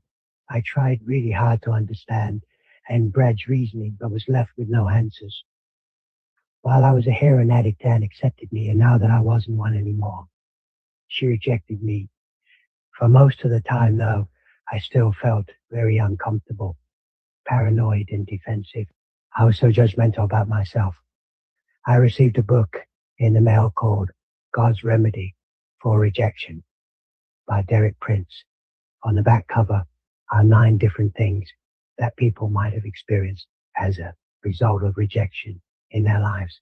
As I read through them, I realized that I had experienced 8 of them. As I read through the pages, it described what I had lived through since I was conceived in my mother's womb. I had adopted a victim mentality, a defense mechanism, as I learned that sometimes rejection is so wounding and painful that the mind is unable to cope and refuses to focus on it until a specified time. While my mind was focusing, the Holy Spirit is so gentle and patient and healing and kind. He helped me to forgive everyone and to forgive myself. During one prayer meeting in the city, a visiting pastor talked to us about all the different ways the devil attacked us. Death. He asked people to come up to the altar to be prayed for if they had experienced or were experiencing any of these things. He read them out one at a time. People went up each time for different things, but I had all of these happen to me and I felt too embarrassed. I was grieving a lot. I grieved for a childhood that I never had. I grieved for a dad who was so ill that he couldn't care for us. I grieved for the lost relationship with my mum and family. I grieved for the grandparents, aunties, uncles, and cousins that I never got to meet or know. Meanwhile, David was misbehaving and hanging out with the wrong crowd. I went to speak with his principal and the deputy to try and get some help for him to see the school guidance counselor. Early one evening, around 7 o'clock, about 6 or so months after we moved into Belmore, I walked outside the perimeter of our unit, checking the windows and fly screens to make sure everything was locked up tight for the night. Grace and I were in our pajamas and slippers, and as she came out the door to find me, deadlocked behind her. I tried to unlock the windows, but I couldn't. We didn't know any of our neighbors yet, mainly because I couldn't handle meeting anyone new in the state I was in. So I took Grace by the hand and we walked across the road to the petrol station. And I explained to the mechanic in charge what had happened and asked him if I could borrow a tool to help me get a window open. He looked at me and said, I thought, what a moron. And we turned around and left, wondering what I was going to do. James and Tina had a spare key to our place as they lived closest to us, but I had no money to call them. So we walked up to the taxi rank and caught a cab to Francis's house. I tried to call James as soon as we got there, but he and Tina were still at work and couldn't come and get us for an hour, so it was getting late by now. And I felt very uncomfortable being near Francis, so I tried to call a locksmith. David came home and looked happy to see us there until I told him that we had accidentally locked ourselves out. Then he went into the backyard and refused to come back in. I cooked meals for my family and packed them up the best I could. I missed looking after them all, but after I did this a third time, I asked one of the kids if they had enjoyed the food, and they told me that it was on the ground in their yard. So I didn't do that anymore. David managed to receive his year 10 school certificate, which was a miracle.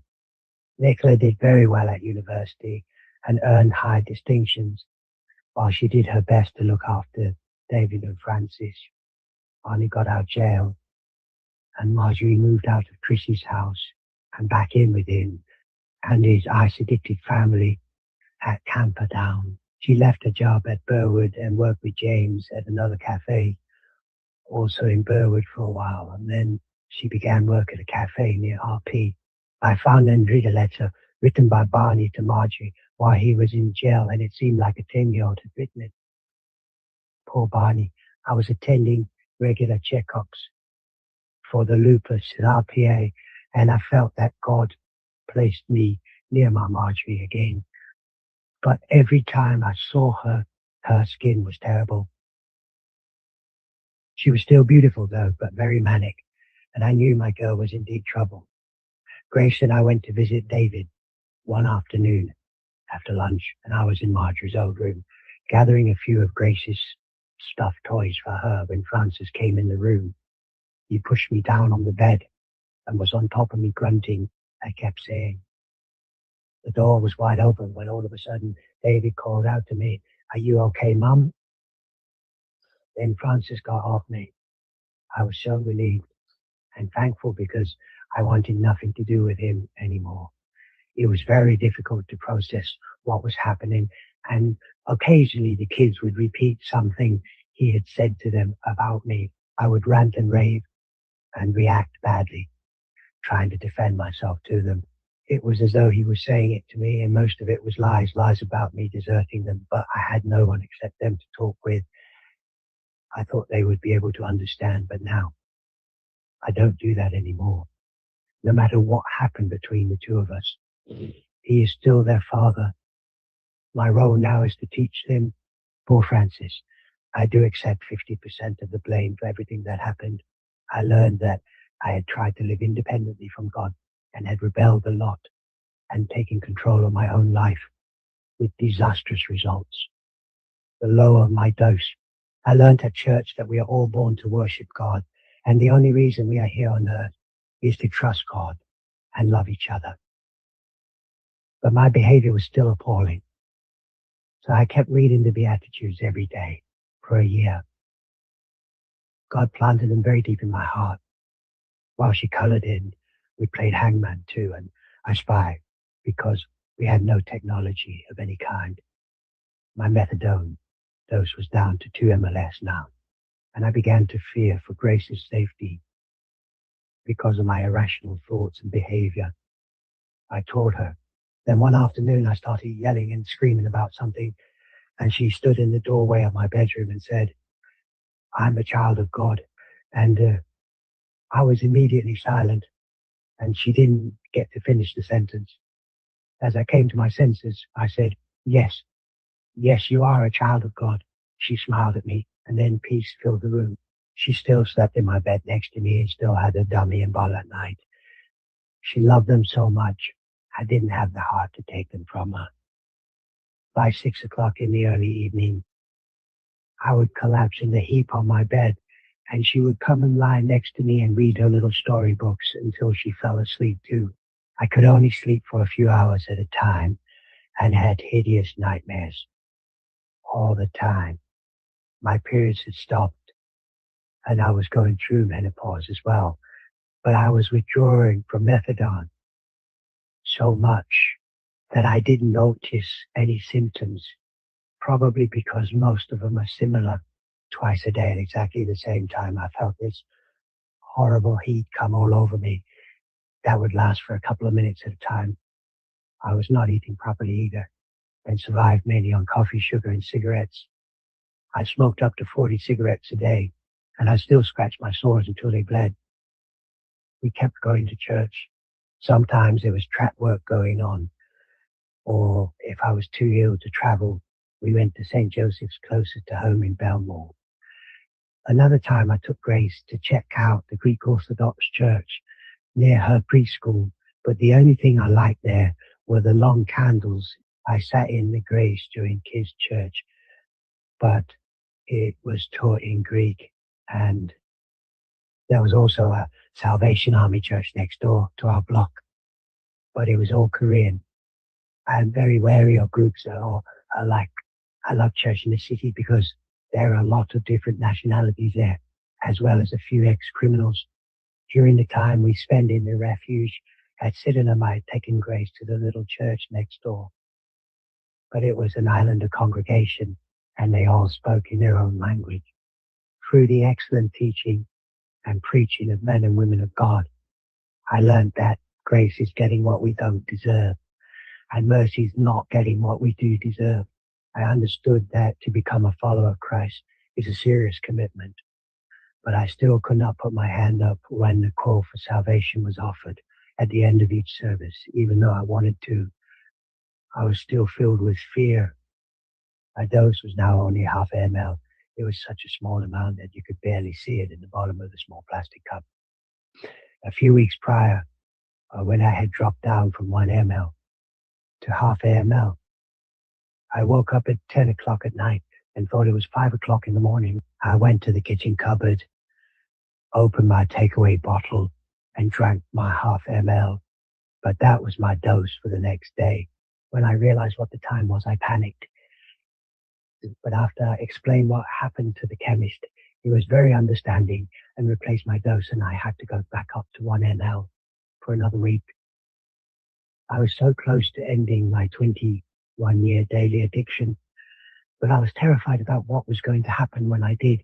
It was the 18th of December 2007, nearly 1 year since I walked through the doors of the city church. I decided that I would raise my hand for the salvation call. I half raised it and could feel a little touch on my elbow, so I looked down and saw Grace gently pushing it up. I was still fearful, though, and suffered from anxiety and stress as well. But this was good, and my eyes filled with tears, and I smiled at her. It was Christmas time, and James and Tina invited everyone for lunch at their home. I volunteered to make coleslaw, potato, tabbouleh, and green salad. I loved cooking and never found it difficult. But by 10 o'clock on Christmas Eve, I felt so tired and drained of energy that I couldn't continue. I phoned Marjorie, and she offered to come and help me finish them. She laughed, as though she understood my stress. I was so frustrated because when I think doxxing had been so easy to cope with, but it seemed I had to learn how to do life all over again, and I didn't know why or how to yet. Christmas Day was wonderful. I was still taking antidepressants, and for the next few weeks, before bed, I took a half a tablet and then a quarter of a tablet of the sleeping pills that I had kept. Especially for this time, if she knew anyone who had successfully stopped using heroin and methadone without any rehabilitation, meetings, and psychiatrists, and while they had a toddler by their side day and night, and she said I needed some inspiration and encouragement, and she told me to ask one of the office staff for an orange booklet. And as I read through it, I couldn't believe the wealth of information about what to expect in regards to withdrawals. Everything made more sense to me now, and I understood what had happened to me during the past 2 years that I had crawled. I wish someone would have given me that booklet at the beginning. It would have made things a lot easier. I read through a section towards the end that said, do not have children, especially toddlers, around you as you near your last dose of methadone, and for a couple of weeks after that. I really needed help with Grace, who was 4 years old now, so I highlighted that part in the booklet and gave it to my sisters, hoping that they could take Grace for a while, but they were not able to. Docs had closed the case on us 6 months before, and one day I was sitting on the balcony at Milton Street with David and his girlfriend. She was only 15, and I asked her could she help me out with Grace. But David just shook his head and said, no, Mom. In my desperation, I yelled out, I need help. Francis just stayed in his bedroom ignoring us, as usual. She was so kind and looked after Grace for a week of fun during the school holidays, and I gave her $100 to help pay for her expenses. I was so relieved and grateful because it allowed Grace a much-needed break from my madness. She played with Patty, Julia's daughter, who she loved, and went to McDonald's with Julia's mum, and then Karen, Julia's friend, took her out to the movies. When I went to church the following Sunday morning, Grace didn't want to come to me, and I don't blame her. I miss her so much, but needed the time to rest and recuperate, even though being alone was difficult for me. A week later, Julia told me that I was getting water baptized after the service in the pool out in the courtyard of the church building. I thought this was a bit much. My nerves were raw, and after church finished, I always went to pick Grace up from kids' church straight away, and we would leave because I was so exhausted. All I wanted to do was go home.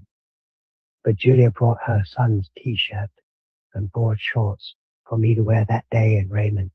And Julia joked about how they were the church police, and they wouldn't take no for an answer. I made excuses like, I'll do it next time, and Grace is tired, and I have to get her home. But Grace was fine, and eating gelato with Patty, having a wonderful time. Julia and Raymond understood the spiritual battle we were in. And finally, I was baptized by pastors Leon and Meg, along with about 4 other people. I felt relieved it was all over, and afterwards Leon asked each of us to say something.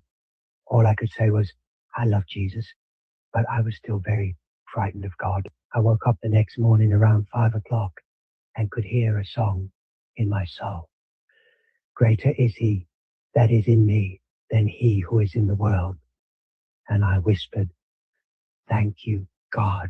A couple of weeks later, I told Marjorie that I had been water baptized, and she said straight away, do you feel clean, Mum? No, that I am a believer. Everything is fine. But I hadn't, and it wasn't. Grace asked me one day where my friends were, and I told her I didn't have any. I had made Heron my friend, so I found an old photo of all my girlfriends that was taken at James's baby shower, and I had it enlarged. Then I framed it and showed it to Grace. I was so sad and lonely. I'd wasted all those years, wasting my gifts and talents, and I found living life extremely difficult still. I was still carrying so much guilt and shame. The summer holidays came to an end. It was now 2008, and Grace was starting kindergarten at St. Joseph's Belmore. James, Marjorie, and Nicola all came for our orientation day to help and support us both. Francis's eldest brother, Bert, died from leukemia, so Francis flew to Perth for the funeral. I took David to Ultimo Tefe to help him buy his textbooks for the key course he had enrolled in. David loved cars and computers. He talked to me constantly about fast cars and the way that he and his friends modified them, and it would freak me out listening to him because I could not bear to lose him in a car accident. I told David, and he said, "It's okay, Mum. It's normal." He was right, but I was still very ill at ease in crowded places. Afterwards, we went to McDonald's at Broadway, and there was a giant screen with music video clips playing. But as I glanced up, I noticed some of them were semi-pornographic, and I thought, no way. I do not want Grace staring at that. Isn't Macassa supposed to be family-friendly? So I got up and went to the counter and asked the manager to change it. People began to act differently around me, and after church one Sunday, Grace and I were waiting at the bus stop, and a stranger. Another time I was out the front of our block of units on the footpath with my sister Bernadette when a mentally challenged young man came up to me and grabbed my hand and just kept shaking hands with me. Bernadette asked me, "Who's that?" And I answered, "I don't know. I've never seen him before. God is faithful. Jesus is real and alive, and his powerful Holy Spirit lives in all who accept and believe in the cross." Amazing grace, how sweet the sound that saved a wretch like me. I once was lost, but now I'm found, was blind, but now I see. During the next year and a half, I couldn't stop gritting my teeth as I tried to make sense of the world around me. It was a very different one now from the way it was in 1984. When I started to use heroin, everything seemed to move at a much faster pace, and people seemed so sad and unhappy. I was still taking one antidepressant at night. Gradually, I dropped to a lower dose, and in August 2008, I started to drink a couple of vodkas once a week. I took Panadine Forte, then I drank 2 double vodkas very quickly, and then I felt comfortable. I also had serious food and sexual issues that had to be dealt with. I realized that I am allowed to be in good health and eat well, and that I no longer have to look like an anorexic junkie. I began to think about what I was wearing as well and started to speak positive words into my life. I was not a whore, and I did not need to seek attention from men to validate my existence. I thought that once I made a public declaration accepting Christ that I would be fine, but I learned that growing spiritually is a journey that takes time. I enrolled Grace into dance lessons once a week, jazz, ballet, and tap, and her little dance t-shirt had the words "baby steps" on it. I was trying to take giant leaps and bounds and wondered why I kept tripping up. Her gentle, loving, and peaceful ways helped me so much. I felt really raw and exposed. Sitting in the playground in the mornings, waiting for the bell to ring was horrible. I could feel the stares from the other mothers in the playground, sitting in Grace's dance class while I waited for her to finish. I felt so out of place and couldn't wait to get home. Grace and I would go into the church before school. I missed the normal candles. They are a lovely memory from my childhood when we all went together as a family to St. Mary's Cathedral and lit them, then said a prayer. Francis and I had taken the children there a few times During our years of addiction, our Margie turned 21, and I made invitations for the place she chose for her celebration at the Golden Century restaurant. Everyone came except Bernadette and Michael, and my brother Anthony and his wife. Francis got up and left before he gave Nicola the money to pay the bill, and that made me feel very insignificant again. Without honor and integrity, there is no love, and there have been neither honor nor integrity during our 24 years together. Marjorie's actual birthday fell on the weekday, so I caught a taxi and went to Belfield and bought 21 helium balloons and a cake, and then went. I found it so hard to visit the house where I had used heroin. Francis was still using methadone and drinking alcohol. Being near him and in that environment made me physically ill, and I suffered withdrawals again. But I didn't care. I loved being near my children too much, and none of my issues was their fault. James and Tina were going to Melbourne for a week and asked me to collect their mail, so I went over during the day and found a bottle of 80 proof and liked to play basketball with my baby's head. Then I left to pick Grace up from school, but the bus didn't come, so I hailed a cab and was a bit late. She was fine, but I felt terrible. I've always been a very punctual person, and I was so stressed about being late that I never did that again.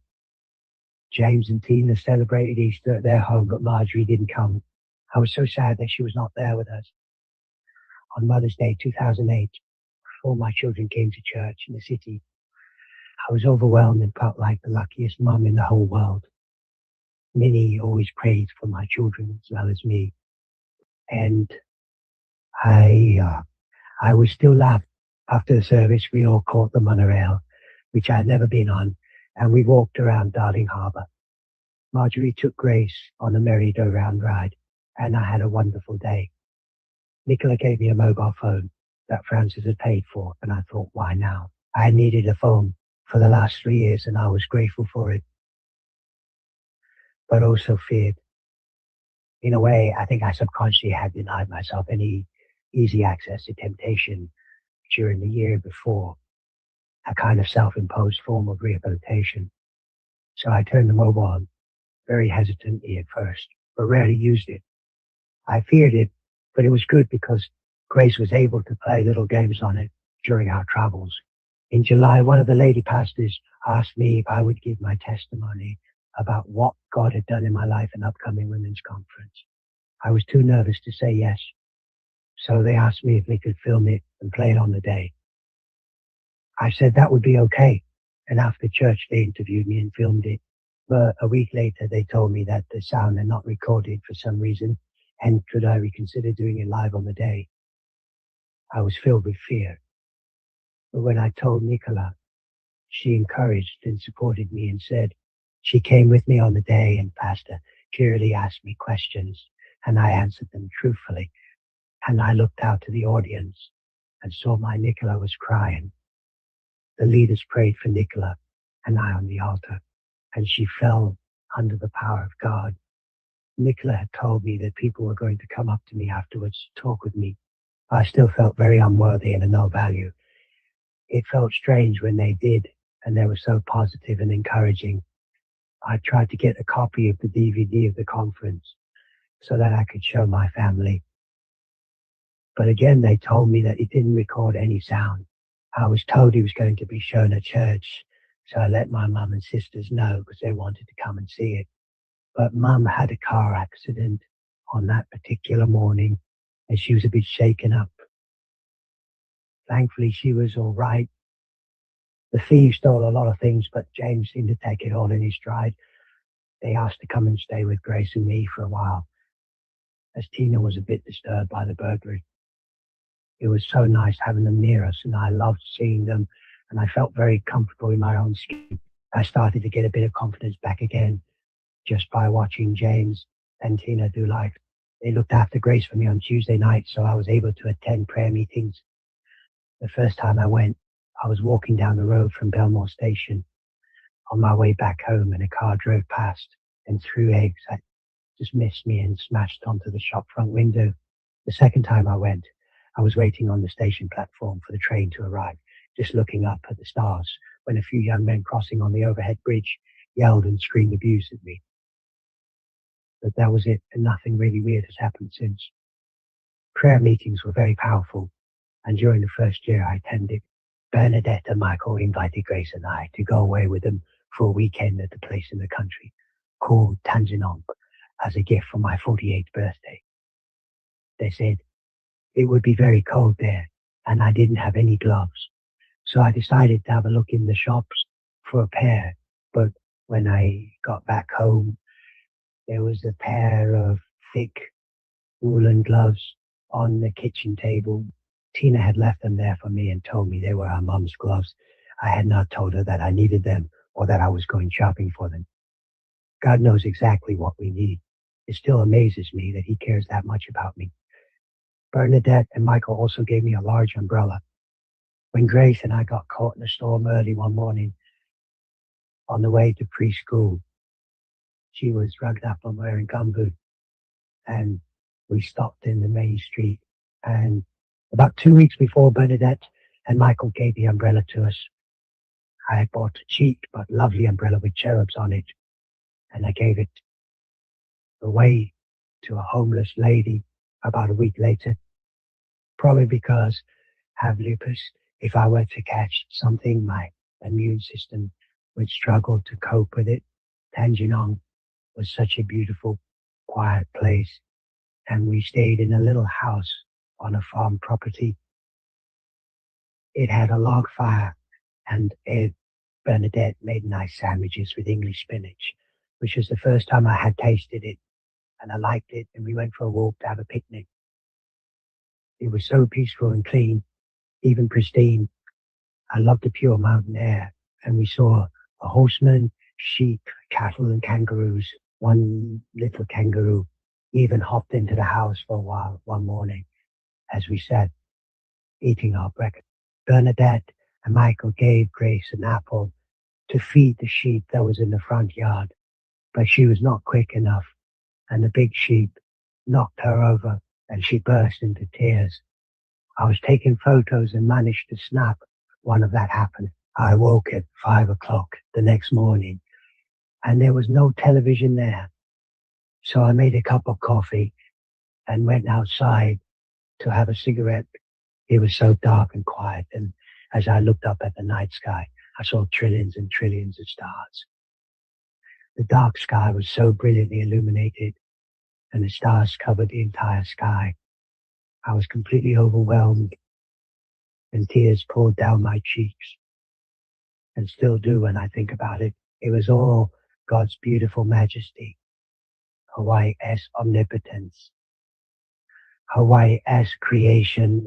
He had never left my side, even though I had left his for the first time in 24 years. On my 48th birthday, I was finally clean and sober, and it felt good. During the drive home to Sydney, it began to snow. David left Taipei, and when I asked him why, he said that it was because they couldn't teach him anything new. He started working with Francis at the markets every now and then. He got into trouble with the police for breaking into a shopping mall at night with one of his mates, and he was caught lighting a fire on the train. It was 6 months since I had stopped using methadone when out of the blue one day, Francis rang me to ask if I could score some for him. It was a long weekend, and he had forgotten to make arrangements at the clinic for his takeaways. I thought, how disgustingly uncaring is that? I just said, no, and hung up. You do not ever ask a reformed addict to score for any reason. This just confirmed to me that he never cared about me, still didn't, and never would. My thoughts filled with fear again as they raced through my mind. I was so worried for David and Nicola's safety because of his erratic, unpredictable behavior when he was in a state of withdrawals. Bernadette, let me know about a dentist in Bellevue Hill who did pro bono work and might be able to fix my teeth. I made an appointment, and after I dropped Grace to school, I traveled out there. The waiting room was so crowded with about 25 people there. After a while, I realized that a lot of them were out of it and they were accompanied by their caseworkers. I felt so ill, like I couldn't breathe. The dentist was great, but told me that they did this only on 2 days per year. She pulled out 3 of my bottom teeth. Then she suggested I was very thankful to find a doctor in Belmore who approved my application. And after 3 weeks of appointments at Bellevue Hill, I found it a lot easier to eat food, and I felt very, very fortunate, Grace. And I went to Mary and Amelia's home for a meal and to show everyone my new smile. Photos were taken of us all, but one in particular with just Mum and I, and it is my favorite because it is the first photo ever taken. Millie and Tim were coming to visit from London during December, January. I was so excited and felt happy to be seeing them again after such a long time. During the Father's Day service, Pastor Tim told the congregation that we need to say, I love you to our dads. And I started to weep as I realized that I had never said those words to my dad. So I whispered them and thanked. One day over coffee with Julia and her friend Karen, Julia told me that she wanted to introduce me to Pastor Phil so that I could tell him my testimony. After the service, I told him the short version of what God had done in mine and my children's lives, and he said without hesitating, we should do a My Story video.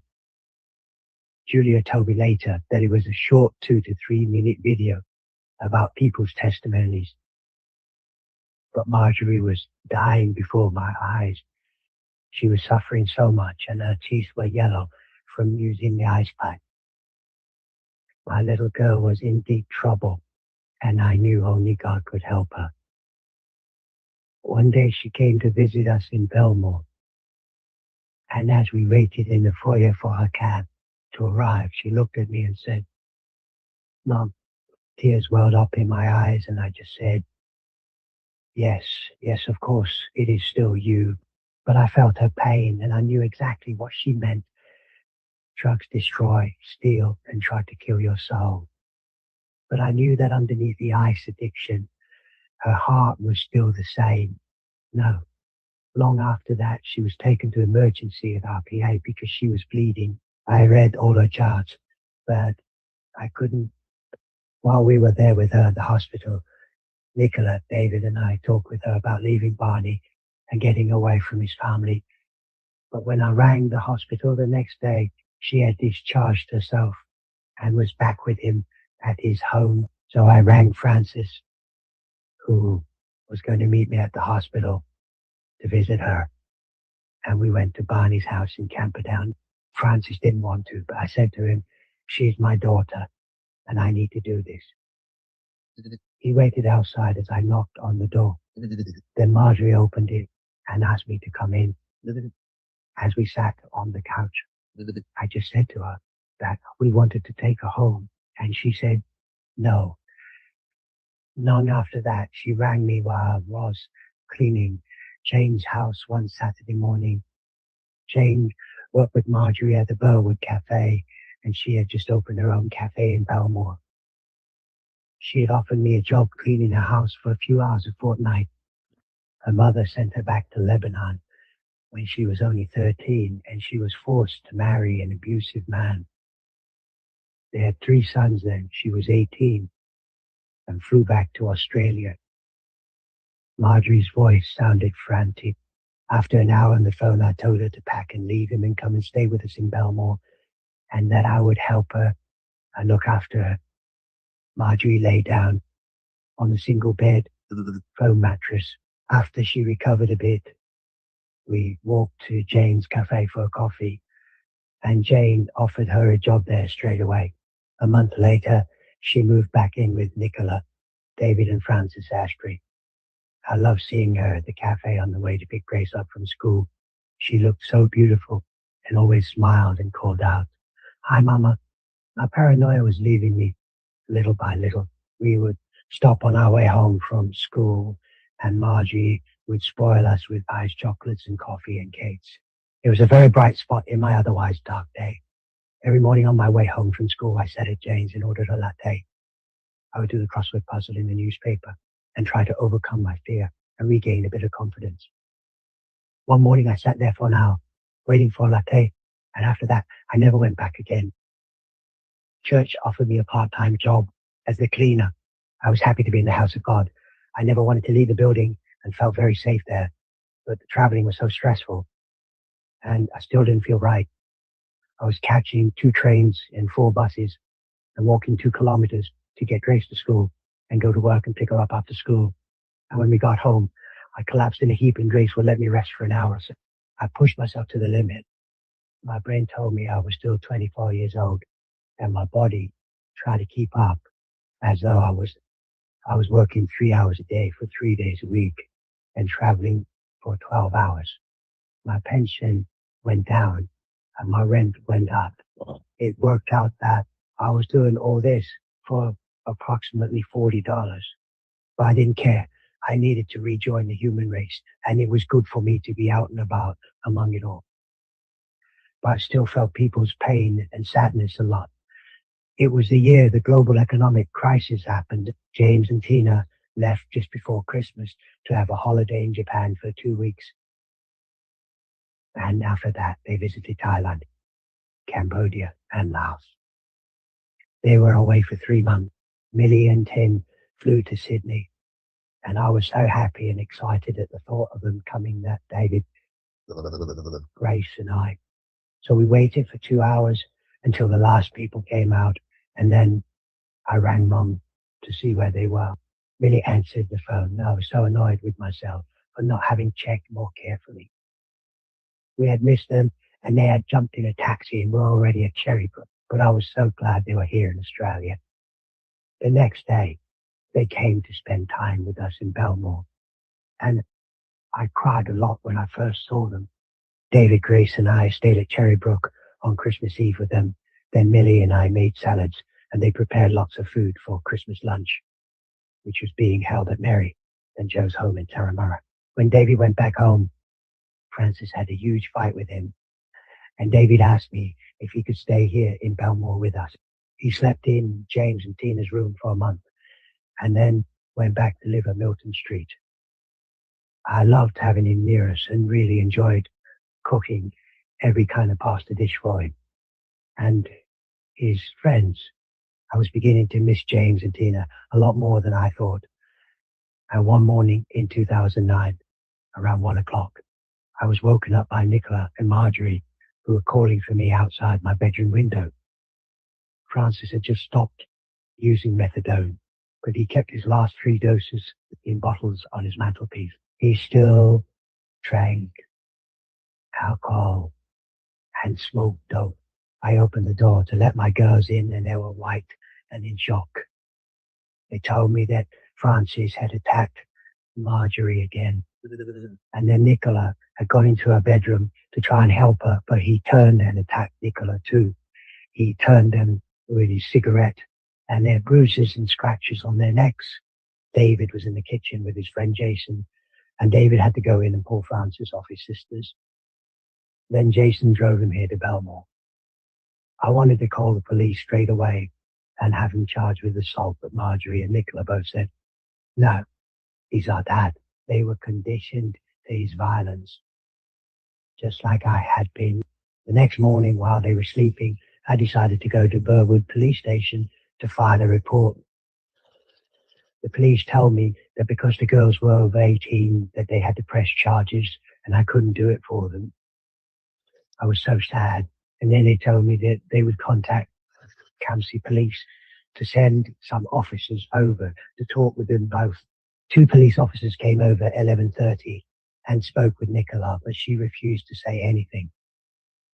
Marjorie was still asleep, but the police filed a report anyway. Marjorie refused to go back to live with Francis, and Nicola stayed away for a week. Marjorie stayed with us and said if he ever did it again, she would press charges. She moved into James and Tina's room. I loved having her near us again, and so did Grace.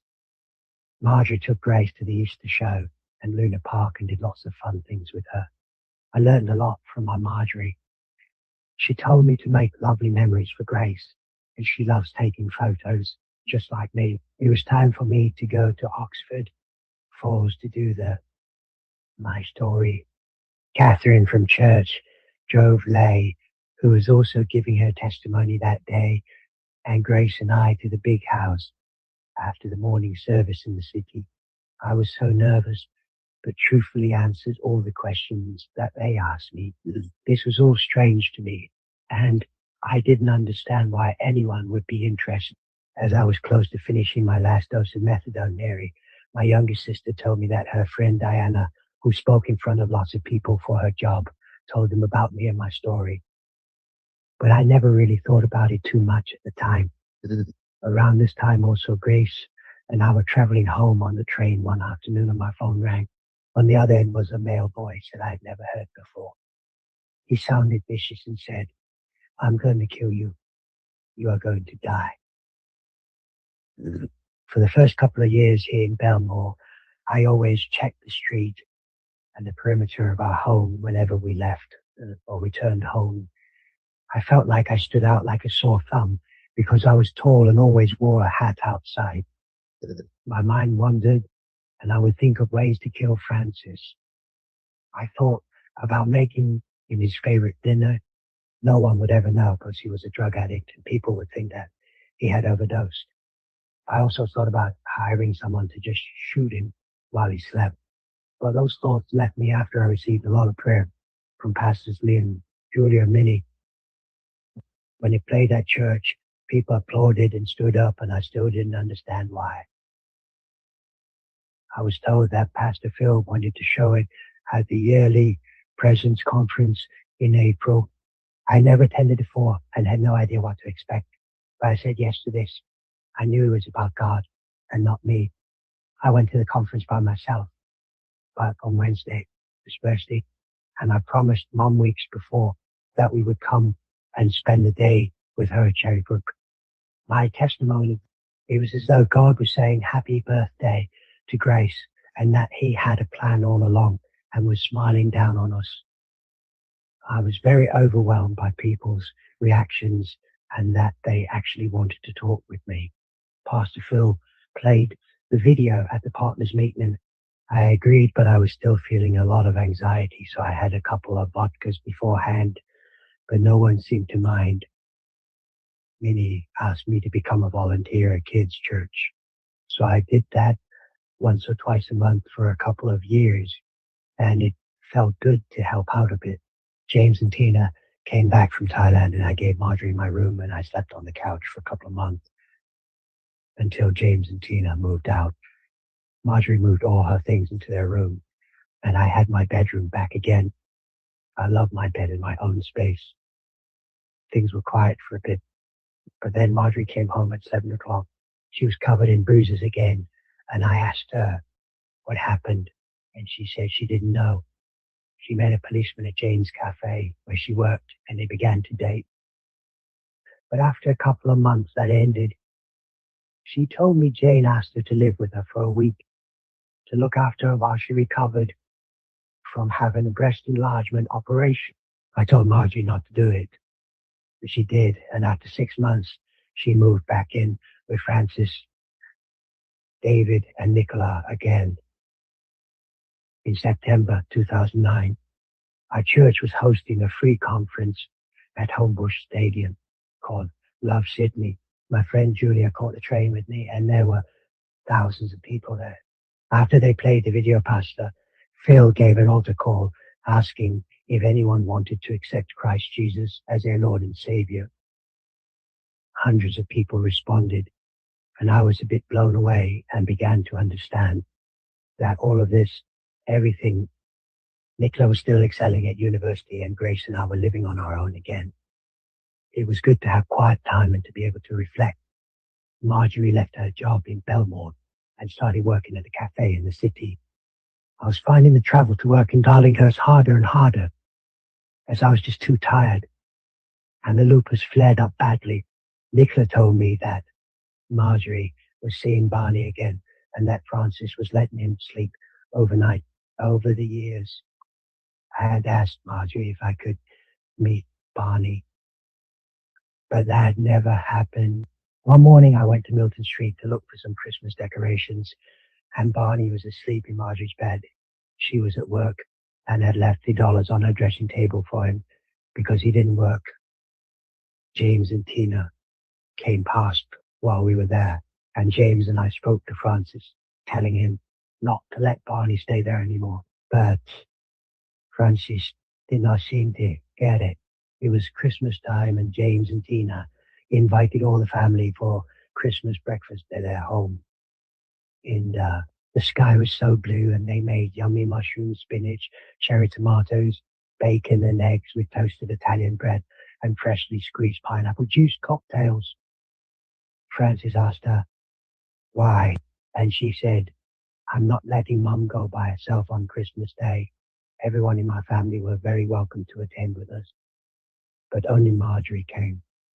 She wore a beautiful red silky top. After the service, we called a cab back. And when we arrived, Francis was sitting in the gutter, a street away from James and Tina's house.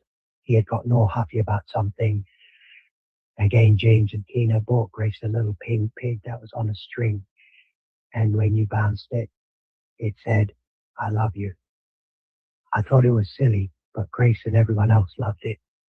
Marjorie came back to Belmore to spend the afternoon with Grace and I.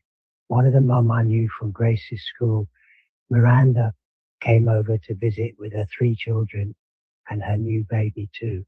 On New Year's Day 2010, our Nicola turned 21. She was away in Fiji with Damien for a week's holiday, so I cleaned out her room, moved the furniture, got rid of years of dust. Grace and I bought cardboard sheets and painted Happy 21st Nicola on them in gold and silver, and then stuck them on a wall to surprise her when she returned. I bought her a full-length mirror, a linen basket, and a few other things. When she came back from overseas, we planned a birthday celebration at Doxxing in Haberfield. Nicola was adamant about no alcohol on the day and threatened to leave if anyone drank. She felt very strongly about this, even though I thought it was a bit much. That was until she explained that a family member was suffering from alcoholism. A few weeks later, Marjorie found some photos of Barney.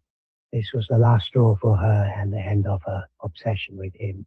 As far as I know, she has finished with Barney forever. Grace finished her 2nd year of dance and started piano lessons. It took a toll on my health, and on my last day there was very humid, and when I finished, I felt ill.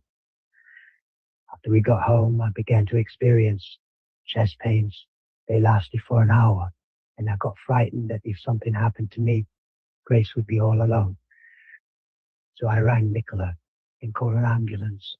Nicola's friend, Danny, drove over and looked after Grace for us. But as soon as the ambulance men arrived, the pain went away. They insisted that I still go to the hospital, where they gave me oxygen and did all the tests. I was still smoking a lot and taking aspirin and Panadol every day and drinking once a week too. I knew more changes were coming. Again, one night I had a horrible nightmare. The devil had me by the throat and was choking me. He lifted me up to the ceiling, and all I could do was, "Jesus, Jesus, Jesus," and then he let me go. Hideous nightmares. When were they ever going to end? I still went to sleep very early though, straight after I tucked Grace in, and then I woke early too, at 3 a.m. in March. Our next door neighbor, Sebastian, came running up to us as we arrived home from school. His mum died when he was only 6 years old, and his dad remarried. He had an older brother and sister who was 3 years old. It was nice to have neighbors that I could chat with. Sebastian, 11 years old, played rugby league, and he would sit with me and chat while the kids played on the grass. He was calling out, "Elizabeth, we saw you on Foxtel." And I said, "What?" And he told me that his mum was watching Your Best Life. the renamed Jesus television show that I had started watching all those years ago. Wow, I began to think that this was all a bit much. I would have liked to have been notified. So I rang the church office at Oxford Falls and asked them, could they let me know in future if my story was going to be played anywhere. The young receptionist said she would make a note of that for me and that it was going to be replayed again the next day and the day after that too. It began to dawn on me that all of this was God's plan. The television audience that the program reaches is approximately 2 billion people worldwide. I was laughing a bit now, but also had to consider my children, especially Grace. But then I realized that God would protect all of them as he has always loved them more than I ever could. The dermatologist suggested that I see a specialist there about hepatitis C. I had no symptoms during all of the 17 years that my blood test came back positive for the disease. So I went to see the gastroenterologist and they did more tests. When I sat down with the professor for the results, he was amazed because my tests were negative. I was amazed too. And then he suggested just to be sure that I do another blood test. But that one came back negative too. He was happy and in awe, absolute awe of our all-powerful Michigan Rackle working God. I ran Marjorie straight away and told her the great news, and she was so happy. All I could say was, my Lord and my God. I began to feel a lot more comfortable in my own skin as I slowly began to accept myself. During all the years that I had walked as a victim, I finally learned that the only person who can make you a victim is yourself. One of my favorite quotes is from Eleanor Roosevelt. No one can make you feel inferior, and I do not give anyone consent to do that anymore. I still battle with that sometimes and have to remind myself that everything is all right and everything is going to be okay. God is in control, not me. After church finished one Sunday, a peace-filled man called Graham spoke to me and said, when are you going to write a book? I really didn't think any more about what he had said until one night in June after prayer meeting. A young man called Jeremy approached me with the word of God. I had never spoken to Jeremy before, and he told me to read a verse in Revelation Yvesi. I had to leave straight away. They were a Lebanese family who owned and lived at the corner shop near school. Dad's parents had died in a car accident when he was only very young, and he and his 10 brothers and sisters immigrated to Australia. Both the mum and dad had studied at university and were always very kind and accepting of Grace and I. Their children attended the same school as Grace, and during my second year in Belmore, I looked forward to seeing them both every day and having a chat and coffee with the mum after I dropped Grace at school. They are very solid people with excellent family values. They had a lot of wisdom and helped me to understand the world I lived in and my surroundings. I believe I could not have made it without their welcoming smiles and friendship during our initial years at Belmore. Sometimes they were the only adults I spoke to for weeks on end. So we got out of the taxi, and then I opened my Holy Bible, writing a book, everything you've seen and heard, and tears welled up in my eyes. But I am an intensely private person, and fear filled me for my children's sake. But I thought it will be okay and I can change all the names. So I began to write in exercise. I wrote everywhere on my train travels, sitting on the steps at the back of the units while I waited for Grace to finish her piano lessons. In storms and with noisy builders, banging and lawnmowers going, until I got down everything that I could remember. My memory was very clear, and I knew it was that way for a reason. People said it was only because I had been using heroin and methadone for so long and now my mind was awake again. But it is only getting better and better. Grace had an IQ test done by a psychologist at her school, and the results showed that she's in the top 8%. Sometimes I question my ability to raise her, but then I remember that God raised all my children, so I try not to dwell on my shortcomings too much. No, when I have a nightmare, It is the opposite of what I used to have all those years ago. The nightmare now is that I actually get the needle in my vein and I wake up in shock. Then relief comes when I realize that it was not real and that I will never do that again. I was not designed by our wonderful, glorious, heavenly Father to live as an addict. Even if someone came and put a pile of heroin on my table, I would cringe and call the police. For years, the police and any form of authority were the enemy, and now I have a very healthy respect for them all. I was approaching my 50th birthday. It was hard to believe that I was half a century old. I never ever have imagined that I would live this long. My sisters, Mary and Bernadette, took me for a weekend away to the Blue Mountains, and my brother-in-law, Michael, with my niece Amelia, came along too. The mountains are spectacular and the air so full of oxygen. My family and children took me to my favorite Indian restaurant, 1,000 Spices in Homebush, and James and Tina surprised me with return tickets to Paris and London to visit my sisters and their families during the Christmas holidays. I had not taken a holiday for 25 years, so I ran around organizing passports for Grace, and I had to apply for an identification card first, and finally the passports arrived. And Grace made a calendar to mark the days off until our departure date. It was all becoming very exciting. I had to start organizing our clothes because we had to stop overnight in Korea before Europe, and James told me that it was going to be freezing. As well as organizing travel insurance, it was all a bit much for me, and as I was picking up Grace from school, I phoned Minnie, and she prayed for me because I was frightened. Marie drove me to the hospital, and they did all the tests again. This time I had a torn ligament near my ribs on the top right-hand side of my chest. It was from coughing. We loved telling people about the gift of our trip overseas. It was not just the gift that I treasured, but more so the generous thoughts that were behind it. Mary and Bernadette both advised me to write to Millie and Antoinette and let them know about the limitations I have. I didn't want to, but felt that it was the right thing to do. Then Millie rang me and told me that both she and Antoinette were very concerned about the impact that the flights would have on me. I was dismayed, but had to come to terms with it and accept it. Millie told me that she and Tim would travel back to Sydney in a year for another visit. We spoke about how one day Grace would be able to fly over by herself for a visit when she is older, and plans are in place now for that to happen. All things are possible to those who believe.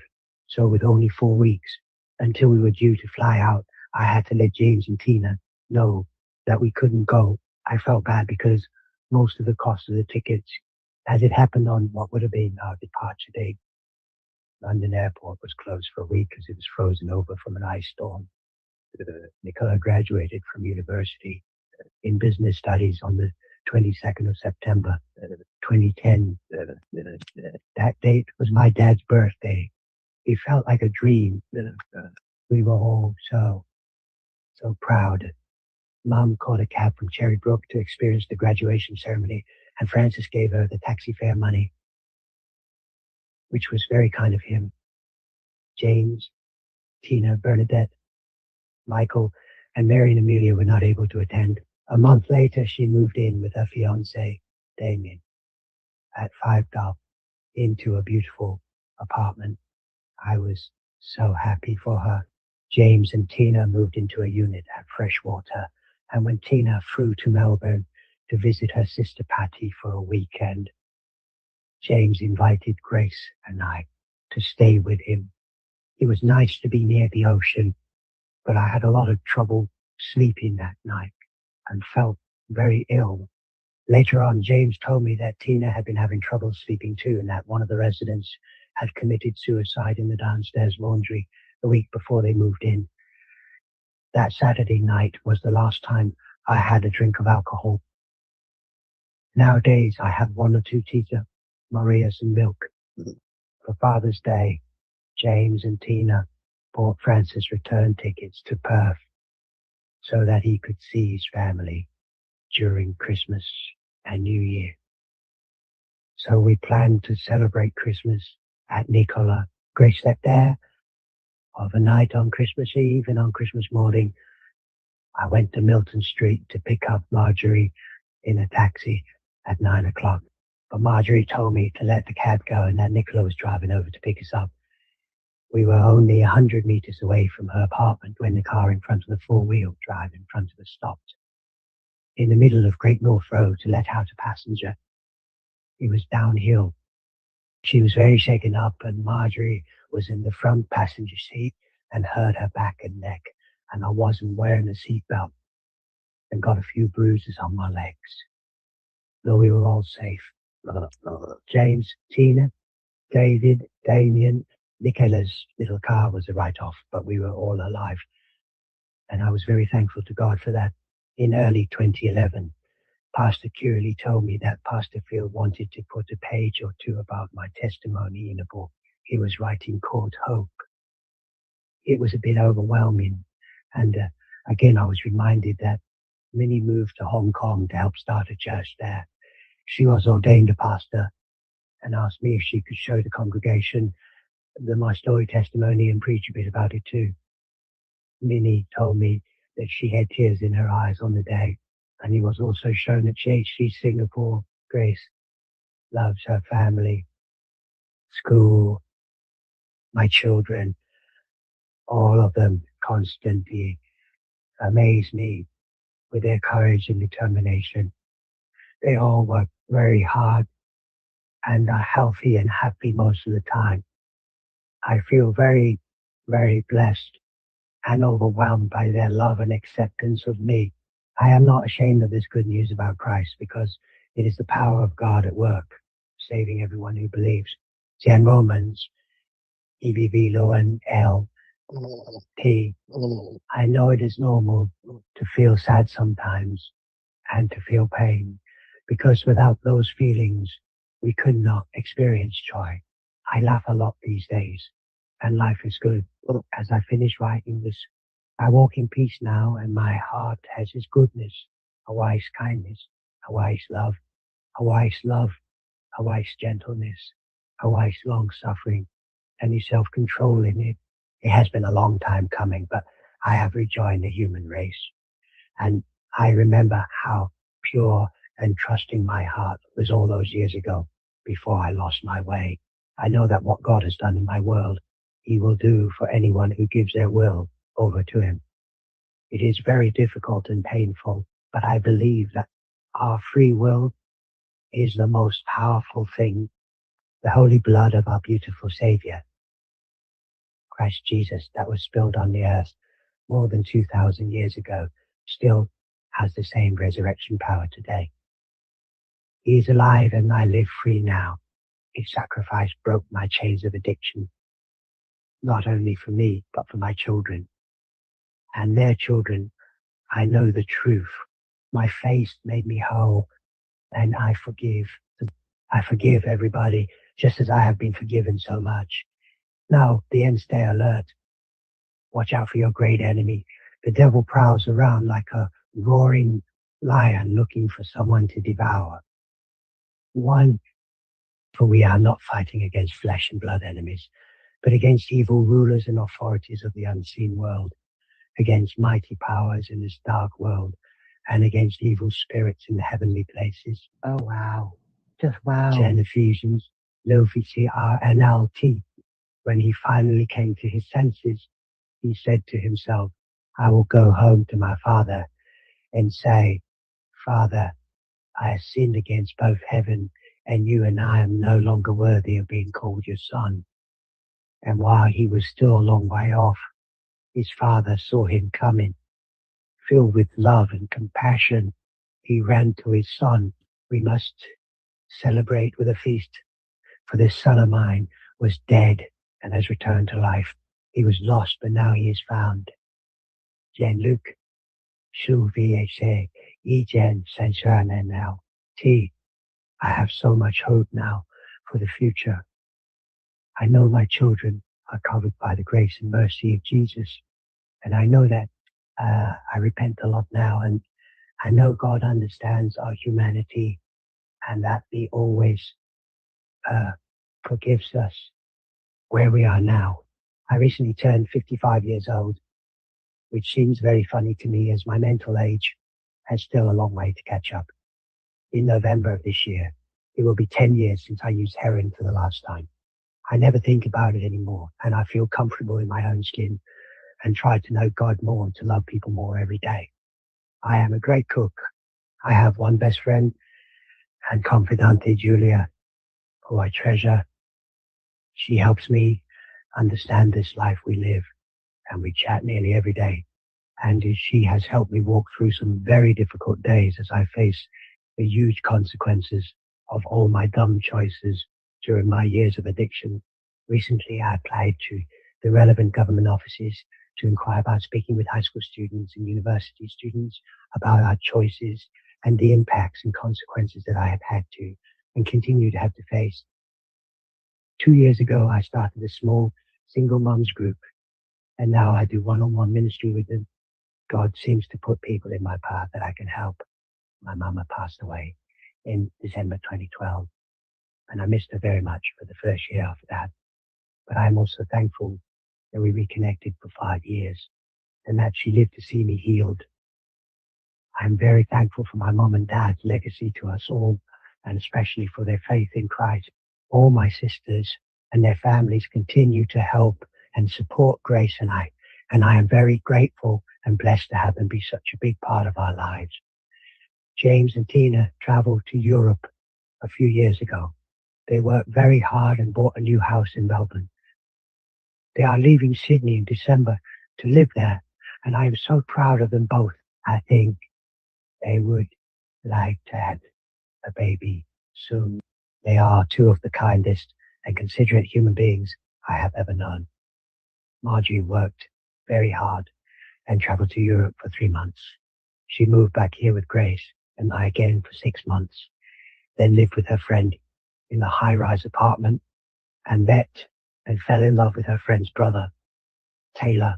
They left in June this year to move to New Zealand. We all miss her very much, but I am happy for a new life and family full of love. She recently told me that they are going to try and have a baby next year, and I am looking forward to flying over there and spending time with them all and being near her again.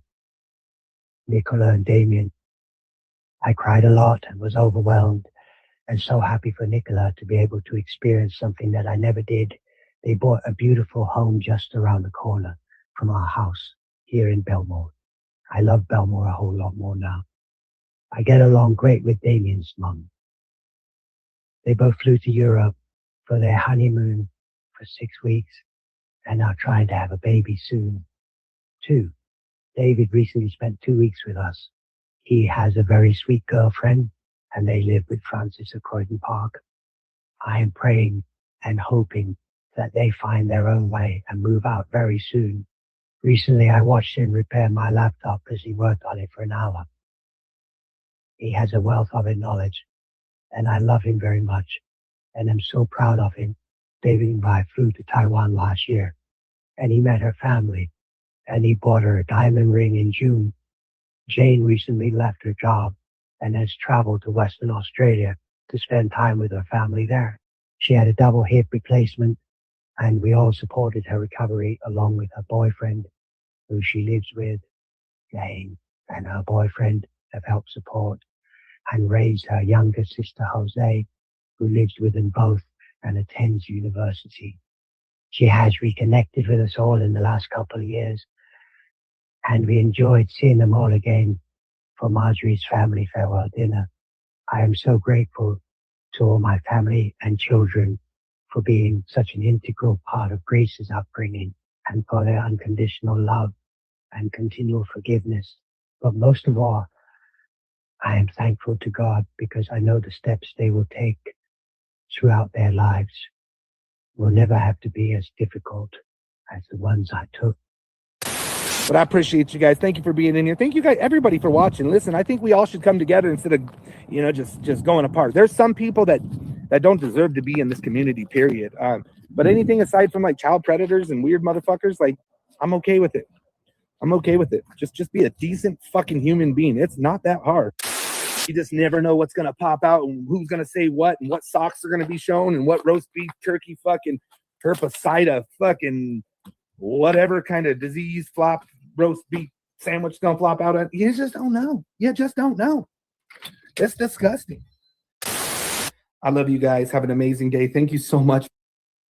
To thank all the Chomo Knights for being here for my book reading. I know I'm disgusting.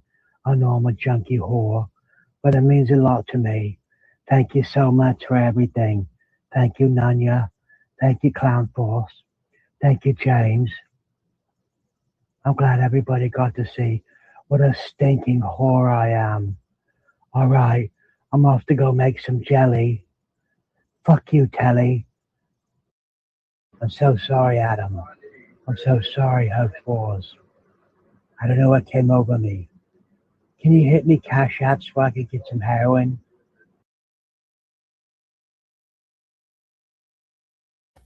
Okay, current on you talking. What's up, guys? We're gonna leave it here. That way people can go through and don't have to hear all of my blabbing. But yeah, it's crazy. I feel like that was a lie. It's Sabby. That's what I almost fell out the chair when she said God raised her kids, not her. No, bitch. You was too doped up and your kids raised your kids. Your kids raised each other. That's what happened. Or other people you could find, baby, the guy down the road, the woman down the road that you met at a truck stop. Like, you just let anybody fucking watch your kids. Like, it's crazy. You put them off on everyone. You couldn't be a parent. And I see why.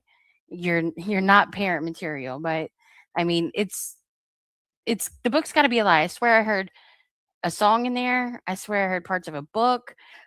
I don't know. I think it's all fake. I think she's an attention seeking, um, dick riding cunt myself, but whatever. Her print, and this is why her book's no longer available because she don't want people to write reviews on it because they know the real her. Um, Facts, Mitch. She was higher in the sky than God. No shit. Like, I really didn't hear her talk about God besides when she was talking about writing the scriptures on her walls in her house right before she told everybody she fucked her cousin for heroin. Like, what? Um, yeah. So, better not see this junkie bitch talking shit about anybody else. Anyways, I've got shit to do. Somebody else should go live. We'll go live again later. Don't worry, jack off. I know you're so pressed over there, fat boy. Tubby. It's all right. Nobody wants to hear Liz's fucking bullshit book. That's why. Okay? You guys can stay pressed. We need Clown to read. Oh gosh. Dr. Jeff. Uh-oh. You missed that part? It was at the end of the last one, but I'll upload these on my channel too under videos and I'll put them on Reddit as well if I can. Um, there's 4 parts of it, so Jackoff is still searching for good guy. He loves good guy. Good guy's not gay. Stop it, Jackoff. This when was the last time you stepped into a church? Oh wait. Yeah, that's not happening. It was like really about she was like super selfish and still to this day, like it was just about using everyone she could use and what she could use people for. So the like that wouldn't even be something I would want in a book to tell about myself. Like, and she let her children read this book? There was nothing to it really besides her being an addict, you know? That was it. So, I don't know, y'all. Shelly said go live clown, and that's that. I need to hear his normal voice to cancel all the Liz blabber out. Hold on. Packon, you here? Packon. Packon is a cartoon nigger. I couldn't believe she said that about you, bro. Hurt my feelings. You heard that? I heard my feelings she said that in the book. Packon is a cartoon nigger. I can't believe it. Cannot believe it. Okay, guys, I'm out. See you guys later. I didn't listen to the book. Can you start? Packon, she called you a cartoon nigga like 50 times in the book, bro. Nigerian. She said her kid had to find out she was dropped. Yeah, there's so many things. We need whatever it was. Clown, what did you call it the other day? After something talk, whatever. Bye guys. I'm out. My brain is fried right now.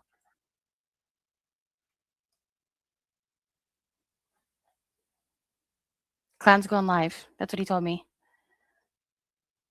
Holy Mount Zion.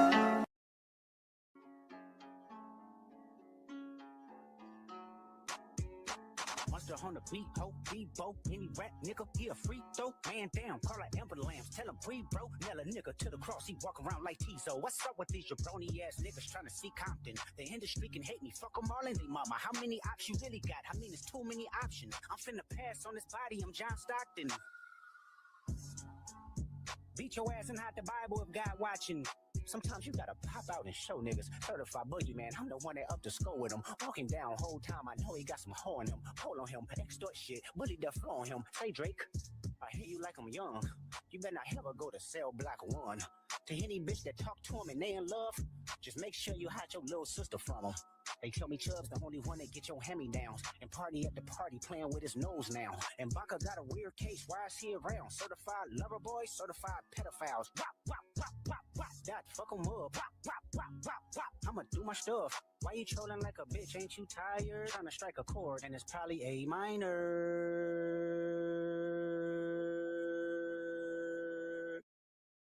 They not like us. They not like us. They not like us. They not like us. They not like us. They not like us. You think the Bay gon' let you disrespect Pop, nigga?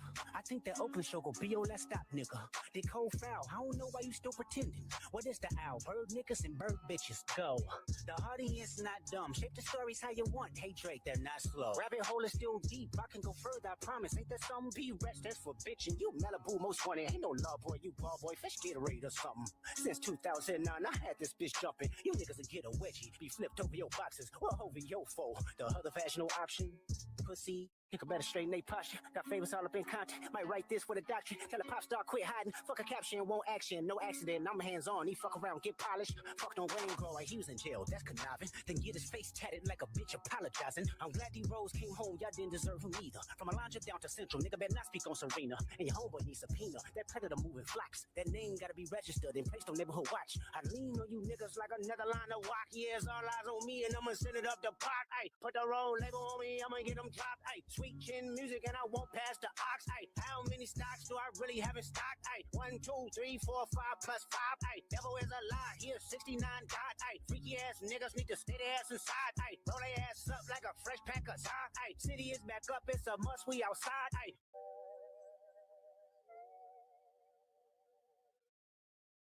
They not like us. They not like us. They not like us.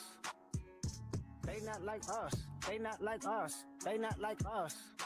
Once upon a time, all of us was in chains. Homie still double down, calling us some slaves. Atlanta was the mecca, building railroads and trains. Bear with me for a second, let me put y'all on game. The settlers was using town folk to make them richer. Fast forward 2024, you got the same agenda. You run to Atlanta when you need a check balance. Let me break it down for you, this the real nigga challenge. You caught Future when you didn't see the club. Like, what? Little baby help you get your lingo up. What? 21 gave you false street cred. Thug make you feel like you a slime in your head. Like, what? Quavo said you can be from Northside. What? 2 Chainz say you good, but he lied. You run to Atlanta when you need a few dollars. No, you're not a colleague, you a fucking colonizer. The family matter and the truth of the matter. Here was God's plan to show y'all the liar. He a fan, he a fan, he a fan.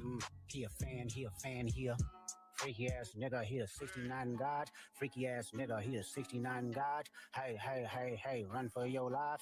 Hey, hey, hey, hey, run for your life. Freaky ass nigga, he a 69 God. Freaky ass nigga, he a 69 God. Hey, hey, hey, hey, run for your life. Hey, hey, hey, hey, run for your life. Say, oh, ho, say, oh, ho, oh, ho, instead.